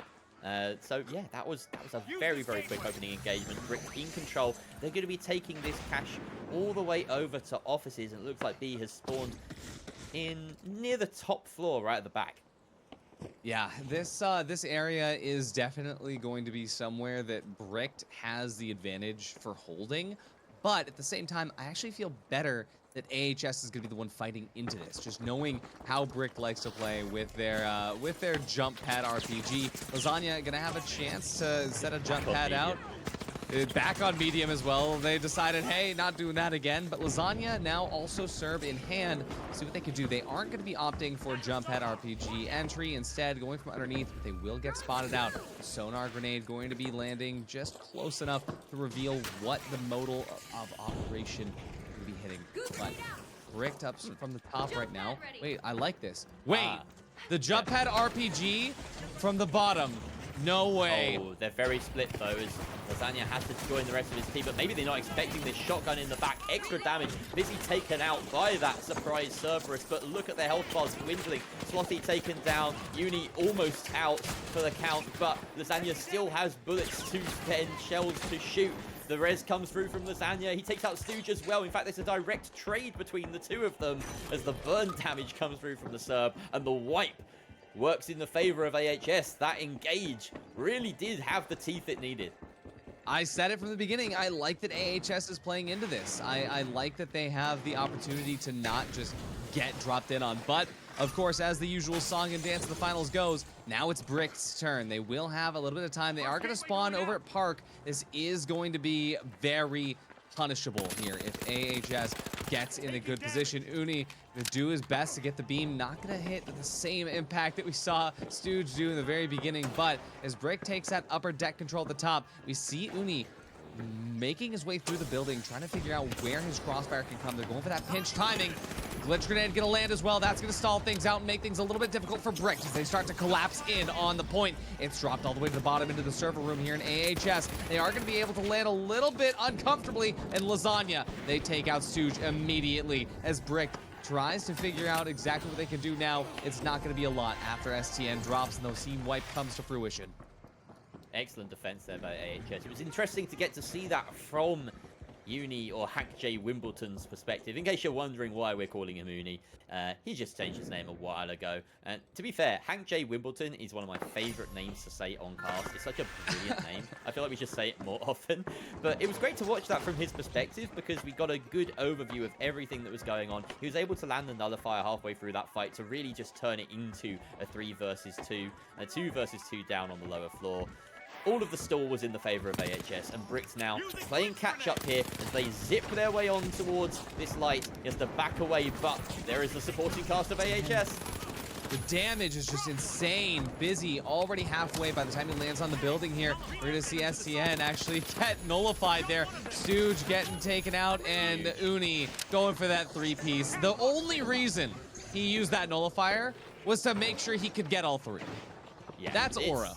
It's such a good tool as well, but it just locks your opponents out of the fight completely. You know, the stun gun had its pros and cons compared to the nullifier, but I feel like just chucking a nullifier on any random player in the middle of a 3v3 brawl, just taking them out of the fight for a good 5 seconds, it makes all the difference. It's such a useful tool in so many different scenarios, and we're really seeing Uni put it to good use here.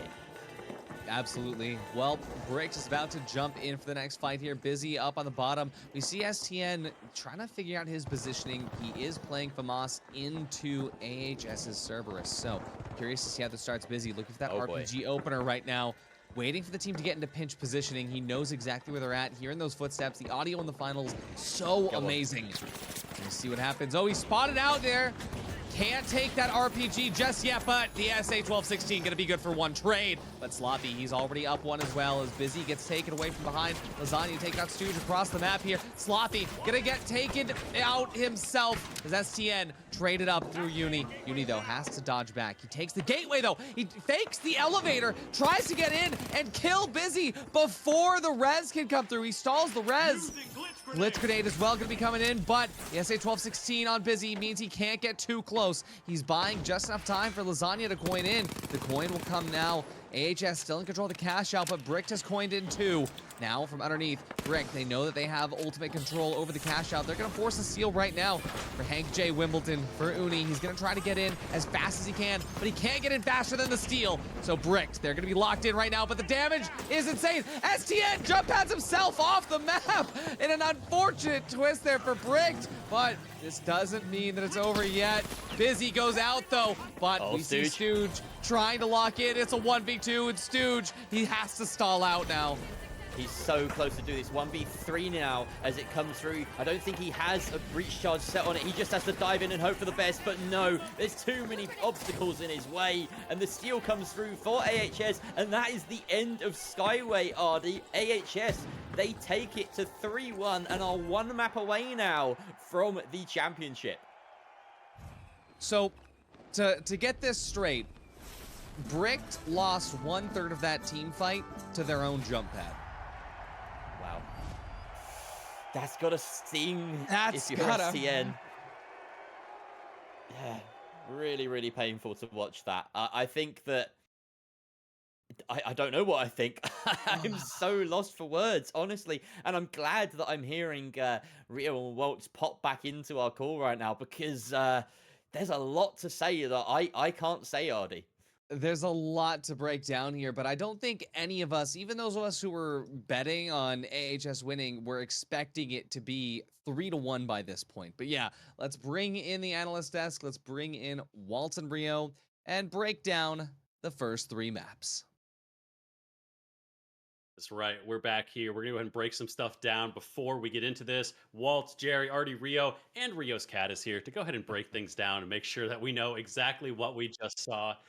So, uh, kind of getting into that, like you said, we're at a 3-1 now, and it felt very swingy, right? Like there was just a Yeah. lot of very back and forth. There wasn't extended fights, but it's gone back and forth. They keep trading after hours, bricked after hours. Is it map dependent? What do you think, Rio?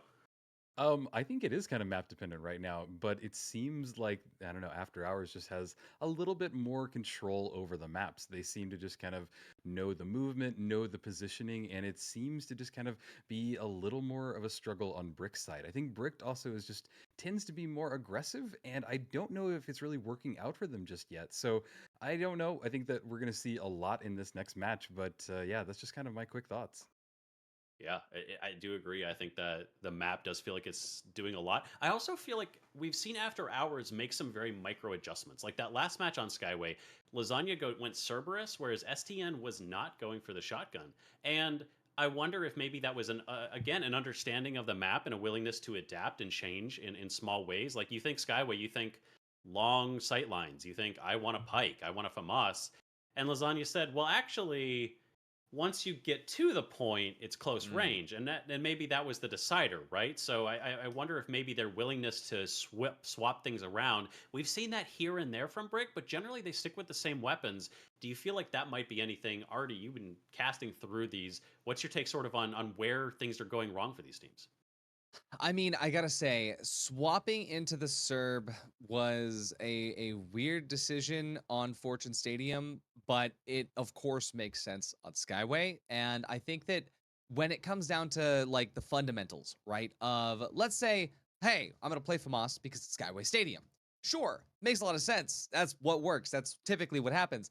But you don't exist in a vacuum. You have two other teammates that are also playing around you, and you have two other teammates that are setting the tone for how you're going. The medium is not the one that sets the pace. It's going to be the light, it's going to be the heavy player. And if you're equipping yourself because this is the weapon that is good on this map, that doesn't mean that it's good for how your team is going to be taking pushes. It doesn't mean that it's good for how your team is going to be taking fights. And especially when we look at Cash Out 1, how After Hours was able to dive in onto that open office fight and really take a lot of control, just given the medium difference, given the effect of that burning Cerberus shotgun in the back of Busy. Just it was such a crazy push that, to be honest, yeah, there's long sight lines, but it's not in the same way that there are on maps like what we're going to see with Bernal and Monaco. Yeah. No, 100% agreed. We do have that back and forth, and they clearly understood that. So at this point, though, Bricked is once again they're up against a wall. They are now at match point. It's 3-1. After Hours are going to punch this through. Jerry, I'm going to temporarily put you in coach position for Bricked. You are now Brick's coach. You have to give Okay. them some advice. You need to walk them through how they win this next match. What do they need to do? I would have to give emotional support. I feel like strategically, these guys are so much further ahead of me. All right. And the sort of 4D rock, paper, scissors that's at play between these two teams is something that could be studied over the ages. Right. I'm really looking forward to interviewing whichever team plays and wins this. But okay, Mhm. I've delayed long enough. What is my pep talk? Bricked, you're better than them. You can win these fights. You can win the 1v1s. Just take your best weapons, play the best finals that you can, work as a team, and win. There you go. Very generic, very platitude filled, but I'm diving out of this one. Rio's the analyst for this whole segment and stuff, so I'm being caster brained right now. There you go. That's my spiel.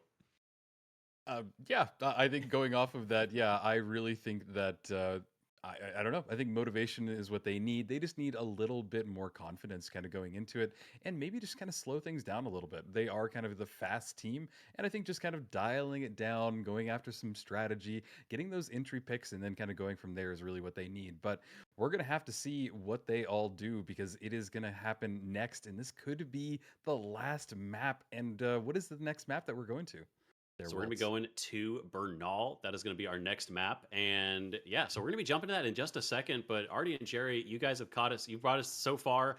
You're going to bring us through the next little bit. So we're going to be throwing in you two a second. But, at this point, I just want to real quick from all of you guys, Can they pull it back? Is Brick going to be able to reclaim this? And who is going to take this? Who's going to be the winner? Rio, who's taking this right now? I think Brick has a chance to come back. I think that they Jared? adapt and that, yeah. Yeah, All right. one word. Bricked. Bricked. All right. Artie, what about you? Alrighty, I don't know who's taking it, but whoever takes Bernal is going to be setting the pace for the That's next like few 20 maps. words. Come on. I'll give mine. IDK. NA math is not the strong point here. Regardless, we got a lot of people thinking Brick can do this. We're about to jump into the match. Artie and Jerry, you guys are going to be our casters as we finish our final matches of the Pro League Season 0. Artie, take us away. Let's go ahead and jump into it here. We're about to get started on Bernal. Very excited. And Jerry, let's talk about Bernal. Let's talk about the differences that we've seen, because we've seen everything from sledgehammers making it work, not making it work, but we've also seen a lot of different ideas for how shotguns can be played on this map. Jerry, what's the take? My take is I'm still back in Bricked, but there's a fun stat. In our incredible upper bracket final that Waltz and Rio took us through earlier, we had 5 maps. One of those was Bernal, and it was the only game that did not have a third cash out. It was won by AHS. So if there's a single map in the pool that I expect AHS to be more dominant on, it is this one. That is not good news for Bricked. The good news for Bricked is that they're also rather good at Bernal too. So, absolutely, this is going to be a real battle for the ages, Artie. I can't wait to get started. Oh look, we're already started. We're already started, and I do see a Cerberus here for Lasagna, doubling down, nay, tripling down into it here for After Hours. Bricked on the other side of things, looks like they will try to get very early control over... Oh, wait, so they're diving into the side here, but they're waiting. AHS is waiting as well. Angle pad not going to go to plan here, as unfortunately that goo lands on his teammate. Going to crumble out. Possible chance here for the angle pad to come in. Lasagna is just waiting. He's like, you gonna die? He's got the defibs ready just in case. But the setting the tone right now is very nice.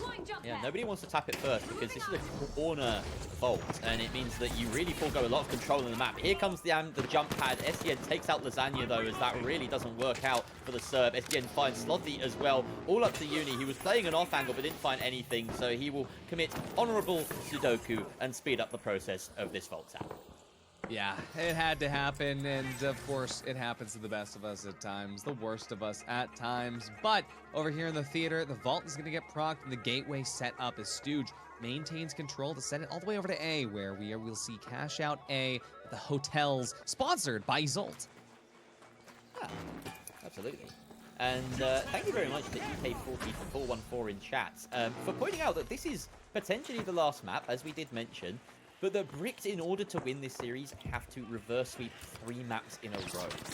So it's looking pretty rough for them in the overall standings so far. And yeah, it's going to have to start right here. A good bit of positioning coming through from Bricked as they get this cash out started. They're playing around the point.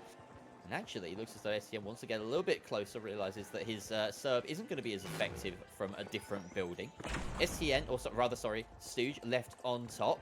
This is that typical split formation that we often talk about, RD. And the question is, when do they time their engage? They're so patient, it seems.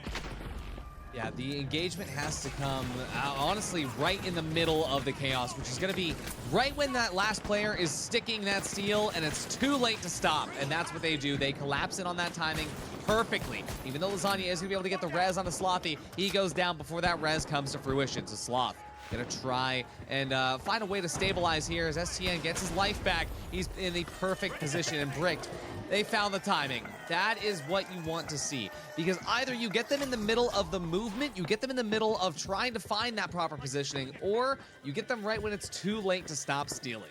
Exactly. In that situation, AHS really did just have to stick the steal because they wanted something to play for. They wanted to be able to transition away and then play defensive and kite for themselves. But Bricked absolutely caught them in the perfect moment. As you say, they were committed. They landed that damage while it was briefly a 3 versus 2 and just snowballed from there. We start off now watching AHS as they attempt this second push. They've got about 20 seconds left on this timer, Ardy, so they have to get in very quickly and find some kills.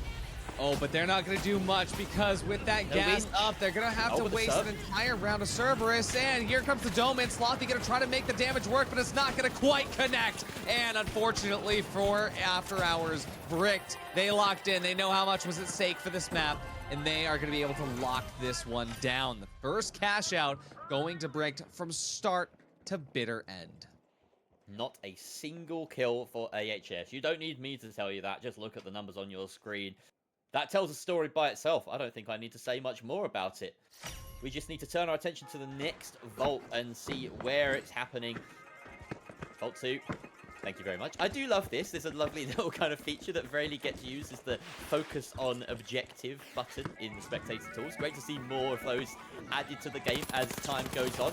An interesting engage here from Uni as he goes straight in for the jugular, finds a lot of damage onto his opposite number, but can't find the kill. That vault is now in free fall as it does get taken away from Bricks, who had set up the gateway, and now AHS can move it themselves.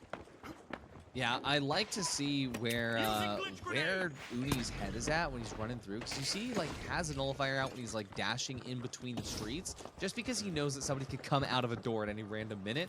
But still, just when he readies the weapon, like, I love to get that little insight into the players. But speaking of insight into the players, sometimes it's like a habit thing. We've seen a lot of mediums running around with a defib for no reason. It's kind of like leftover from running around with a knife, I guess, in CS and other things. Maybe I've just talked over an important entry kill there, Artie. Yeah, Stooge just set the stage there for Bricked, as not only is Brick going to be starting in control of the vault, in control of the first cash out, but After Hours is down a player, and it's going to be very hard to get that trophy back. So we got to wait 3 more seconds before Uni can spawn back in. And Slothy also going to have to take a trip back from the brink, but after that, it's just going to be a full team wipe here, honorable team wipe at that, as they take the fight in, get ready for the reset. But for Brick, they've got a really good position to hold down on right now. Well, at least AHS are off the triple donut now. They did get a couple of picks at the start and the end of that fight. The last one meaning absolutely nothing, as it was only the burn damage from the Serb. A posthumous kill for Lasagna, or rather Sloth. In fact, I've lost track of who's on the medium right now. Lasagna. It's just gone back and forth constantly. Absolutely. There's a lot to keep track of in the finals, but at the very end of it, it's a lot to keep track of for Team After Hours, who need to make this entry work. STN, he actually gets glitched by his own barrel. He throws the barrel, but it's Uni that actually triggers it, which glitches STN, forcing him to wait. He does come back down for the DMAT there. STN gonna get taken away. Uni gets traded through his Stooge, finds the opportunity, but Busy motions out through the door and comes back into the side. It's just down to a singular Sloth as he tries to take this fight. A Bricked has it locked in. Bernal is their stomping ground, and they're going to be able to take this dub. And maybe with that timing, I think they've taken the map. Quite possibly. This was some exceptional play from the individuals on the side of Bricked. We see this kill come through to frag back in the 2 versus 3 from Stooge, and then Busy with exemplary mesh play. Look at this. Dancing with Slothy, always leading, in control, and finally getting the kill from Stooge as the support comes in. And that is correct, Artie. This is the second map under Bricked's banner. They've closed that gap. Does the reverse sweep start right now? It might, honestly. I mean, this is what they needed. This was the only option that needed to come out if that was going to stay on the table. But, I mean, like I said before, whoever wins Bernal is going to set the stage, not just because AHS would have won there, but because the fact that, well, Bernal plays differently to the maps that we've seen before. And for AHS, we know that they're adaptable, but how adaptable are they? Because going into Monaco, it's going to be a little bit of the same from what we've seen now. And especially watching Bricked, I mean, hey, I've been Bricked all day seeing what they can do in Monaco. Maybe you need a little break, but either way, Stooge, 7-0. And Busy, also flawless, 4-0 across that map. It just goes to show, yeah, it was a rather toothless Bernal from AHS, and that's very counter to what I was expecting coming into this map. I did mention that it was their strongest against Dir, but, you know, it's a very different task in front of them. Dir proving that, you know, they're a bit of an anomaly, you know, with that sledge making its way into the top 3. It just plays out completely differently on every map, and Bricked now finding their stride. Monaco is up next, And we haven't seen much Monaco at all over these few days, but we did see it earlier, and this was, again, a map that AHS lost to Dis. So, what are Brick's going to do here, and are they going to be able to put AHS to the sword? I like that you mentioned that AHS lost this to Dib because it does set the tone for what's going on. Because obviously, knowing how Bricked was able to kind of overcome and make their motions on this map, I mean, for Bricked, they have a lot of setting up to do when it comes to picking the right weapon for STN. Right, picking his weaponry, which I think is probably just going to be FAMAS, right? We have to know. But I mean, we've also seen some wild cards coming out from Busy, so who knows? Maybe there's a chance that we get the return of the double Deegs. It's entirely possible. I mean, I think, to be honest, that was in response to the sledgehammer, right? They went full range on Monaco to deal with Team Deer. And maybe here it's not the same kind of call, right? But that being said, up against AHS, they are playing a lot of shotguns right now. So going full range on Monaco does have its pros and cons. And we've seen so much back and forth between these two teams, especially now that we've seen Brick take a map off AHS that we maybe weren't expecting them to. Are we going to start seeing more of this kind of rock, paper, scissors that we've talked about, the 4D chess that can take place between rounds with these loadouts? Absolutely. I mean, that's the thing, right? We won't know until we see it whether or not we're sticking with the triple shotgun. I don't think we're seeing triple shotguns, right? I mean, it's not Sys Horizon where that is a possibility that can come out on one of these maps. But for Monaco, there is still the chance that, I'm already guessing that both heavies are sticking to SA-12-16. That's a staple. That's not going to move. And we can see right there, SA-12-16. But at the same time, it is going to come down to... Oh, wait, Slothy back on the medium here. Okay, so Slothy's still on the medium. We'll see what Slothy is going to be pulling, because he does not like to pull the shotgun too often. If we can tab over to him, we'll see what is in store. It is going to be the Serb, okay, and this worked out well for them before. I'm feeling like this could be huge for AHS. Yeah, it feels like they just sort of have preferences based on map. They don't actually swap their loadouts between them whenever they do this heavy-medium swap, Lasagna and Slothy. So it is just down to kind of how they're feeling, what they're comfortable with on certain maps. And, you know, maybe there is a trend, but there's a very small sample size at the moment. So we'll just look at the action in front of us and see what happens. We've got Stooge trying to take shots from range, but AHS have closed the gap towards that box, which was tapped by Brick. It is now in their hands instead. Some hefty damage dealt towards Slothy as he circles around to try and land some back shots with the Serb, but he's taken out by Busy and STN in that room. The duo winning that fight, you know, now it's only the light left of Hank J. Wimbledon. He wasn't even part of that fight, unfortunately. Same with Stooge, just keeping an overwatch, making sure that Uni couldn't get in and cause any problems. Now they have to wait. Gonna wait for the coins, it seems, as Bricked move this cash out all the way over to the park. Yeah, they're going to be actually having a very decent time holding this. We can already see they're dropping the cash all the way to the ground. No funny business up on the elevators. C4 pre-placed. But, like we said before, it's tough to land those back shots when you're going up against someone that is as hard to hold as Bricked. So for Brick, taking up this upper ground here, that is going to be a very tough situation to counter. But we see Lasagna trying to get the RPG in. Unfortunately, not going to find the right opportunity here. A lot of damage coming through, but STN, he lands the final shot, and Busy gets one of his own. It is going to be down to a 2-on-1 situation. But for Uni, he will be able to at least put himself in a situation where he can back all the way out, maybe get a full reset. And the defib comes through there. 3 versus 1. Uni left on 1 HP, and now they're just toying with their food, making sure he wastes as much time as possible. Uni now on a mission to find a gas barrel or anything, but STN would rather that they reset them fully and force that longer respawn timer. So that is the wipe. And Bricked very much in control of this matchup so far. Oh, 100%. And this is, like we've been talking about, this is what they need to stay in the running with AHS on map point. Any single bit of stumble is going to bite them. And I think that's what this is that Bricked maybe just was a little bit too casual. They're now finally sitting up in their gamer chairs and trying to make this work out. We get a ton of motions coming up from the upper decks right now. A nice bit of rush through. AHS, they know the timing on this is going to be tight, but with that gas, it does get thrown away, but they still have to deal with Brick. They dive in, but Brick finds the first two. It's already going to be down to the last situation. STN goes out, but there's only so much that Uni can carry as Brick walk away with the first cash in Park. Walk is an understatement. They are sailing, they are riding, they are flying away. Whatever form of transport they choose, it is traveling at top speed. They have not let up across these past two maps, Ardy. AHS only got a couple of kills on Bernal, and they're still sitting on only 2 here. They need to wake up. Something's happened, Ardy. I don't know what it is, but AHS are lagging behind, and Bricked, they are fully in control right here. I've said it constantly, but it could not be more true. Absolutely, but I mean, hey, AHS, they have a good opportunity here. Look at this, they're making sure that there's no funny business glitching out to take away any potential gateways, but you can see that Bricked is making their way into the Cathedral right now.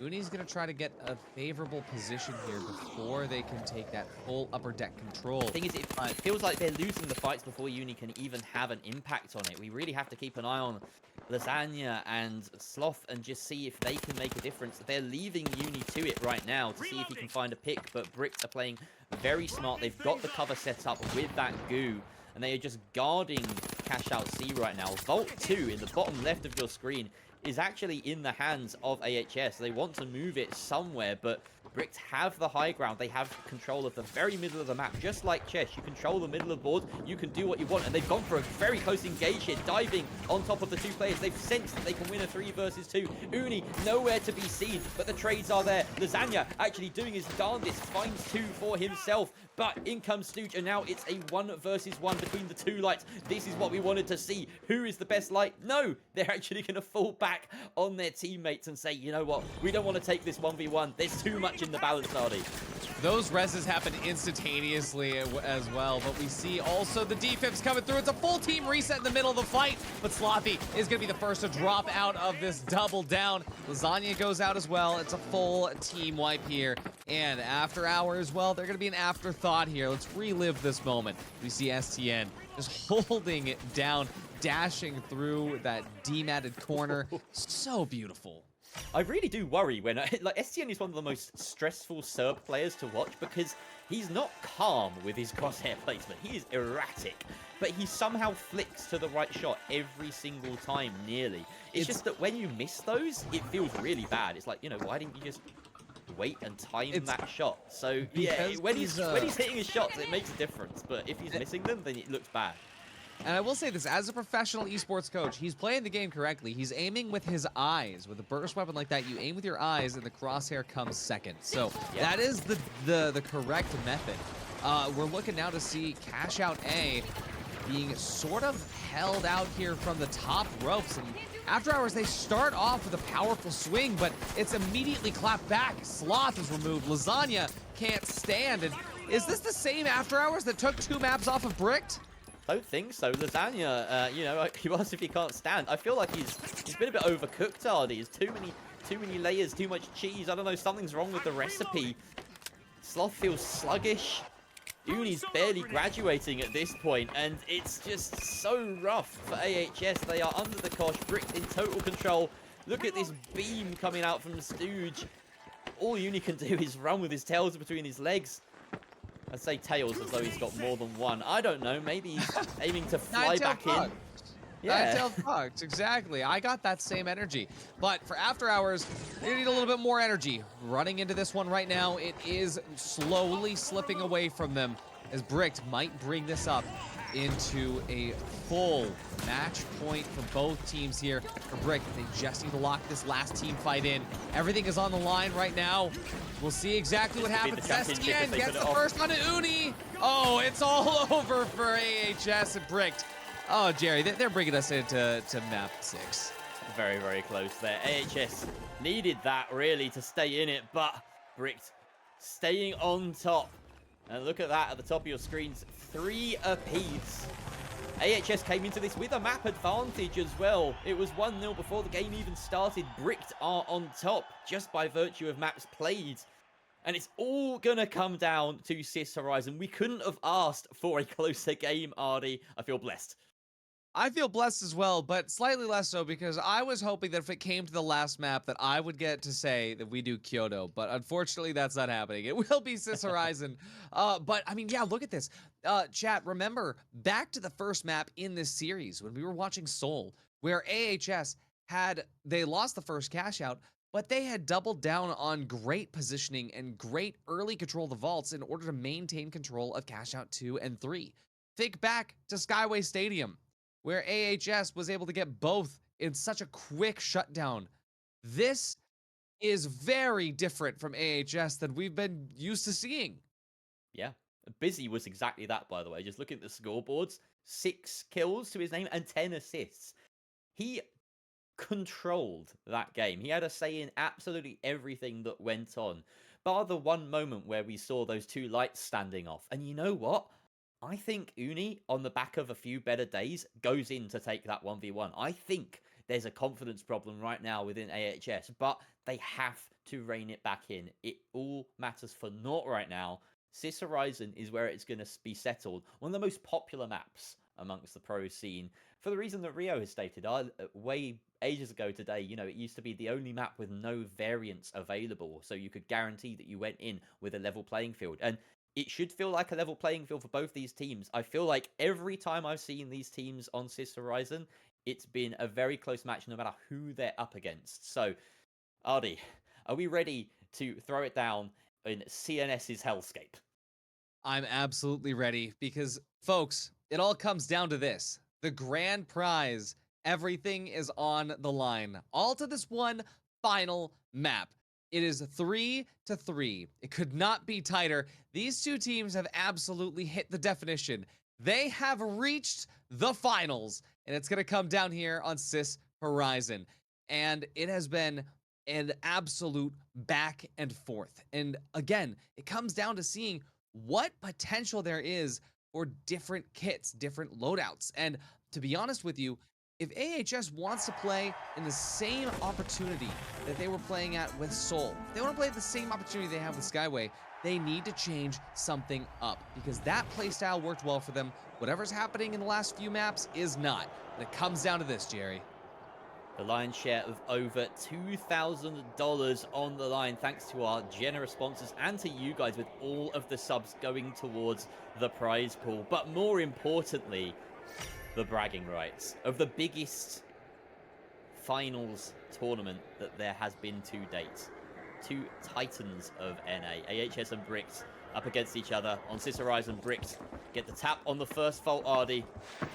And AHS, they're taking their time approaching this. They do not want to set a single foot wrong. Guarding a cash out right now, literally the A cash out with their lives as the engage comes very quick.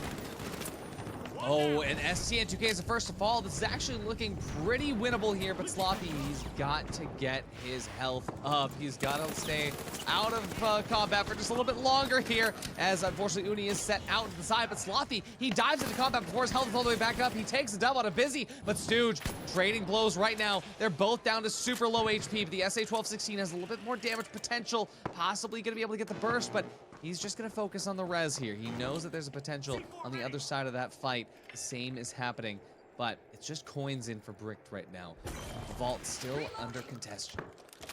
Neither team can let their nerves get ahead of them here. Who dares wins, Ardy. That's the important thing to remember.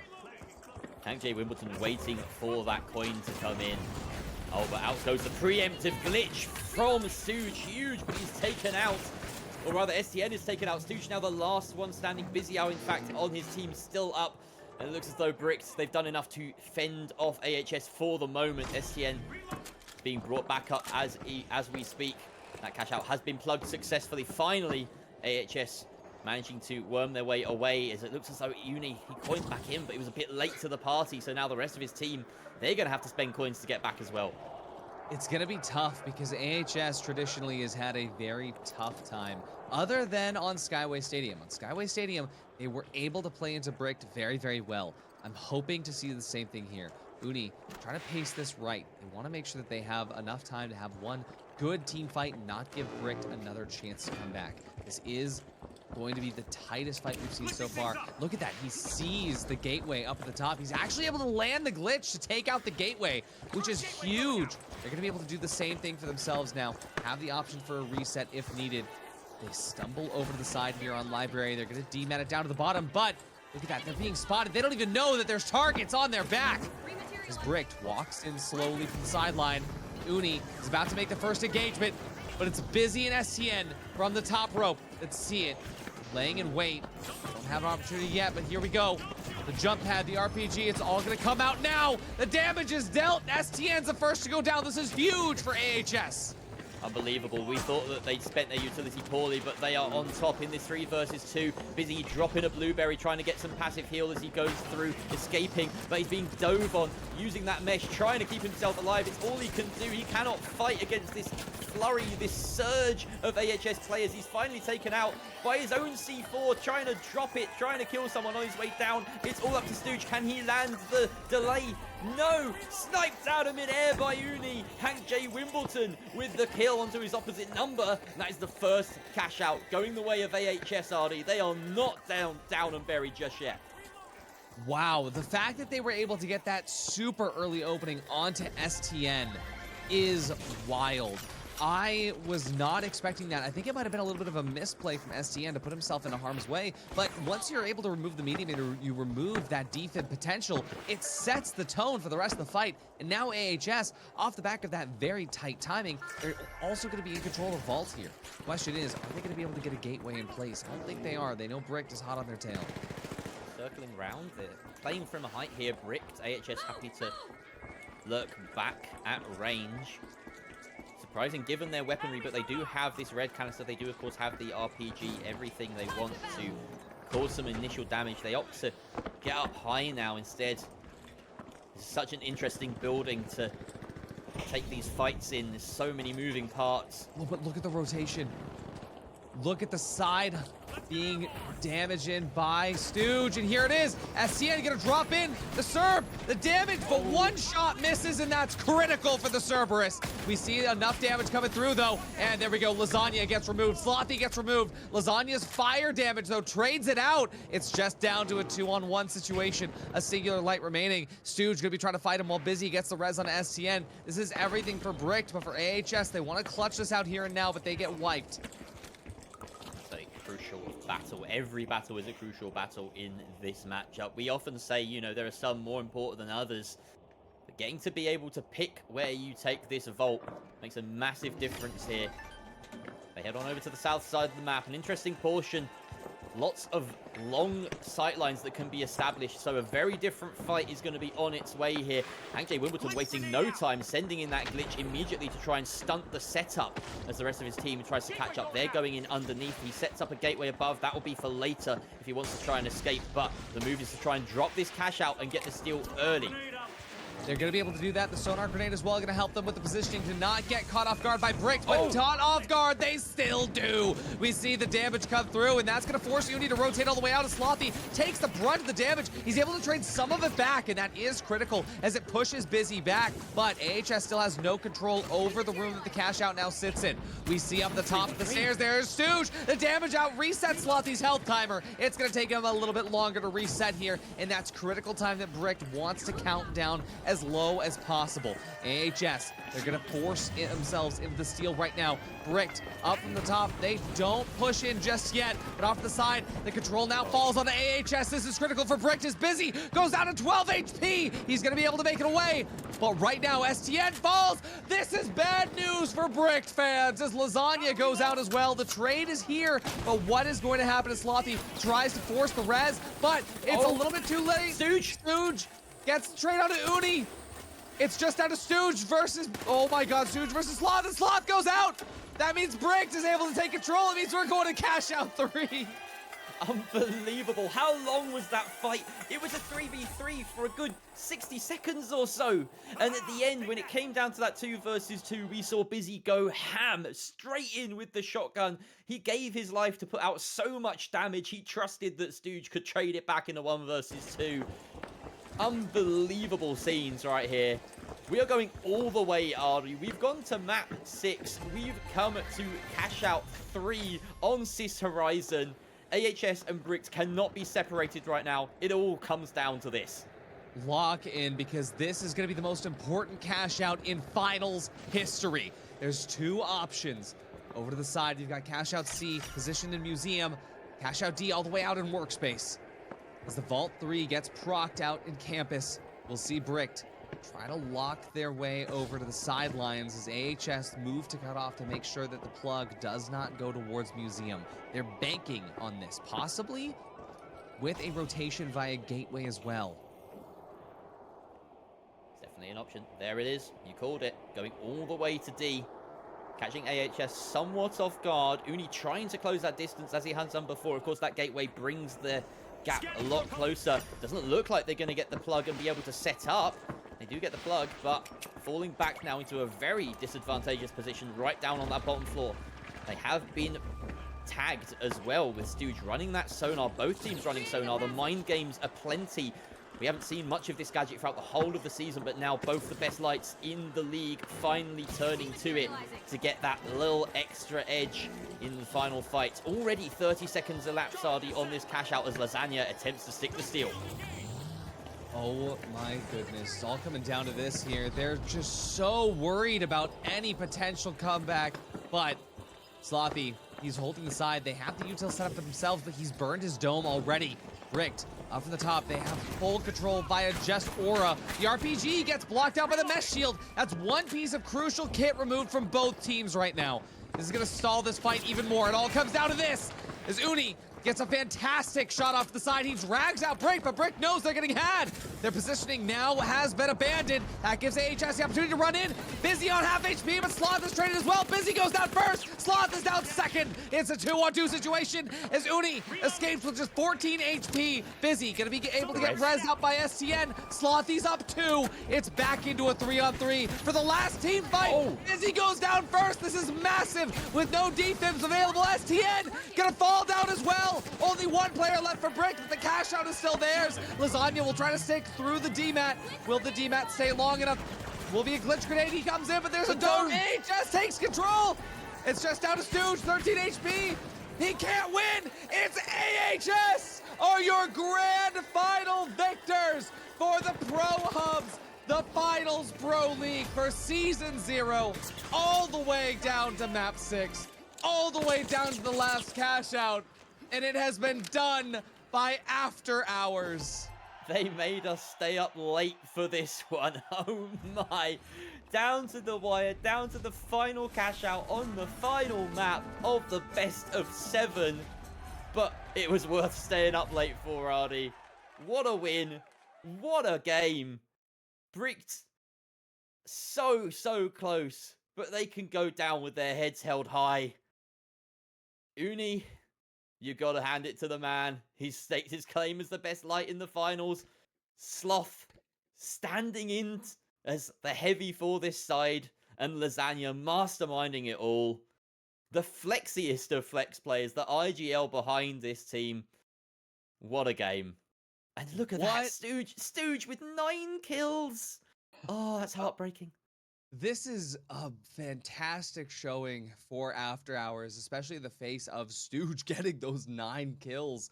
An insane play, but what a series. From all the way in the beginning where they were trading blows when AHS took the first, Bricked took the second, AHS took Skyway, but then Bricked was able to claw it back. And finally, when it came down to Sys Horizon, it had to go to that last cash out. It took everything from both teams.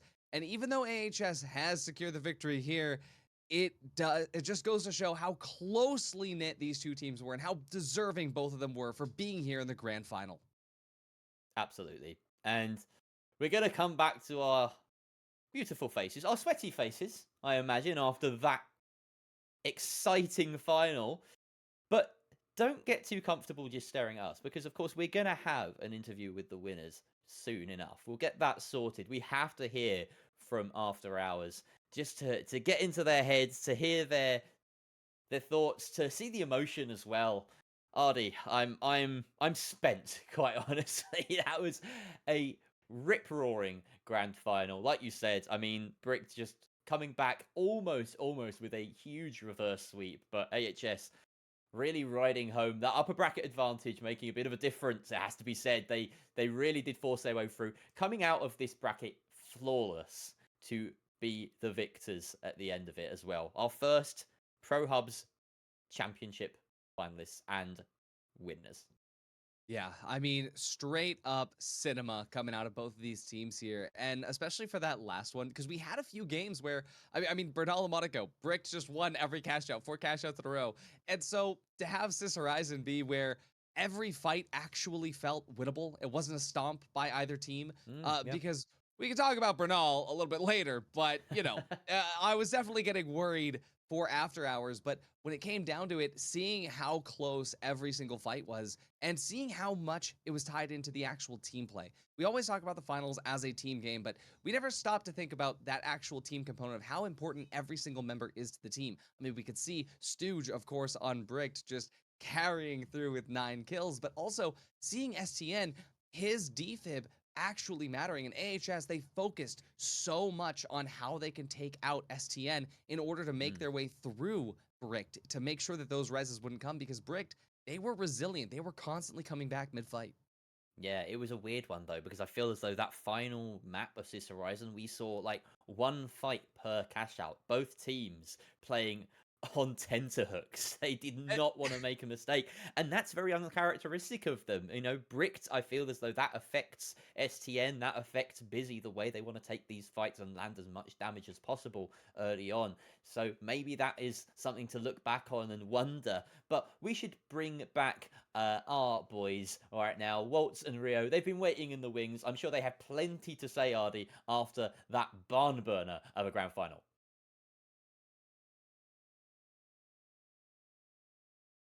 Oh, he's muted. Oh, I am He's here now. speechless. We are back. There's a grand finals. I am, in fact, speechless. There was so much going on there. We went from trading off games with just kind of stomps to having an incredible, one of the clutchest final moments in a grand finals I've ever seen. Incredible stuff. There's so much we can say about that, but you guys have broken it down so much, and we have an interview to get to. But I want to give Rio a chance real quick to break down a lot of what we saw as we get that interview set up. So Rio, what were your overall thoughts on that grand finals?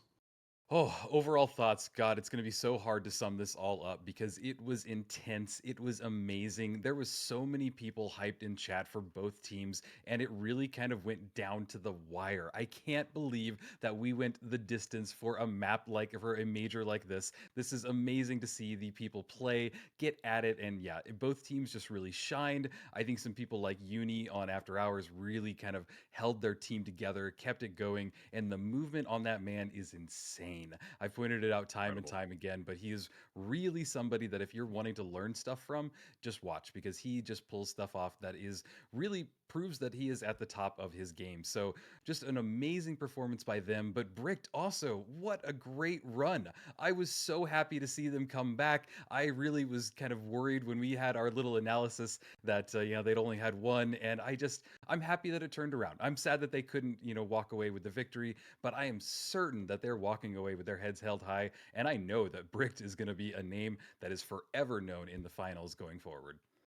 Yeah, it could not have been a better matchup. Really, at the end of the day, there were just these two teams were so incredibly close. It went all the way.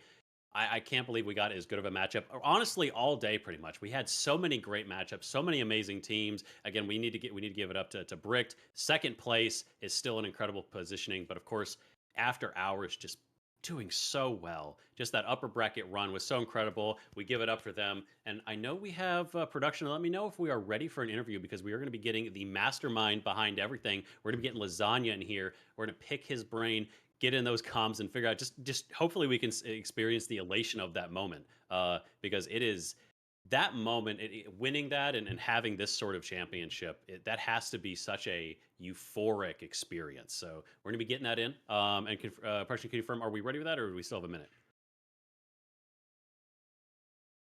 Okay, All right, so not yet, but I'm sure that we will be we'll be getting most of them. I hope we get more than one of them, but if we get one of them, that'll be great. But still, gonna be just a few more minutes until that interview. But I just gotta say, I'm so thankful for everybody in chat for being with us Yes. here all the way to the end, and to see all this incredible performance. I mean, for one, as someone also who has thousands of hours in this game, I have learned so much from watching the pros do it better. Yeah, it is. There's nothing like watching people at the absolute top of their game show you exactly how it's done. I am gonna have to go back and rewatch these because there were so many moments that I really missed. And when it came down to it, and they deliver, it's really beautiful stuff. Were there moments that really stuck out to you, Jerry, especially from this last grand finals, like moments and things that you were like, I cannot believe that just happened?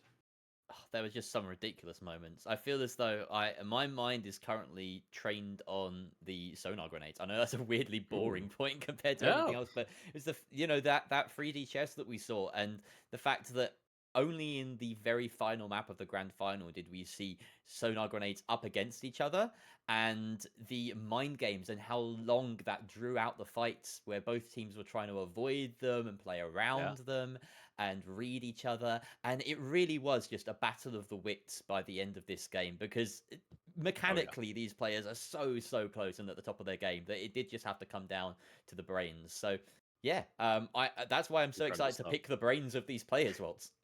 And yes, speaking of picking the brains, they're on their way now. We got the team coming in. We get to go ahead and say congrats, but also pick there. And Lasagna is here. Lasagna, massive congratulations. This is such an incredible win. How are you feeling right now? That is a huge moment. Feeling quite actually ecstatic. Everybody yelled as soon as you won, so it was like, let's go. Oh, I bet.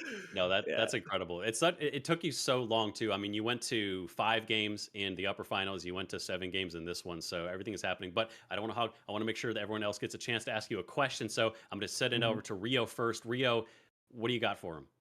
Yeah, so when you guys are playing up against some of these big teams, what did y'all find was the biggest challenge that y'all had to either adapt to or kind of work around throughout the entire league? I'm not talking just these games, but just talk us through the adaptations that you guys made kind of through the league. It honestly depends. Like, it really depends on the chemistry you have within the team and what gadgets you like prefer to use. Like, for example, on Soul, I usually use flashbangs, and they just cook every single time on Soul. And especially on Sys Horizon, that last map. I don't know if any of you guys realized it, but I was using Data Reshaper to force them to point every single time. We didn't catch that, no.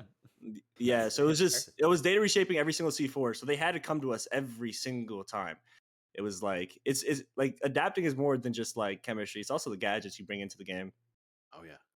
Absolutely. And speaking of adapting and the need for adaptation, I just want to ask, especially after we saw, Bricked take Bernal and they took Monaco as well, was there a moment where you guys thought that you might lose it? How did you push through?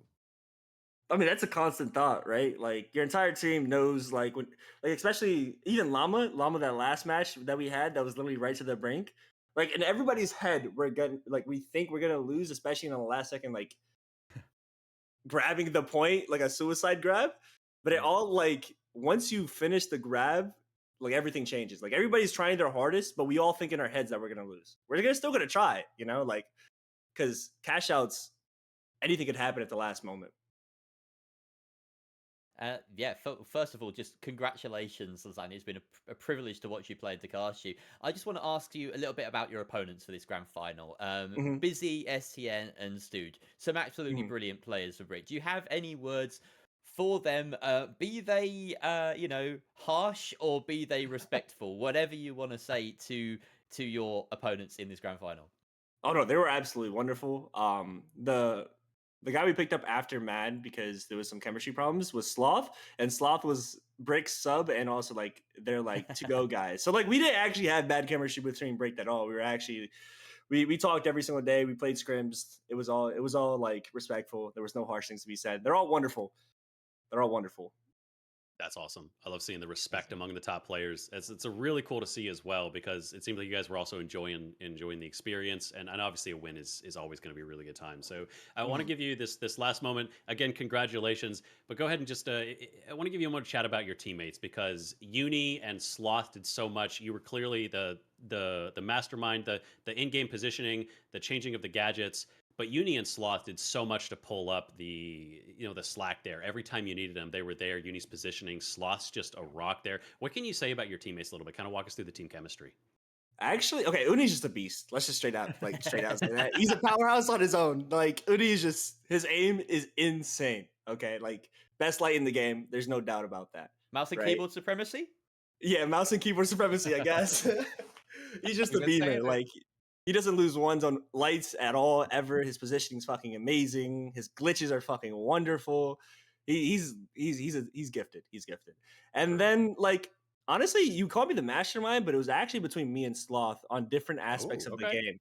So like whenever it depended on like stalling or kiting or like playing very slow, Sloth was more of the IGL color. But when it was ever like aggressive or really pushing or like goop hatting, it was me IGL calling. So when it came to initiation, I was calling the shots, and then when it came to kiting, Sloth was calling the shots. So it was actually a mixture of IGLs. I It love wasn't just that. one. You're trading everything, not just heavy, medium, but even the IGLing. I love to hear that. Yes. I think dynamics is the name of the game, especially just given the fact that anything can change from moment to moment, from map to map. So I like that you guys are adaptable with it. Incredible stuff. Already, Well, oh, sorry. oh Go ahead, yeah. Artie. No. we've had Take here's it what's away. happening. For it. Here's what's happening. We've had 2 hosts all show, and now both of them just had the same. They We shared the had the brain same, cell for a second. Same Yeah. brain. one brain Yeah. cell. We do have to wrap it up, of course. Lasagna, I could keep you here all day. We could pick your brain for ages because that was incredible watch. I mean, it was a symphony of the finals. Beautiful stuff. But thank you again. Congratulations on your win. Truly a historic moment in the game, and I hope we're going to see a lot more from After Hours in the future and hopefully in Season 0. But thank you again, and I hope you enjoy the rest of your day. Okay, first of all, thank you guys very much for hosting this, doing whatever. You guys are amazing casters. You guys, Burrito Supreme, the GOAT. Hands GOAT. down, the GOAT. Hands down, man. That's my GOAT right there. And then I just have a final little quote from Uni. He says, "I'm back, motherfucker." I love it. Classic Uni. All right.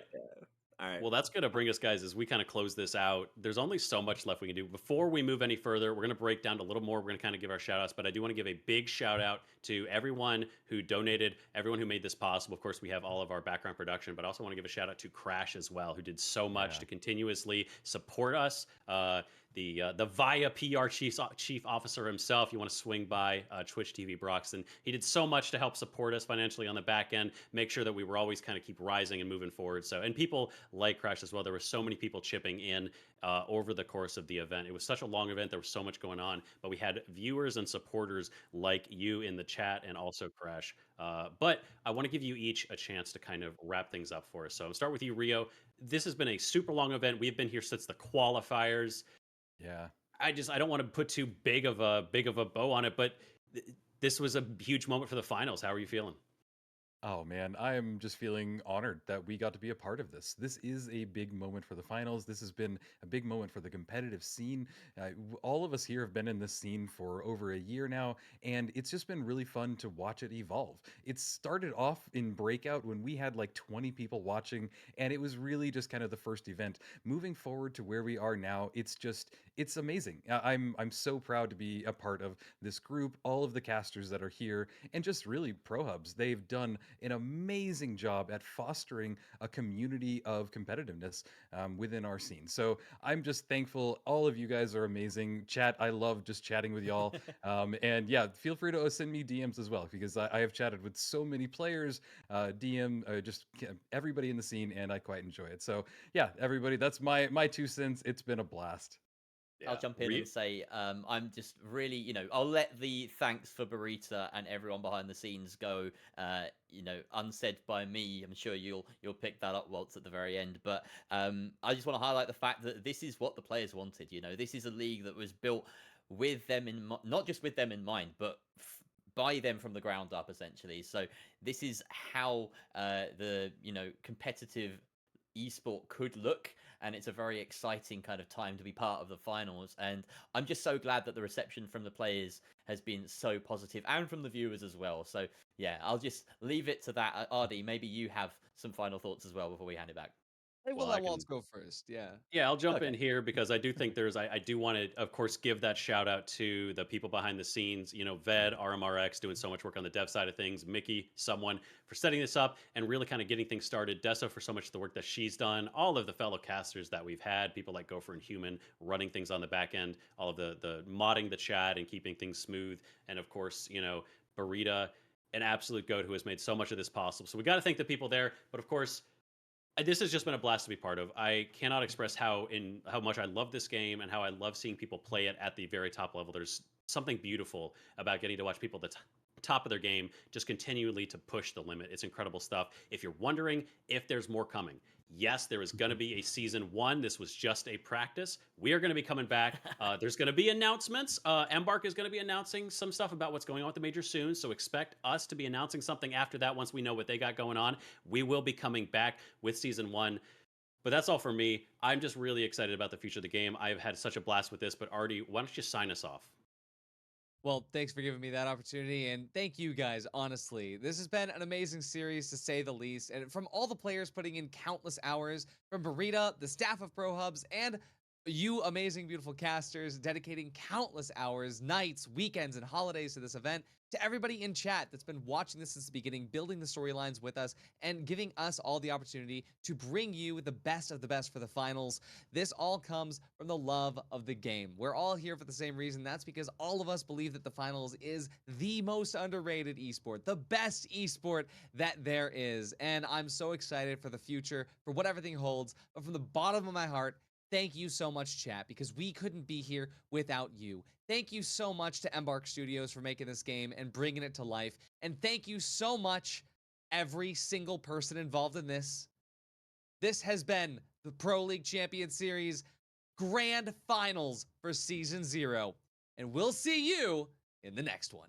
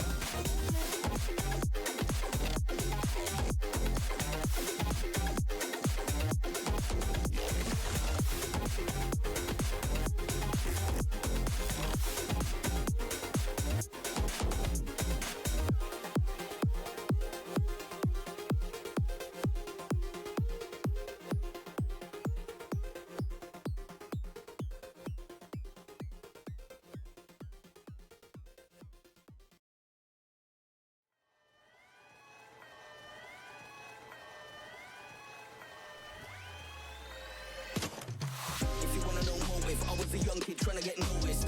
Big underdog psychosis, but I've been blessed with a vision and focus. Back then I never been so hopeless, but I kept living with the faith in process. So ill yet no diagnosis. Thank God I had to make that progress. It's all about mindset. Bells ring when I see that lifting. Been around and back to the point that I knew that it needed shifting. Cut off the man that would drag me down till I'm feeling lifted. Like ditch him, ditch him, ditch him. You will never see me switching.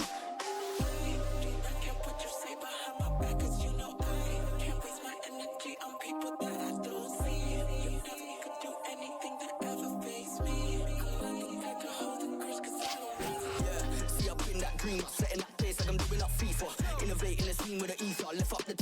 follow the leader. How many times did I compromise to make deals on the side cause I got too eager? That spoke boy trying to get a feature, now I get paid for the rhythm, it's leisure.